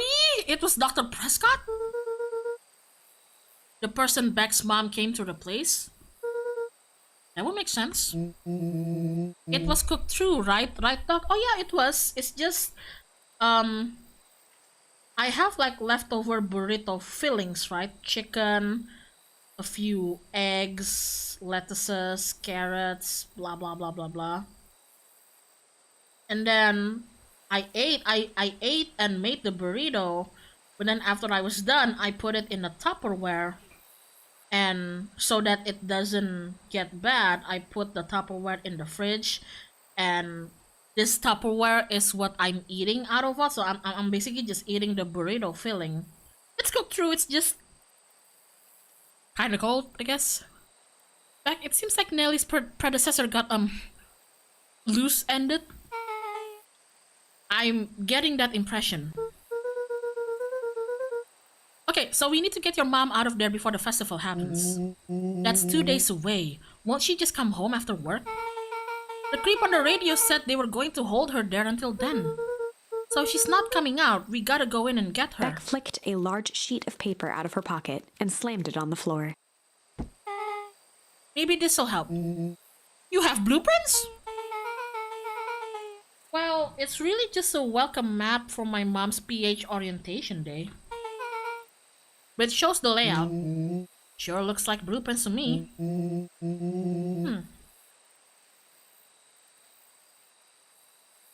Look, here's the reception area. There's a big room marked Founder's Office. It even has the exits marked. Guys. We have a deadline. We have an objective. We have blueprints. You realize what this is, right? A heist? Rollo started to wiggle with excitement. Oh god, Rollo. Oh my god.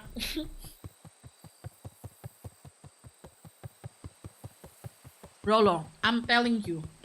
Great minds think alike. You're thinking of a heist? I'm thinking of a heist. Going on heist. This is officially a heist. He is a man-child. He is literally a man-child. Chapter 6. The Heist. They spent the night's end huddled around that small map, formulating a plan to infiltrate the headquarters of Perennial Harvest. It would be no small feat. A modern facility equipped with all manner of technology, not to mention the swarm of clipboards that would most certainly be scattered throughout. By the time the sun began to peek through the car window used as a makeshift balcony door, all were in agreement. This could just work. The final day before the festival would be used to prepare. They'd need to pool every resource at their disposal, pull every favor with a thread. Even enlist some unsavory characters around town with important tasks only they were suited for. Do we get to be friends with Iggy? Luckily, there was enough ill will and mistrust toward Perennial Harvest that alliances could be found at a bargain. Luca, Beck, and Rollo rubbed their eyes as they exited the treehouse. They hadn't slept at all that night. There was no time. The festival was to begin in 1 day, and they each had their assignments.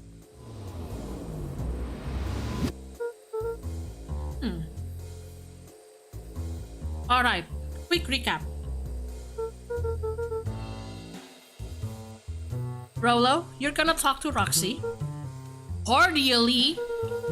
Without her or Fitz, this whole thing could go bust. Me, Cordial is my middle name. How are you gonna explain to your sister that you turned into an adult? And how do you plan to explain your new... He waved vaguely at Rollo's sizable figure. Circumstance. Bah, she'll be so happy I'm alive she won't even notice. What the fuck? Beck snorted an involuntary giggle. And Beck, you're sure Ilona won't just shoot this whole thing down when she hears it? She'll listen. Once she understands the danger Nelly is in, the danger we're all in, The plan will make sense. Okay. That leaves me with Joe and then Iggy! Iggy! How are you gonna persuade them? I'll think of something. They each looked at each other with sleepy confidence and nodded. Well, Godspeed. God, I love heist music. It's always so... Man, if I were an actress and I had one type of movie I could choose to act in, and then that's it. Like if I only had like one chance to act in a movie and that's it, I think I would choose a heist thingy. I love heists. They're always so smooth, you know, so jazzy, so suave. You get what I mean? Okay, let's do this.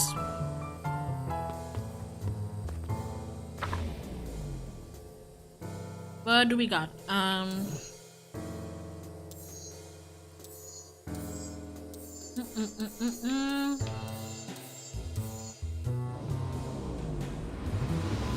Persona 5 invented jest and heist music, Doc. Just like Persona 5 invented Shibuya, right? Always dreamed of doing a heist TRPG campaign. Do it! Do it, my guy! It sounds so fun! So, what's in the agenda again? Enlist the help of Iggy and Tish. Okay, where the fuck are they? I'm not talking to you, weird ass person. Okay, book lady, what do you have to say? Undaunted, he shook his head. Over? No. Endings are merely a state of mind. This doesn't end until I give up. Wow. I admire the conviction. But can he really pull through? Fuck you! Fuck you! Somebody stop her from reading. I swear to God, you're the reason everything gets fucked up. Oh my God, this lady.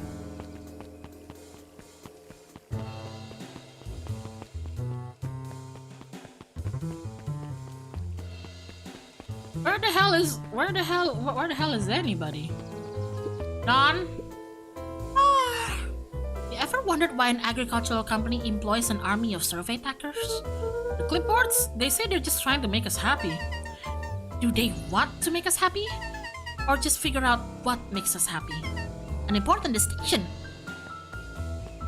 Oh, Don, you're the smartest kid in the block. Don's like one of my favorite characters as well. Joff! Hey, Joff. Hey, Joff. What can I do for ya? Well, I know how much you hate perennial harvest. It's a strong word. Oh, sorry, I mean... I didn't say it was the wrong word. Gotcha. So, we're gonna break into their HQ and I thought you might be able to help. Jeff wheezed out a long snicker. Eehee! You see, I knew you kids were alright. Great, so you'll help? The joy in Jeff's face drained instantly. Not a chance. What?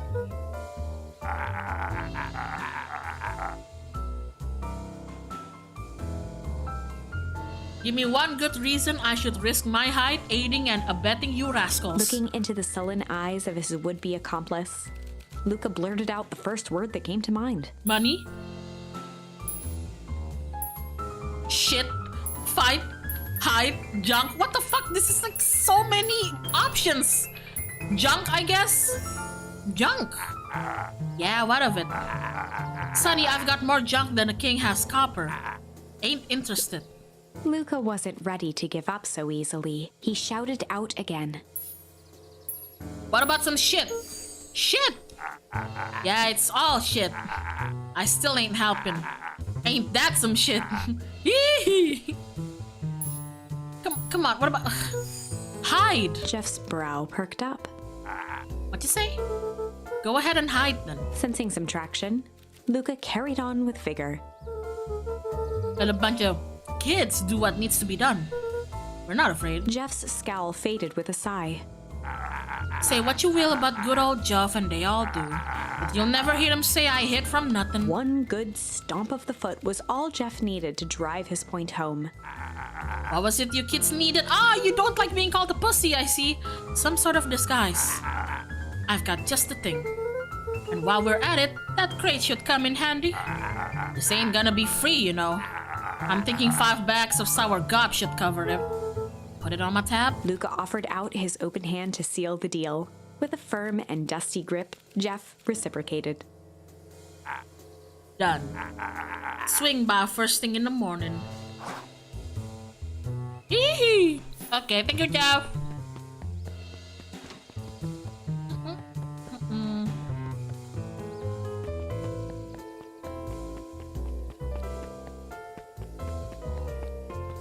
Oh my god. Hey Tish, look who it is. Look, are you here to try to tickle us to death again? Look, just hear me out. Iggy raised an eyebrow suspiciously. We're listening.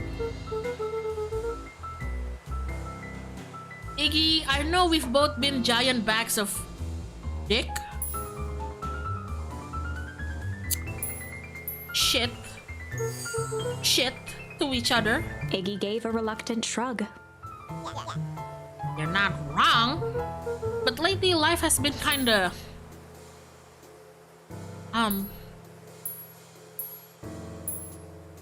strange, you know? Iggy considered the point. Things have been weird around here. What is this, Ace Attorney? So I'm offering a truce and asking for your help. What do you say we...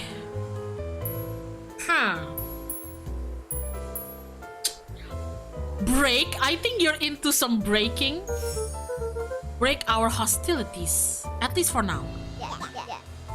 We do like breaking things. Even if a truce means less breaking things. What if I told you there was a way to have a truce and break stuff? Go on. I need you to cause a distraction so I can sneak into Perennial Harvest HQ. A wild-eyed grin spread across Iggy's face. My, Luca Van Horn, I'm impressed. And after all this is done, maybe you and Tish can come hang out at the treehouse sometime. Iggy glanced over to Tish, who nodded in agreement. Nah gitu dong, temenan. Let's all be friends, okay? Fine. Not because we want to see your crappy treehouse. Just like to cause chaos. With a quick nod, Luca was off.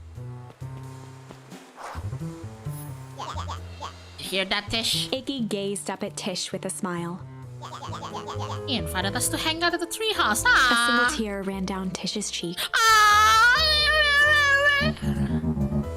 You can speak! This is like the biggest... This is the biggest shock this game has given me. You can speak!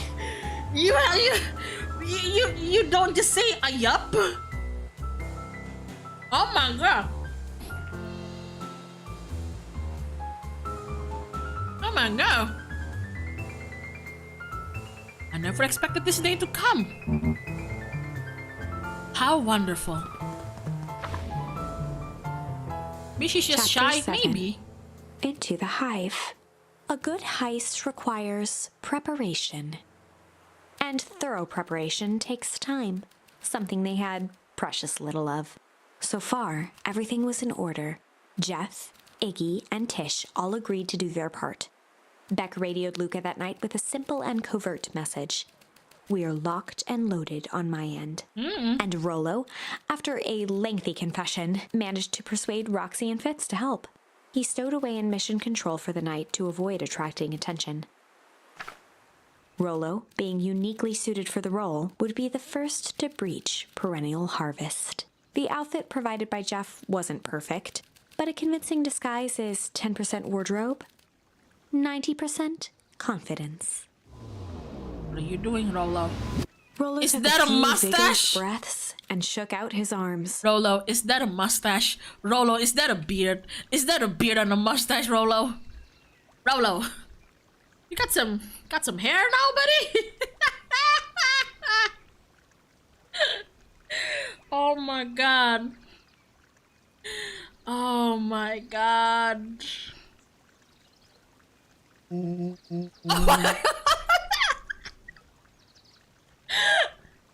Holy shit!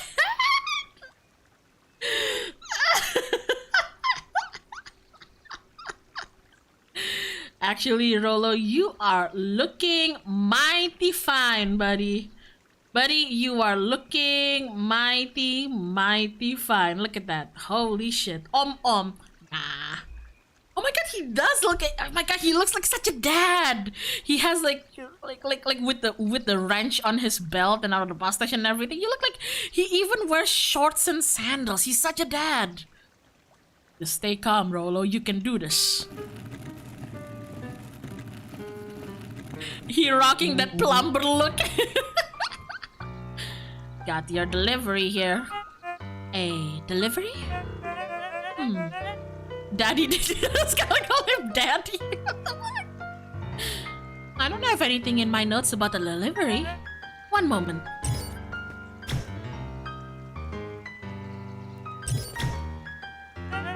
I'm so sorry, but there's no delivery scheduled for this morning. Right. He had to think quick.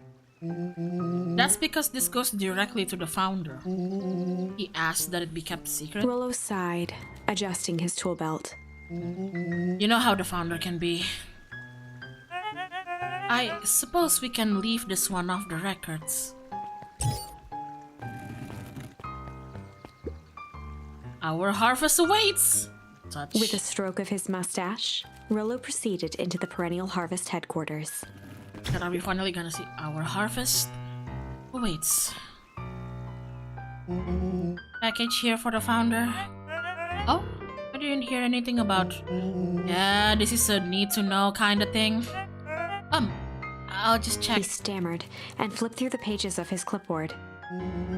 This goes directly to the founder. I don't have time to fill you in. Oh, I see. If you could just complete this form. Rollo interrupted with urgency in his voice. Every time with the forms. Look, if you want to explain to the founder why I'm late, well, it's your funeral. I'm sorry. What did you say your name was again? I'm... Rollo panicked. Our harvest awaits. Sir? That's a restricted area. Excuse me, sir. Our harvest awaits. Ready to light this candle, Tish? Yep. Suck on this, perennial ham fist! Ooh! What was that? The distraction was enough for Rollo to regain his confidence. Just open the damn door. I've got a job to do. The clipboard fumbled around in a frenzy. I should check on that noise. Oh, come on! Just buzz me in already! Okay, okay! Nah! Phew! That was close. Our harvest awaits. Hey, I figure. When in doubt, stick with the classics. That was a close one. But you pulled it off! Nice work, Rollo. Alright, everyone knows what to do? Yep, deep engineering is to the north. I'll go with Beck, in case she needs some muscle. I'll head east to the founder's office. You two be safe.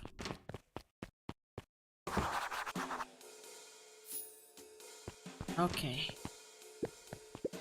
That's odd. There's not even any cups for the water. Do these clipboards just leak from the water tank? You know, just like what? Where's the cups? Do you guys have your own cups? Like, what? Do they even drink water? Do they need any sustenance? Do they even need food? Oh my god, this is confusing as fuck. Holy shit. Oh my fucking god.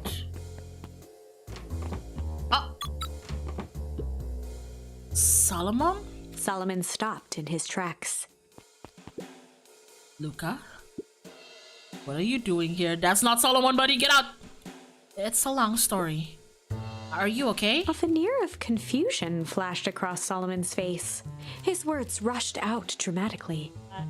No, I am not, most certainly not okay.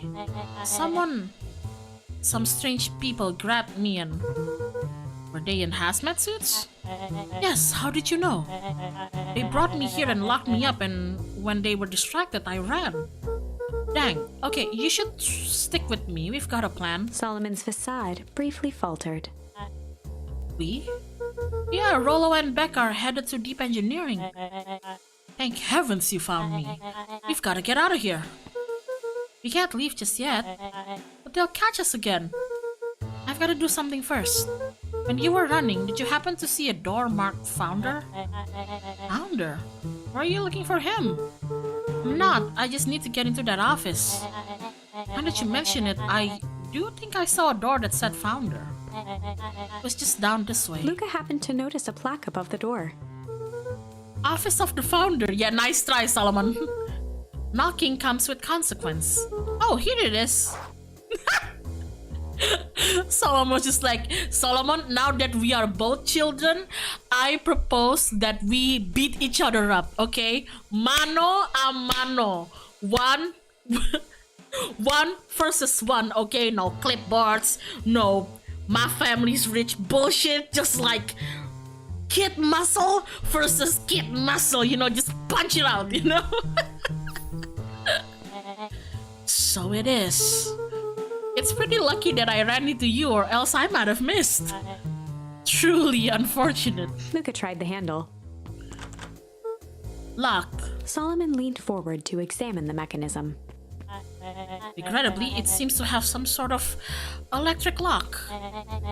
I don't see how we could possibly defeat a lock like that. Luca smiled and looked at his watch. Let's just wait a minute.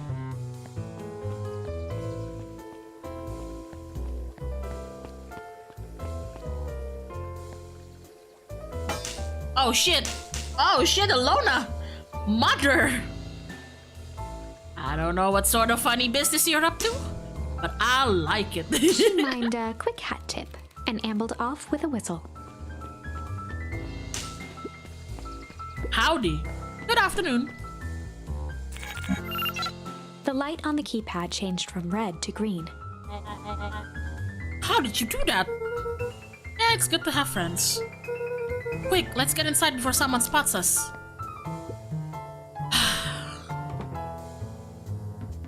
Luca switched on his walkie-talkie. Rollo, I'm in. As expected, there's a control panel. Great timing. We're stuck at locked door marked 24601. Need you to get us through.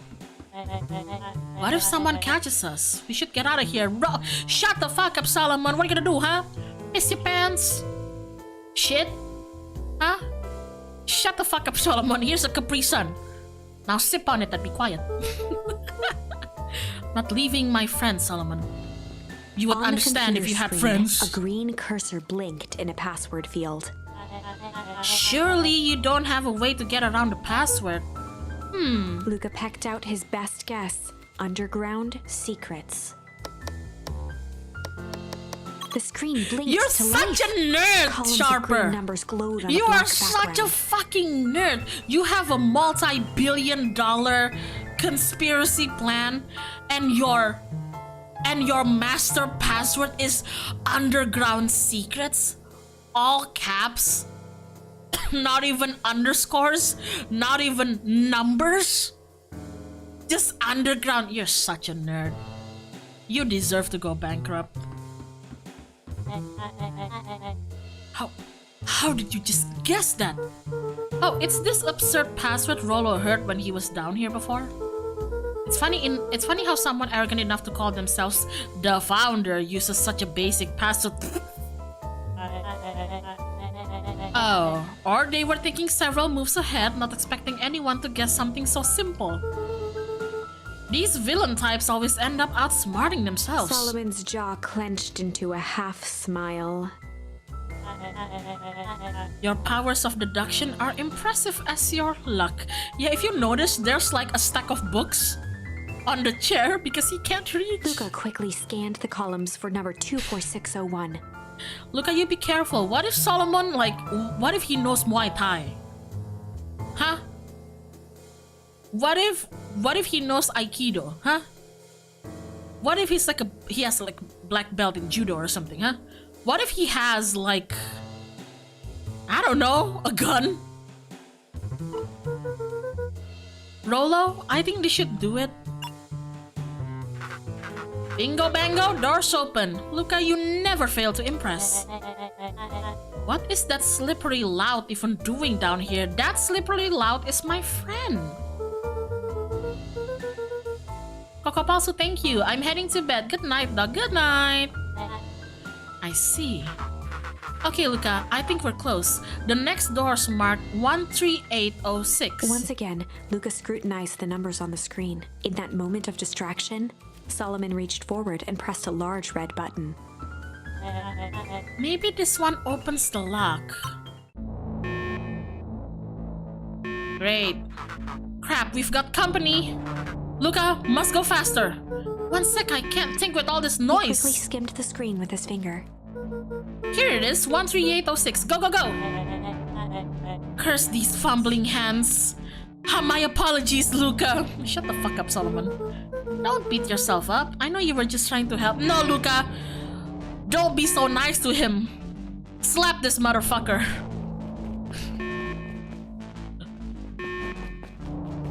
This is the only time, Luca, I would condone you to smack a child. This is a special occasion, Luca. This is the only time in my life do I condone you to smack a child. Smack him right now. Aw, man. No water cups. Rolo!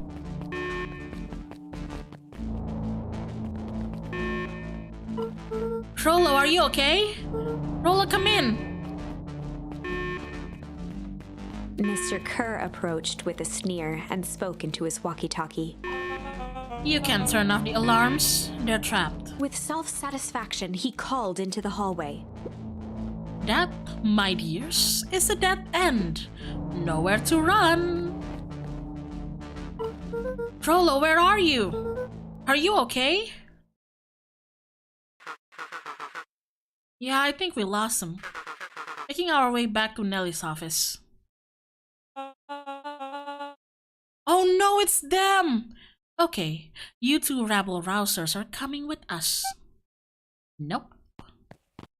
Whoa! Make a break for it! Did that little shit just kick me? Don't just stand there after them! Hell yeah, Roxy! Okay, I think that worked. Roxy and Fitz have them all on a wild goose chase. I am having trouble following what just happened. Shut up. Just sip on your Capri Sun like a good little kid, okay? Like I said, it's good to have friends. Rolo, how long do you think Roxy can distract them? How long can Roxy keep someone so pissed off they can't see straight? Let's just say we've got time.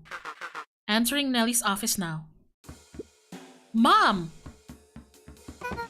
Oh, honey, what did you do to your hair? I thought you'd be happy I finally used the young chemist's lab kit.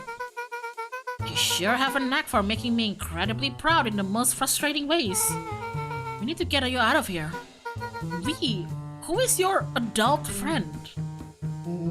Oh, I'm not an adult. Ever heard of a growth spurt? I had more of a growth spew.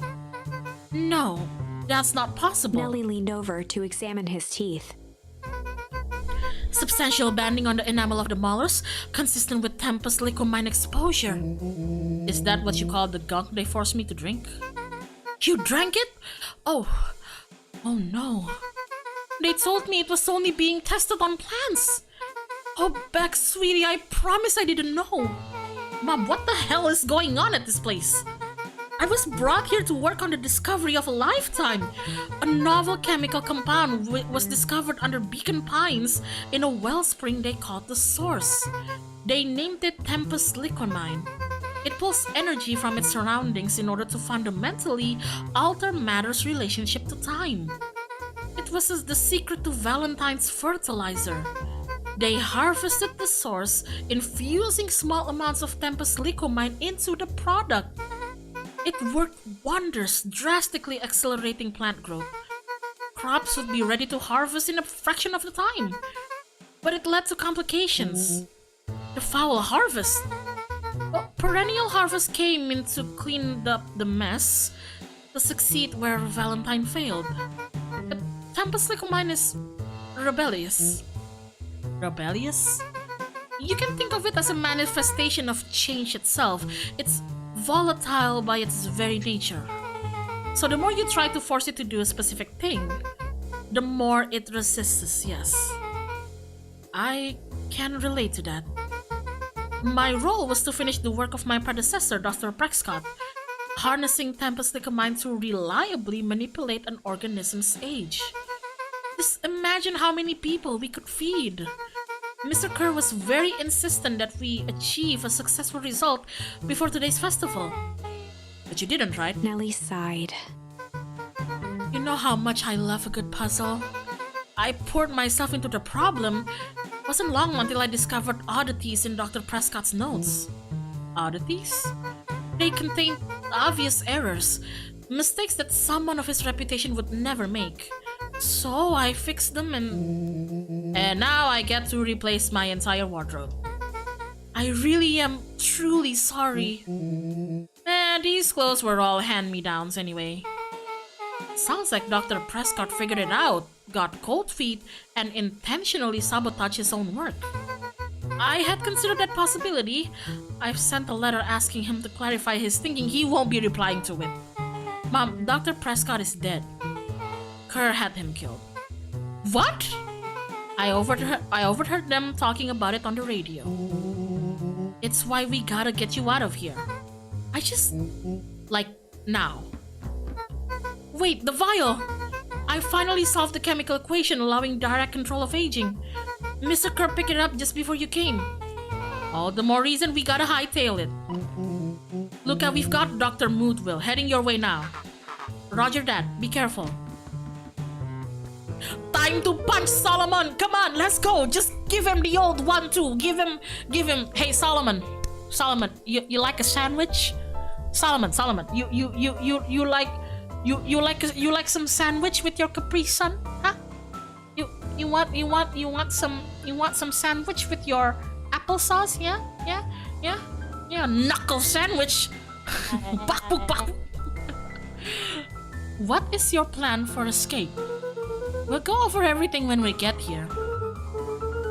In the meantime, maybe we can dig up some more info. Some more info on Solomon? Malice 80 proof whiskey. A hard drink for a hard man. Solomon! This isn't Capri Sun. Wait a minute, Solomon. This isn't orange juice. This isn't applesauce. A hard drink for a hard man. Wow, even his alcohol is arrogant. Solomon muttered inaudibly. I should just smother you right now. What's that? I said I shouldn't bother you right now. Don't be silly, you're no bother at all. Let's see what else this bad boy has on it. Security system, time card logs, payroll. You know, for being so evil, this guy sure is boring. Solomon once again muttered under his breath. Just you wait. Huh? Oh, nothing. Luca tugged on each of the cabinets. Dang, this must be the good stuff. They're all locked. Perhaps he's not as careless as you suspected. Oh yeah, I bet he just leaves his keys somewhere. It looks like the founder was helping Kerr plan the festival. Why would such a secretive leader be obsessed with a party? Only time will tell. Luca held his hand up to the ashtray. Still warm. You smoke? Solomon? Is this a cigarette? What? Solomon, this isn't Choki. He must have been in here recently.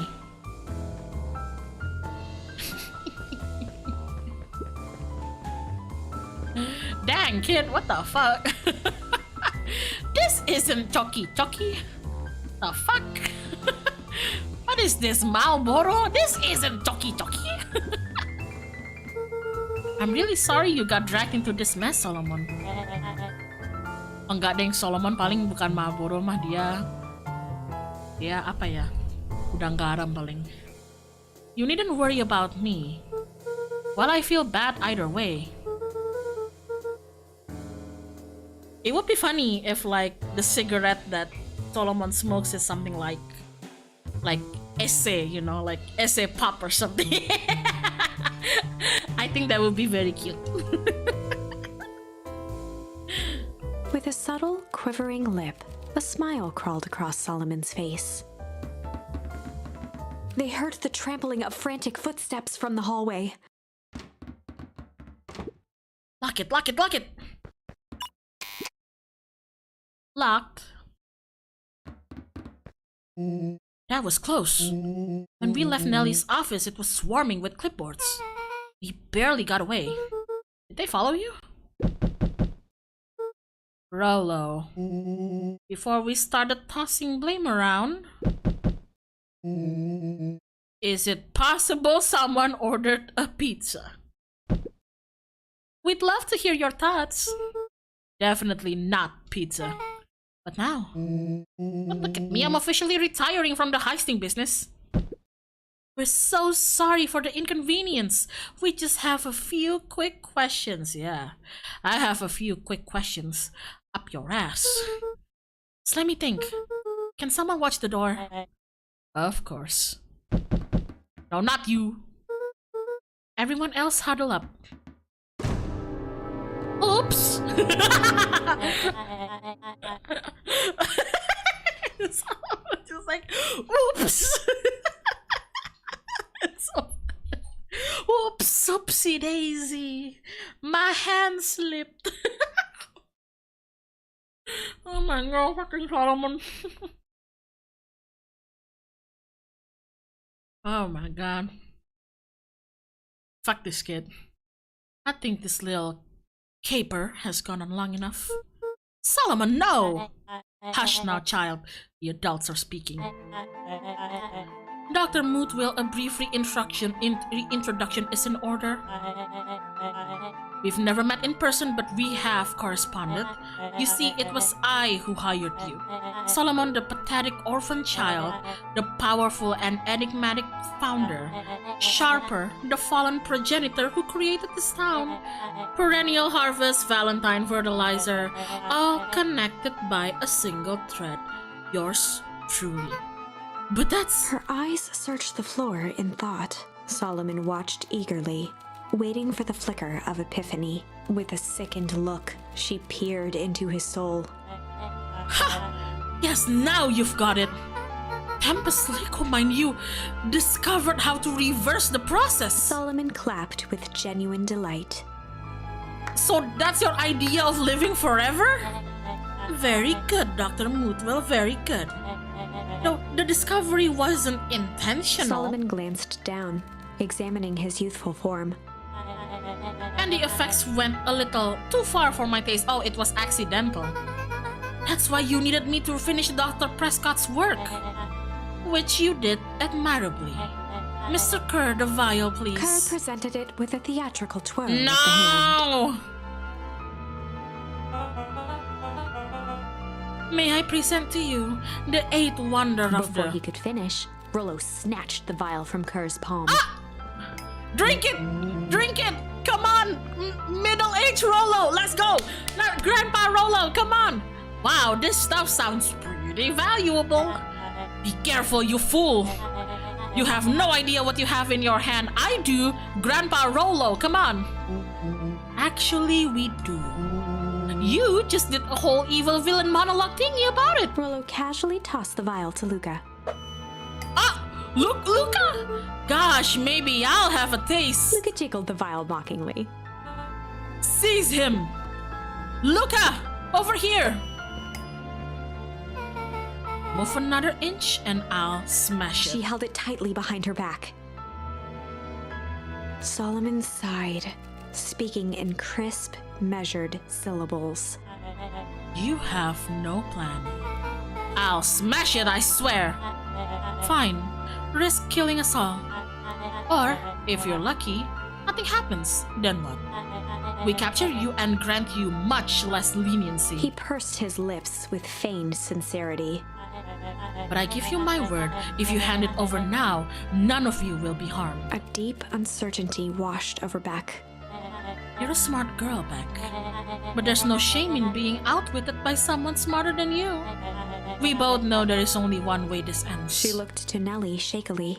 With a dispirited nod, Nellie sighed in defeat. Beck slowly approached Solomon. No, Beck! Punch him! Punch him! That's a good girl. Shut the fuck up, you. Fucking Discord mod. Beck, don't do it!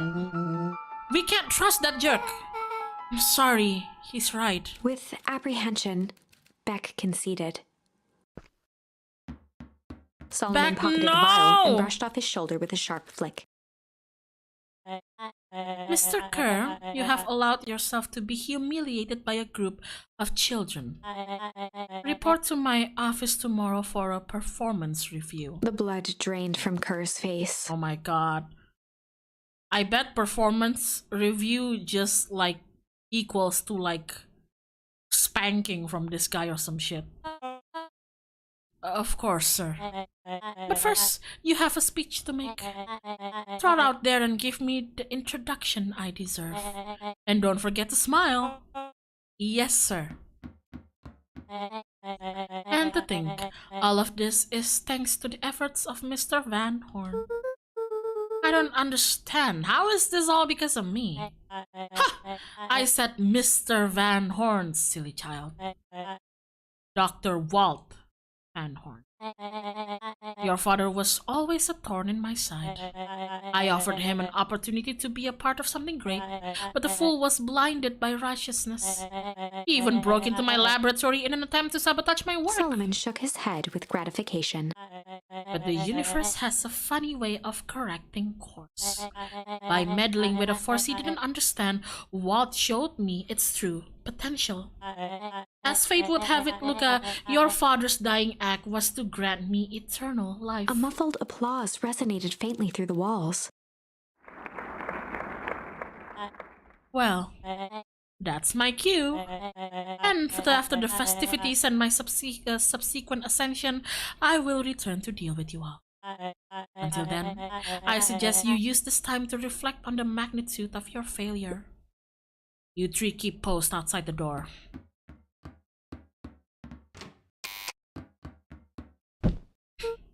Well, crap. What do we do? I can't believe Beck sold us out like that. I'm not sure she had any other choice. So what now? What's the plan? I don't have one. Of course you do. You always have a plan. Rolo, you just need some time. Rolo, it's over. We lost. Is Eleanor still gonna torch the hole? I think so. Nellie was staring at the floor, deep in thought. Sorry, Luca. Give me a minute to calm my mind. Hey, Beck. Hey. I'm sorry, Luca. I did what I had to do. No, it's just... we were so close. I've got a feeling that eventually Solomon will get what's coming to him. Time wounds all heals. Well, time seems like less of an issue for him now. Luca, there's something you should know. After Mr. Kerr locked me in that office, I had nothing but time and curiosity. I poked around a bit, hoping to find a means of escape, but I found something else. A note, hidden in a false drawer. What sort of note? Dr. Prescott must have sensed his time at Perennial Harvest was growing short. So he left behind a letter with the hope it would be found by his successor. It was a confession of sorts. He left it for me, but its contents... Luca, I think they were meant for you. Why? What did it say? It was about an incident with your mother. Dr. Prescott found her in his lab with a stolen keycard. Right! Eleanor was trying to sneak in. There was an accident. She had been exposed to extreme amounts of Tempus Lycomine. The color dropped from Luca's face. She survived. Dr. Prescott decided to help her recover. He no longer trusted perennial harvest, so he kept her whereabouts a secret. Over time, your mother led him to reconsider the purpose of scientific discovery. Science is often at the vanguard of change, but that doesn't mean it's always right. You realize that no one should have control over something as powerful as time itself. I now believe that's why he began to intentionally sabotage his own work. And it cost him his life. That's a reasonable conclusion. Luca was overwhelmed with emotion. But if she's alive, where has she been? Where is she now? A sudden explosion sounded from the hull. Oh shit. Chapter 8. Comeuppance. Ears still ringing, Gran picked herself up off the ground. Through the dust and smoke, she looked over to see Mrs. Fratelli helping Hiram Tolliver to his feet. She'd had to beg, borrow, and steal to acquire those explosives. Oh? How many nights had she spent visualizing how she'd use them to make things right? And now, her one shot at destroying the source, that damned hole that swallowed so much of her life, was gone. Traded for this jagged hole in a wall and a foolhardy shot at rescuing Rollo. Oh. With Fratelli and Tolliver at her side, she stepped through. It was a strange feeling. The last time she'd stalked this maze of hallways, it was in a different body. They quickly rounded a corner to find a group of clipboards guarding a door. Something worth guarding is probably something worth seeing. She leapt forward, brandishing her cane. Oh, beat them up, Mom! If her last chance at vengeance for things lost was truly gone, she would just have to fight to keep what she still had. Beat them up! Use that I know you've been training to punch things. Oh shit, oh fuck. Oh! Woo! Cran, what are you doing here? Luca, what are you doing here? We're here to save Nellie. We're here to save Rollo. Hey, Mrs. Lucas Gran. That's awful nice of you. But I'm fine. Oh, no, what did they... Gran, there's no time to explain. We have to go now. Come on, everyone. We've got a party to crash. They made their way out from deep within Perennial Harvest, just as Solomon finished up his speech. Thankfully, we can dispense with the formalities from here on out. Solomon pulled a glass vial from his pocket. We've got to stop him! In one smooth motion, he downed its contents. A triumphant smile grew across Solomon's lips. No! Well, I guess that's it. We lost. I wouldn't be so sure about that. Beck, what did you do? With a mischievous look, Beck elbowed Luca. Remember when I had the vial behind my back? I might have tweaked his wonder potion with a little... Oh my god! Change? Malice or junk? Oh shit! What about Malice? Is he gonna die? Is it poison? His wonder potion with a little malice. Is it poison? Can we poison him? Can we murder this guy? Malice, the whiskey from his office? Oh, Malice the whiskey. Yep. Dude had an unfinished glass on his desk. Figured his grow juice could use a little hair of the dog.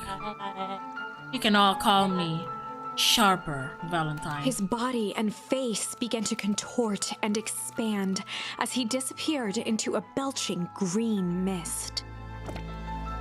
What's happening to him?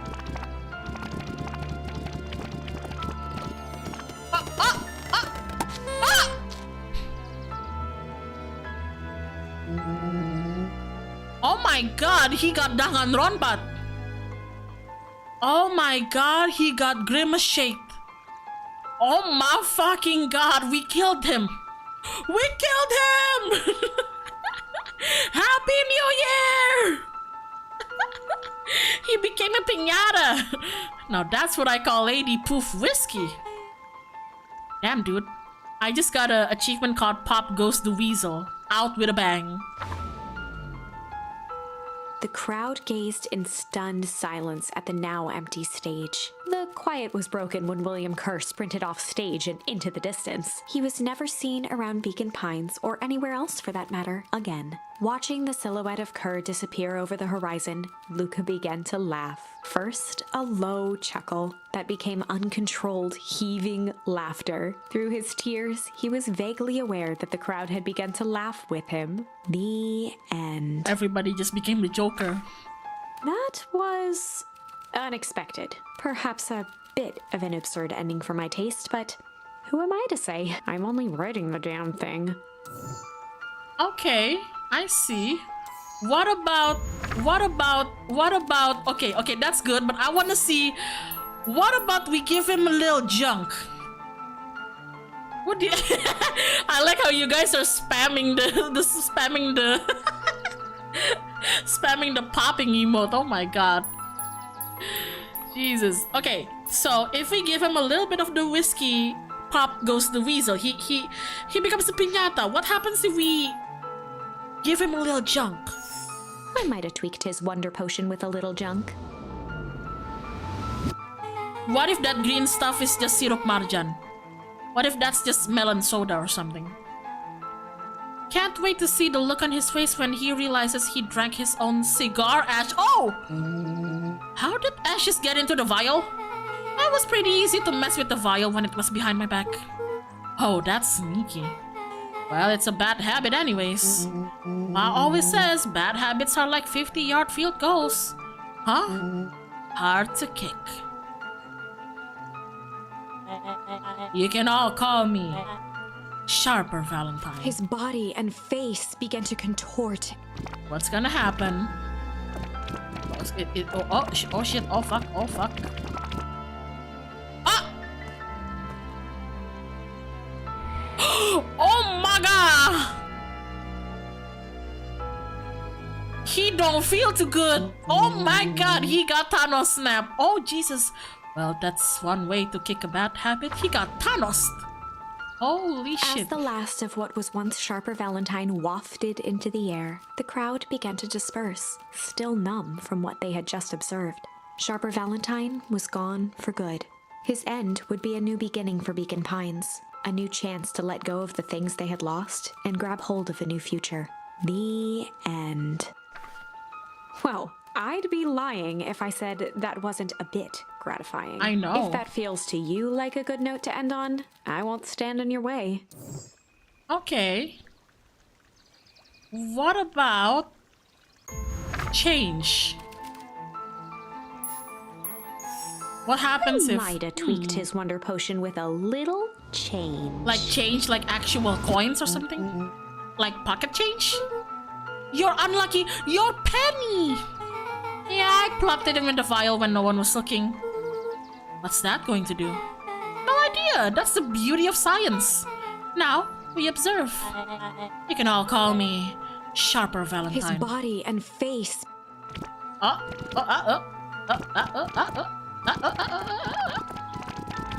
Harper? Oh! Holy crap, he's a baby? Yeah, but he's still Sharper, right?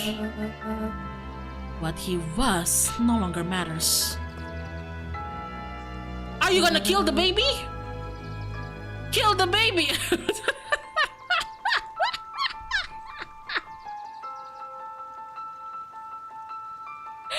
If you could turn back time to the good old day, eat the baby, girl!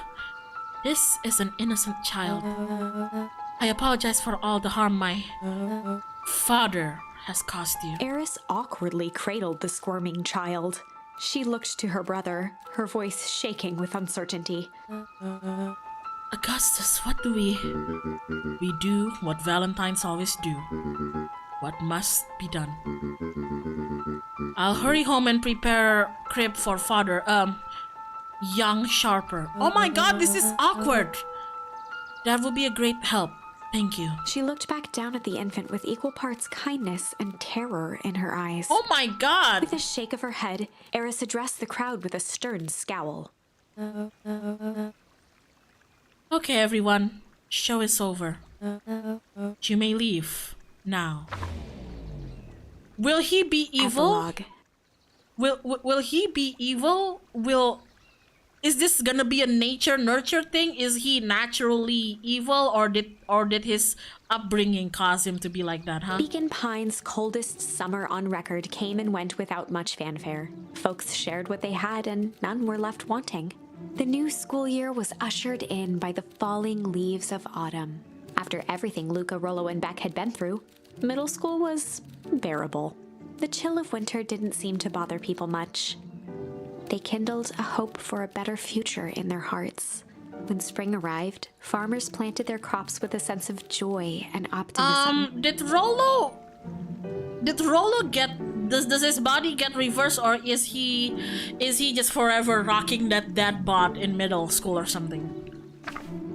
And as the dawn of the first day of summer came again, its light slowly spread through the shallow valley. It crept over the town square, across the river, past the neglected welcome sign, and came to rest on a young boy sleeping at dawn, his mind at peace, knowing he is here for a reason. Damn. Wake up, bitch! Wake up!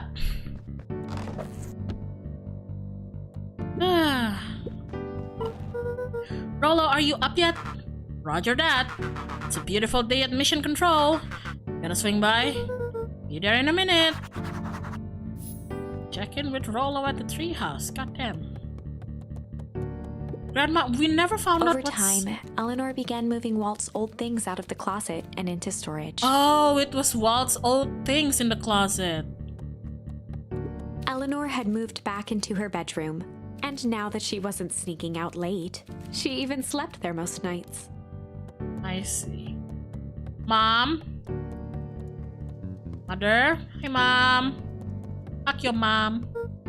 Mom, I'm ready to go now. Go on without me. I'll meet you there. Got a batch of jam to finish jarring.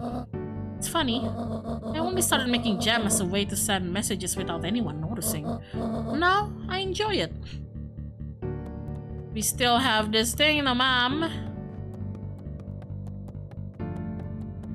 God, the only thing I'm sad about with like Rollo and Eleanor having their growth spurt is that, God,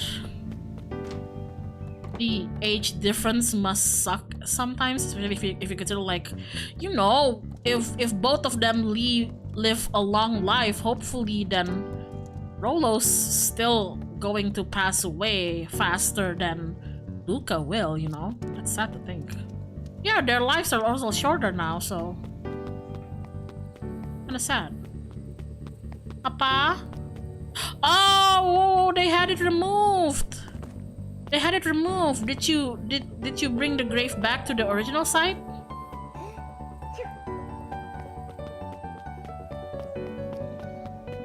Can't they make some of the gloop for themselves since we found out the secret ingredient was copper? True. That's actually true. Oh, hey, Roxy. I hear you and Rollo have a big plan for that little treehouse. Yeah, it started getting crowded after we revoked the max capacity 1 Rollo, 1 Luca rule. So we decided to expand. But at least we've got some help with that. How's the internship at Nelly and Ilona's shop going? It's been great. I'm hoping it helps me get into School of Agriculture up at State. Also, Nelly said she'd write a letter of recommendation, which would be huge. I just can't help but worry about leaving Rollo.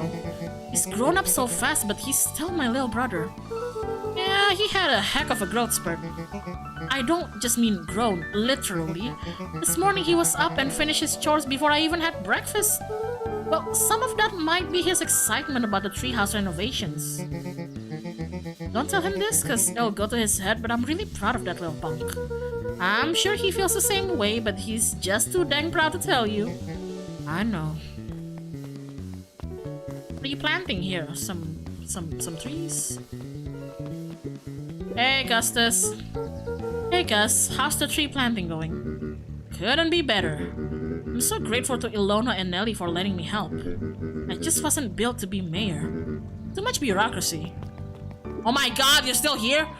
Gus, we finished cleaning up the sidewalks. What's next? When Perennial Harvest collapsed, most of the clipboards skipped town. but some stuck around and dedicated themselves to making things right. Anyone with a knack for art can help paint the new offices. You can count on us. Well, it looks like you really found your calling. I never really felt comfortable telling people what to do. Now, this right here. This is something I can be proud of. Yay for you guys. Slow and dirty harvest? That's so cute. How's the napping this morning? The most underrated part of a good nap is the view. And the view's getting greener every day. Nice. Hey guys. How's it hanging? I see you decided on a name. Yep, we had to clear out all the old stuff before putting on the final touch. Slow and Dirty Harvest is now official. I like it. It was actually Nelly's idea. There's still a lot of work to do and the name serves as a reminder. Just because progress is important doesn't mean change should happen fast. In fact, I've learned that the more you care about something, the more important it is to take things slow. Our motto is, go slow and fix things. Amen to that! Yeah, I know I should be going to the treehouse. I better not dilly-dally. Gotta get to the treehouse. Okay.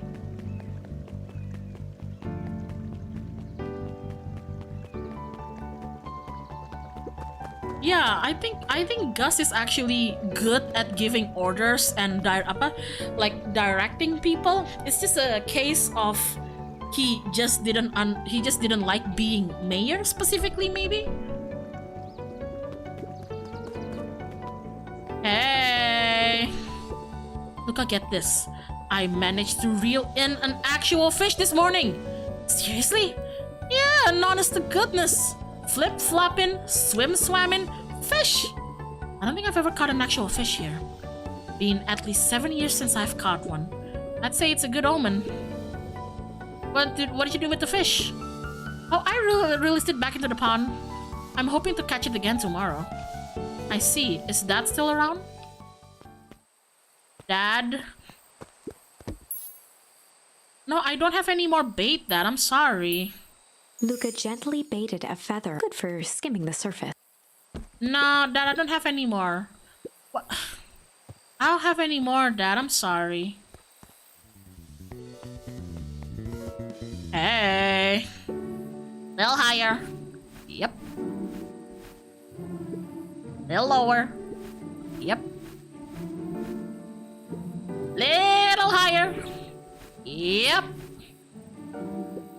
I'm telling you, the angle isn't the issue. We need more power to the radio. Luca, there you are. Would you tell him it's not the angle? Hey, I'm not in charge of antenna redesign. Fine, Iggy, just don't do anything drastic until we get back. Who, me? Fish, you're in charge while I'm gone. Yep. They'll be fine, right? They'll be fine. If we really want mission control to turn into something bigger and better, we have to loosen our grip a bit. You're right. Lead the way. Check in with back. My God, it's already 2 a.m. I'm actually getting a bit exhausted. I know we haven't gone through the other route. I'm actually getting exhausted. Are you still reading? Motherfucker. He looked to his friends with a thankful smile. After everything that could have gone wrong, everything that did go wrong, we made it. The end. Closing her eyes, Miss Hatch took a deep, relaxing breath. Please tell me it's a good ending, Miss Hatch. Close the book, Miss Hatch, please. Oh, hello, Luca. How are you? Really good, actually. That's wonderful. Did I miss anything? I think you're pretty much up to speed. Stop reading! God damn it, close the book already! What else is there to read? Bitch, what the fuck? Luca, do you want a biscotti? On the house. I don't really have time. Zerio, you gotta come and see this. I finally did it. I pulled the perfect espresso. Aw, Lumi. If I didn't know better, I would think you're proud of something. As if I know. It's too late. You are now officially a person that cares. Good for you, Lumi. Oh, hey, Eris. Young Mr. Van Horn. You know, Eris, it's not too late. The baby. There's a fountain right there. How's little Solomon, Sharper doing? Young Sharper seems to enjoy nature more than I, so we do a lot of strolling these days. Has he, you know, attempted to crawl out of his crib and plot world domination?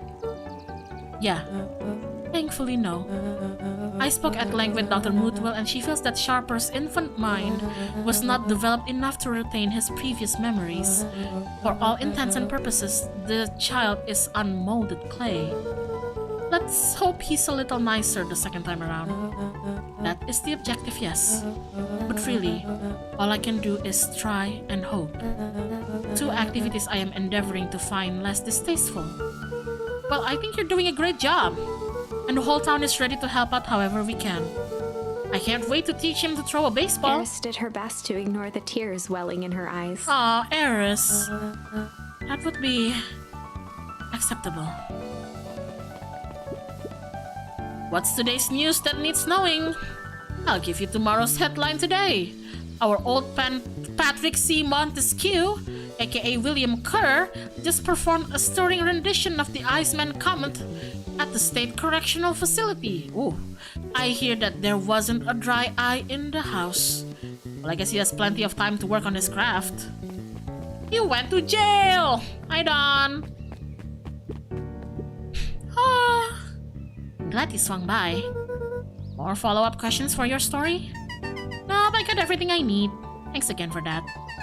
I sent a draft of the story to a reporter in Capital City, and they offered me an internship. Oh my god!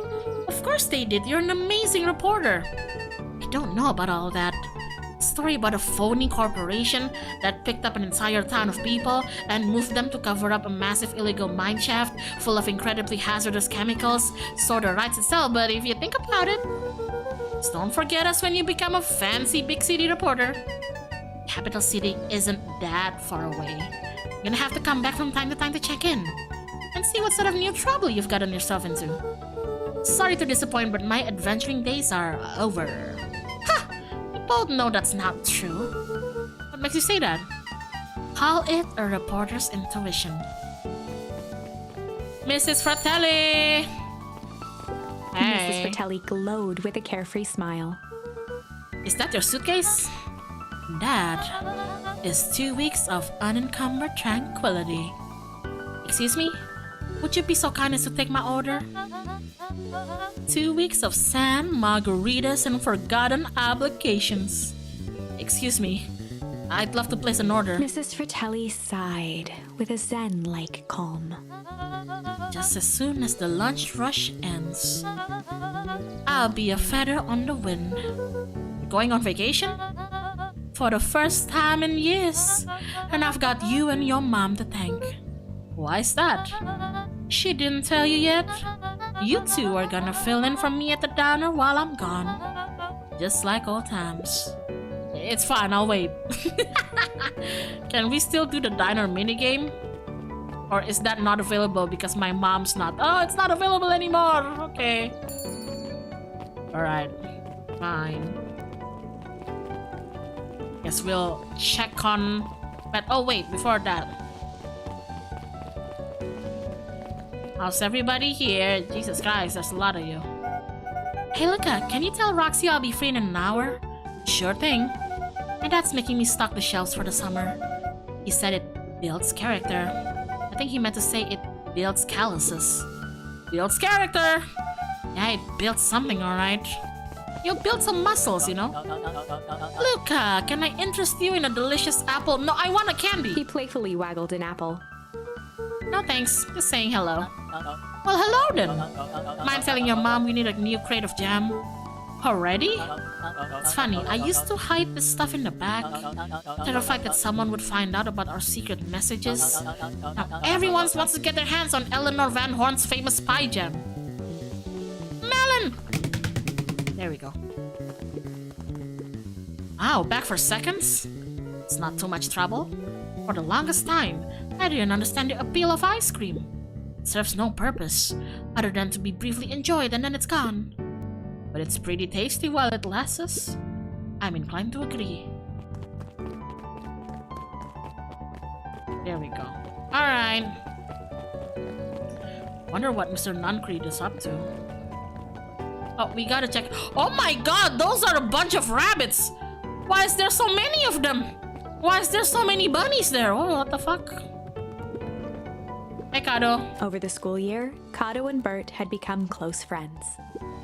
But did you know that when they covered up the source, they found a new species of fungus?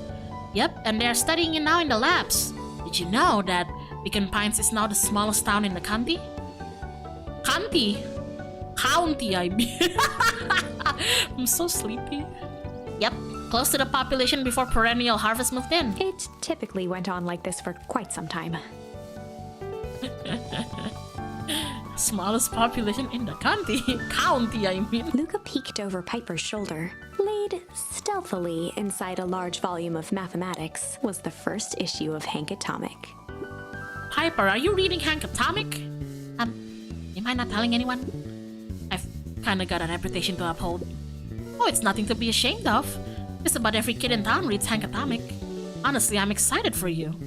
What I'd give to start over fresh. To experience it again for the first time. Guess that's the downside of finishing something nice. At least now I can enjoy it again through you. Promise to tell me about it as you go? Sure thing. Alright, Jace, give me the Hank Atomic spoiler, you spoilerino. Can't believe it's over. Yeah, the town's really starting to turn a new leaf. The town? I was talking about Hank Atomic. I just finished the last issue. How was it? As great as always. Hank finally returned to Earth. But I just feel weird now. Weird can be cool.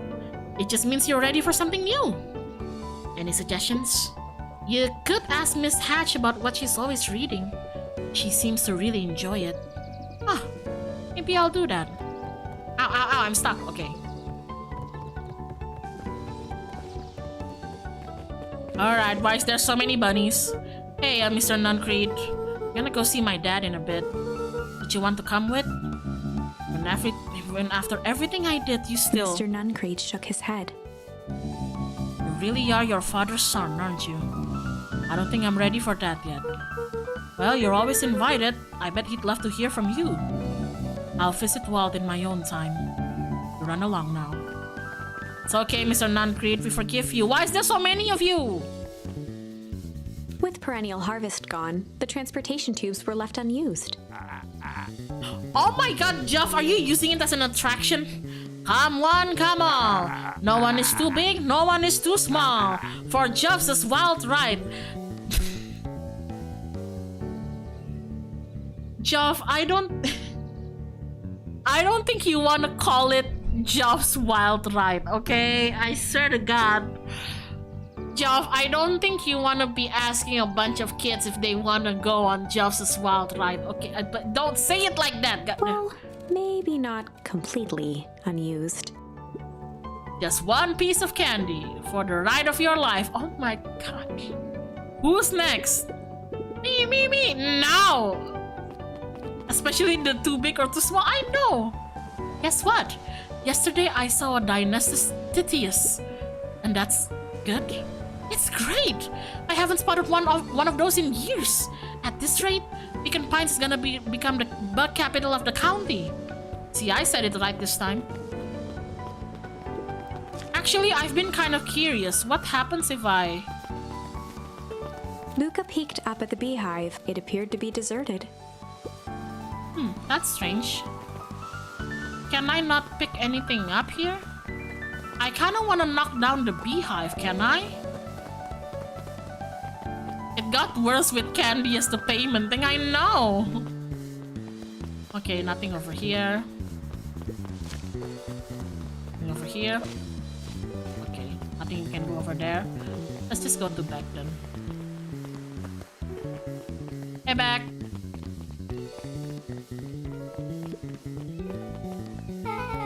I have news I think you'll enjoy. The This morning, I unpacked my last box. You're officially moved in. It's just a box. Let's not blow this out of proportion. It sounds an awful lot like putting down roots. I guess I decided this place is root-worthy. You're gonna be stuck with me for the foreseeable future. I do have to warn you, most years aren't going to be as interesting as this one. I think I'll manage. Ready? Before we go, there's a bit of a surprise. What is it? Ooh. Oh, you're gonna replant the tree? My mom's prepared this tree especially for you. They didn't have to do that. It wasn't just them. It's about the whole town pitched in. We all owe you. It should do okay in the cold of old pines and thrive as things warms up. That's perfect. When you're ready, take Joseph's wild ride to old pines. I wanna go on Joseph's wild ride. Hell yeah! When you're ready, I'm ready. Okay. Guys, I'm gonna be honest with you guys. I'm starting to get really tired, and I still have to do some packing, and it's already 2 a.m. at my place. So, whatever the ending of this branch is, I'll accept it, and maybe, just maybe, I'll do a quick stream later after I've moved in to try the other branch. Or maybe I'll just look it up on YouTube. I don't know, but like maybe I'll do a really quick stream later on someday after I'm moved in. So yeah. Hey Jeff, I'm cutting in line, okay? Ah, you got it. That's a good-looking tree. Being a special occasion and whatnot, there's rights on the house. You're gonna wanna hang on tight to that little tree. Yay, Joe's wild ride! Hey, Dad. I think this is it. The end I've been waiting for. Honestly, I'd begun to lose hope of ever finding it. But then you came along. Oh, narrator.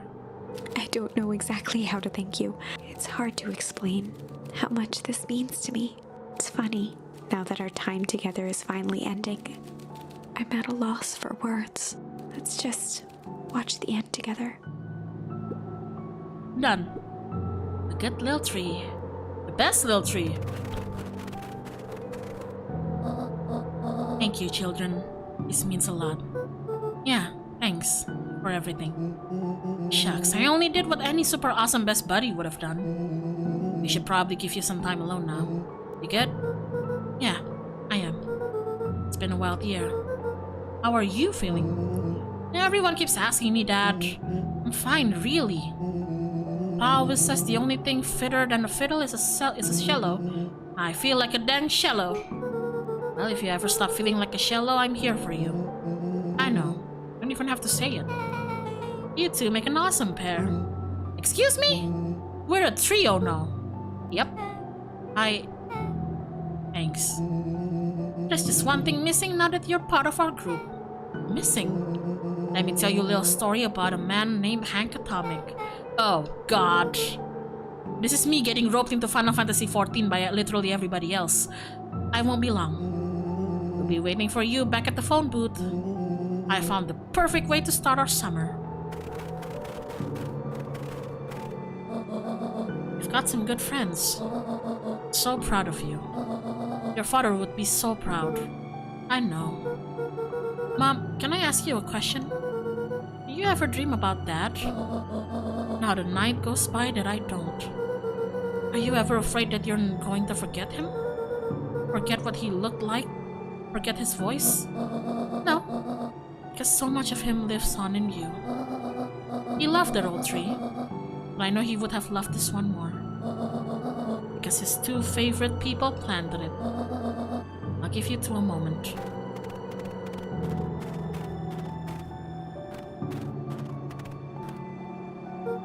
Hey Dad. Dr. Moodwell says that over the next few years this place should warm up.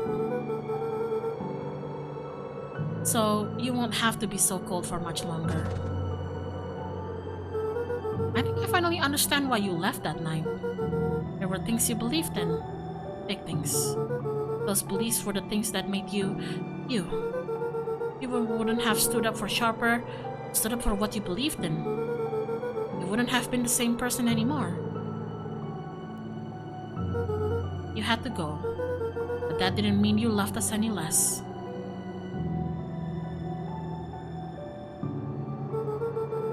I might not visit you as much as I used to. I know you understand. Ah, Luca.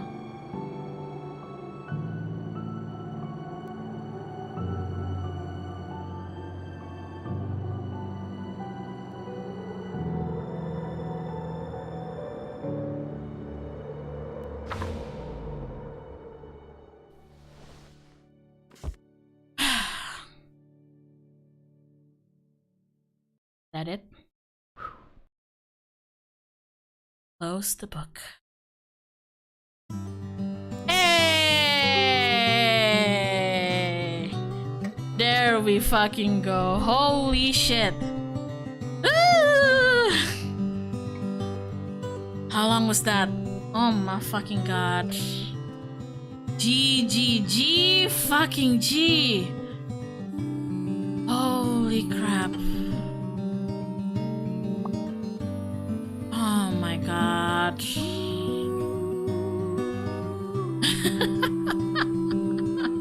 Wow, what a ride. Wild as jobs. 6 hours, 6 hours. And I still have to pack after this. I'm going to disturb some of my friends. I know some of my friends are still awake. I'm gonna call them and I'm gonna make them accompany me as I pack my fucking underwear into my suitcase. Holy shit. Finally, I am free! Oh my god. No rest, Hyun. It's okay. I have a stream with Michan in the afternoon, so I might not rest at all, maybe. We'll see. I'll try to rest a bit just so I don't be too sleepy or loopy in Michan's stream. But yeah. If I can, I'll probably rest after the stream with Michan. We'll see anyway. It's all very flexible, so we'll see. But anyway, I think that's all.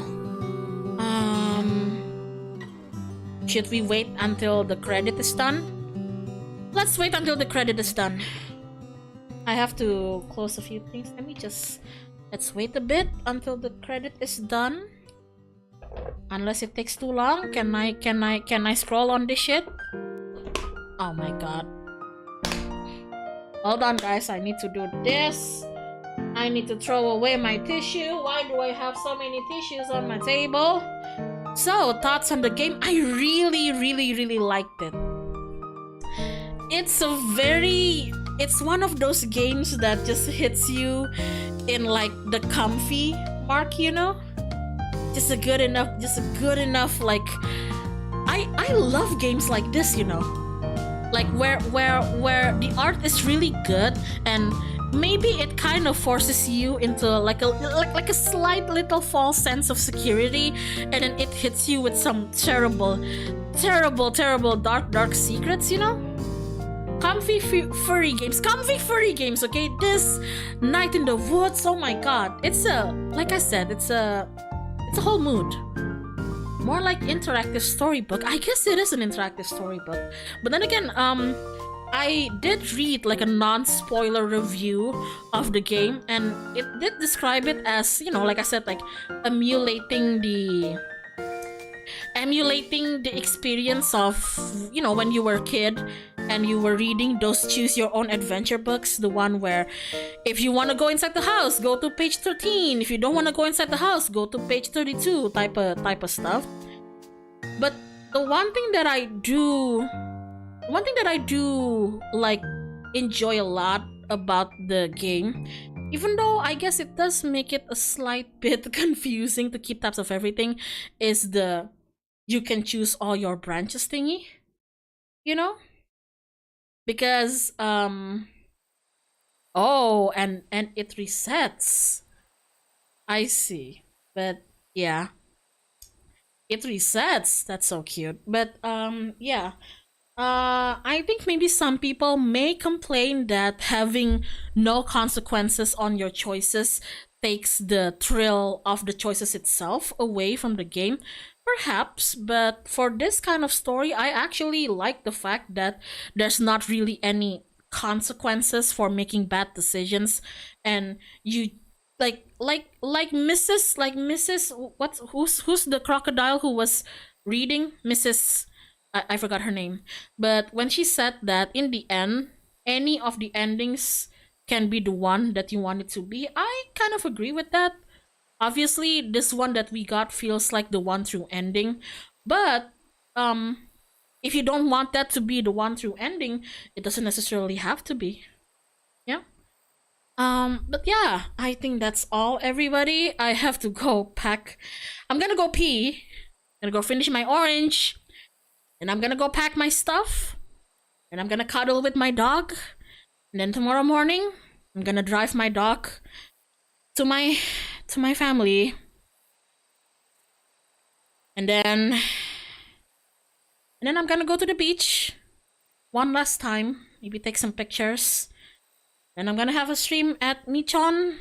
And then gonna pack some more. And then the next day, I'm gonna be gone from this place. Not forever. We still have time. But yeah, anyway, thank you so much, everybody, for stopping by. Oh my god, 6 freaking hours! Holy shit! But yeah, I hope you enjoyed that. Do recommend this game to your friends if they're looking for something. It's still Steam Summer Sale, is it? I don't know. But anyway, thank you so much, everybody, for stopping by. This has been Beacon Pines. I'll see you all tomorrow. Stay healthy, happy, and toasty, and as usual, get well soon. Bye bye.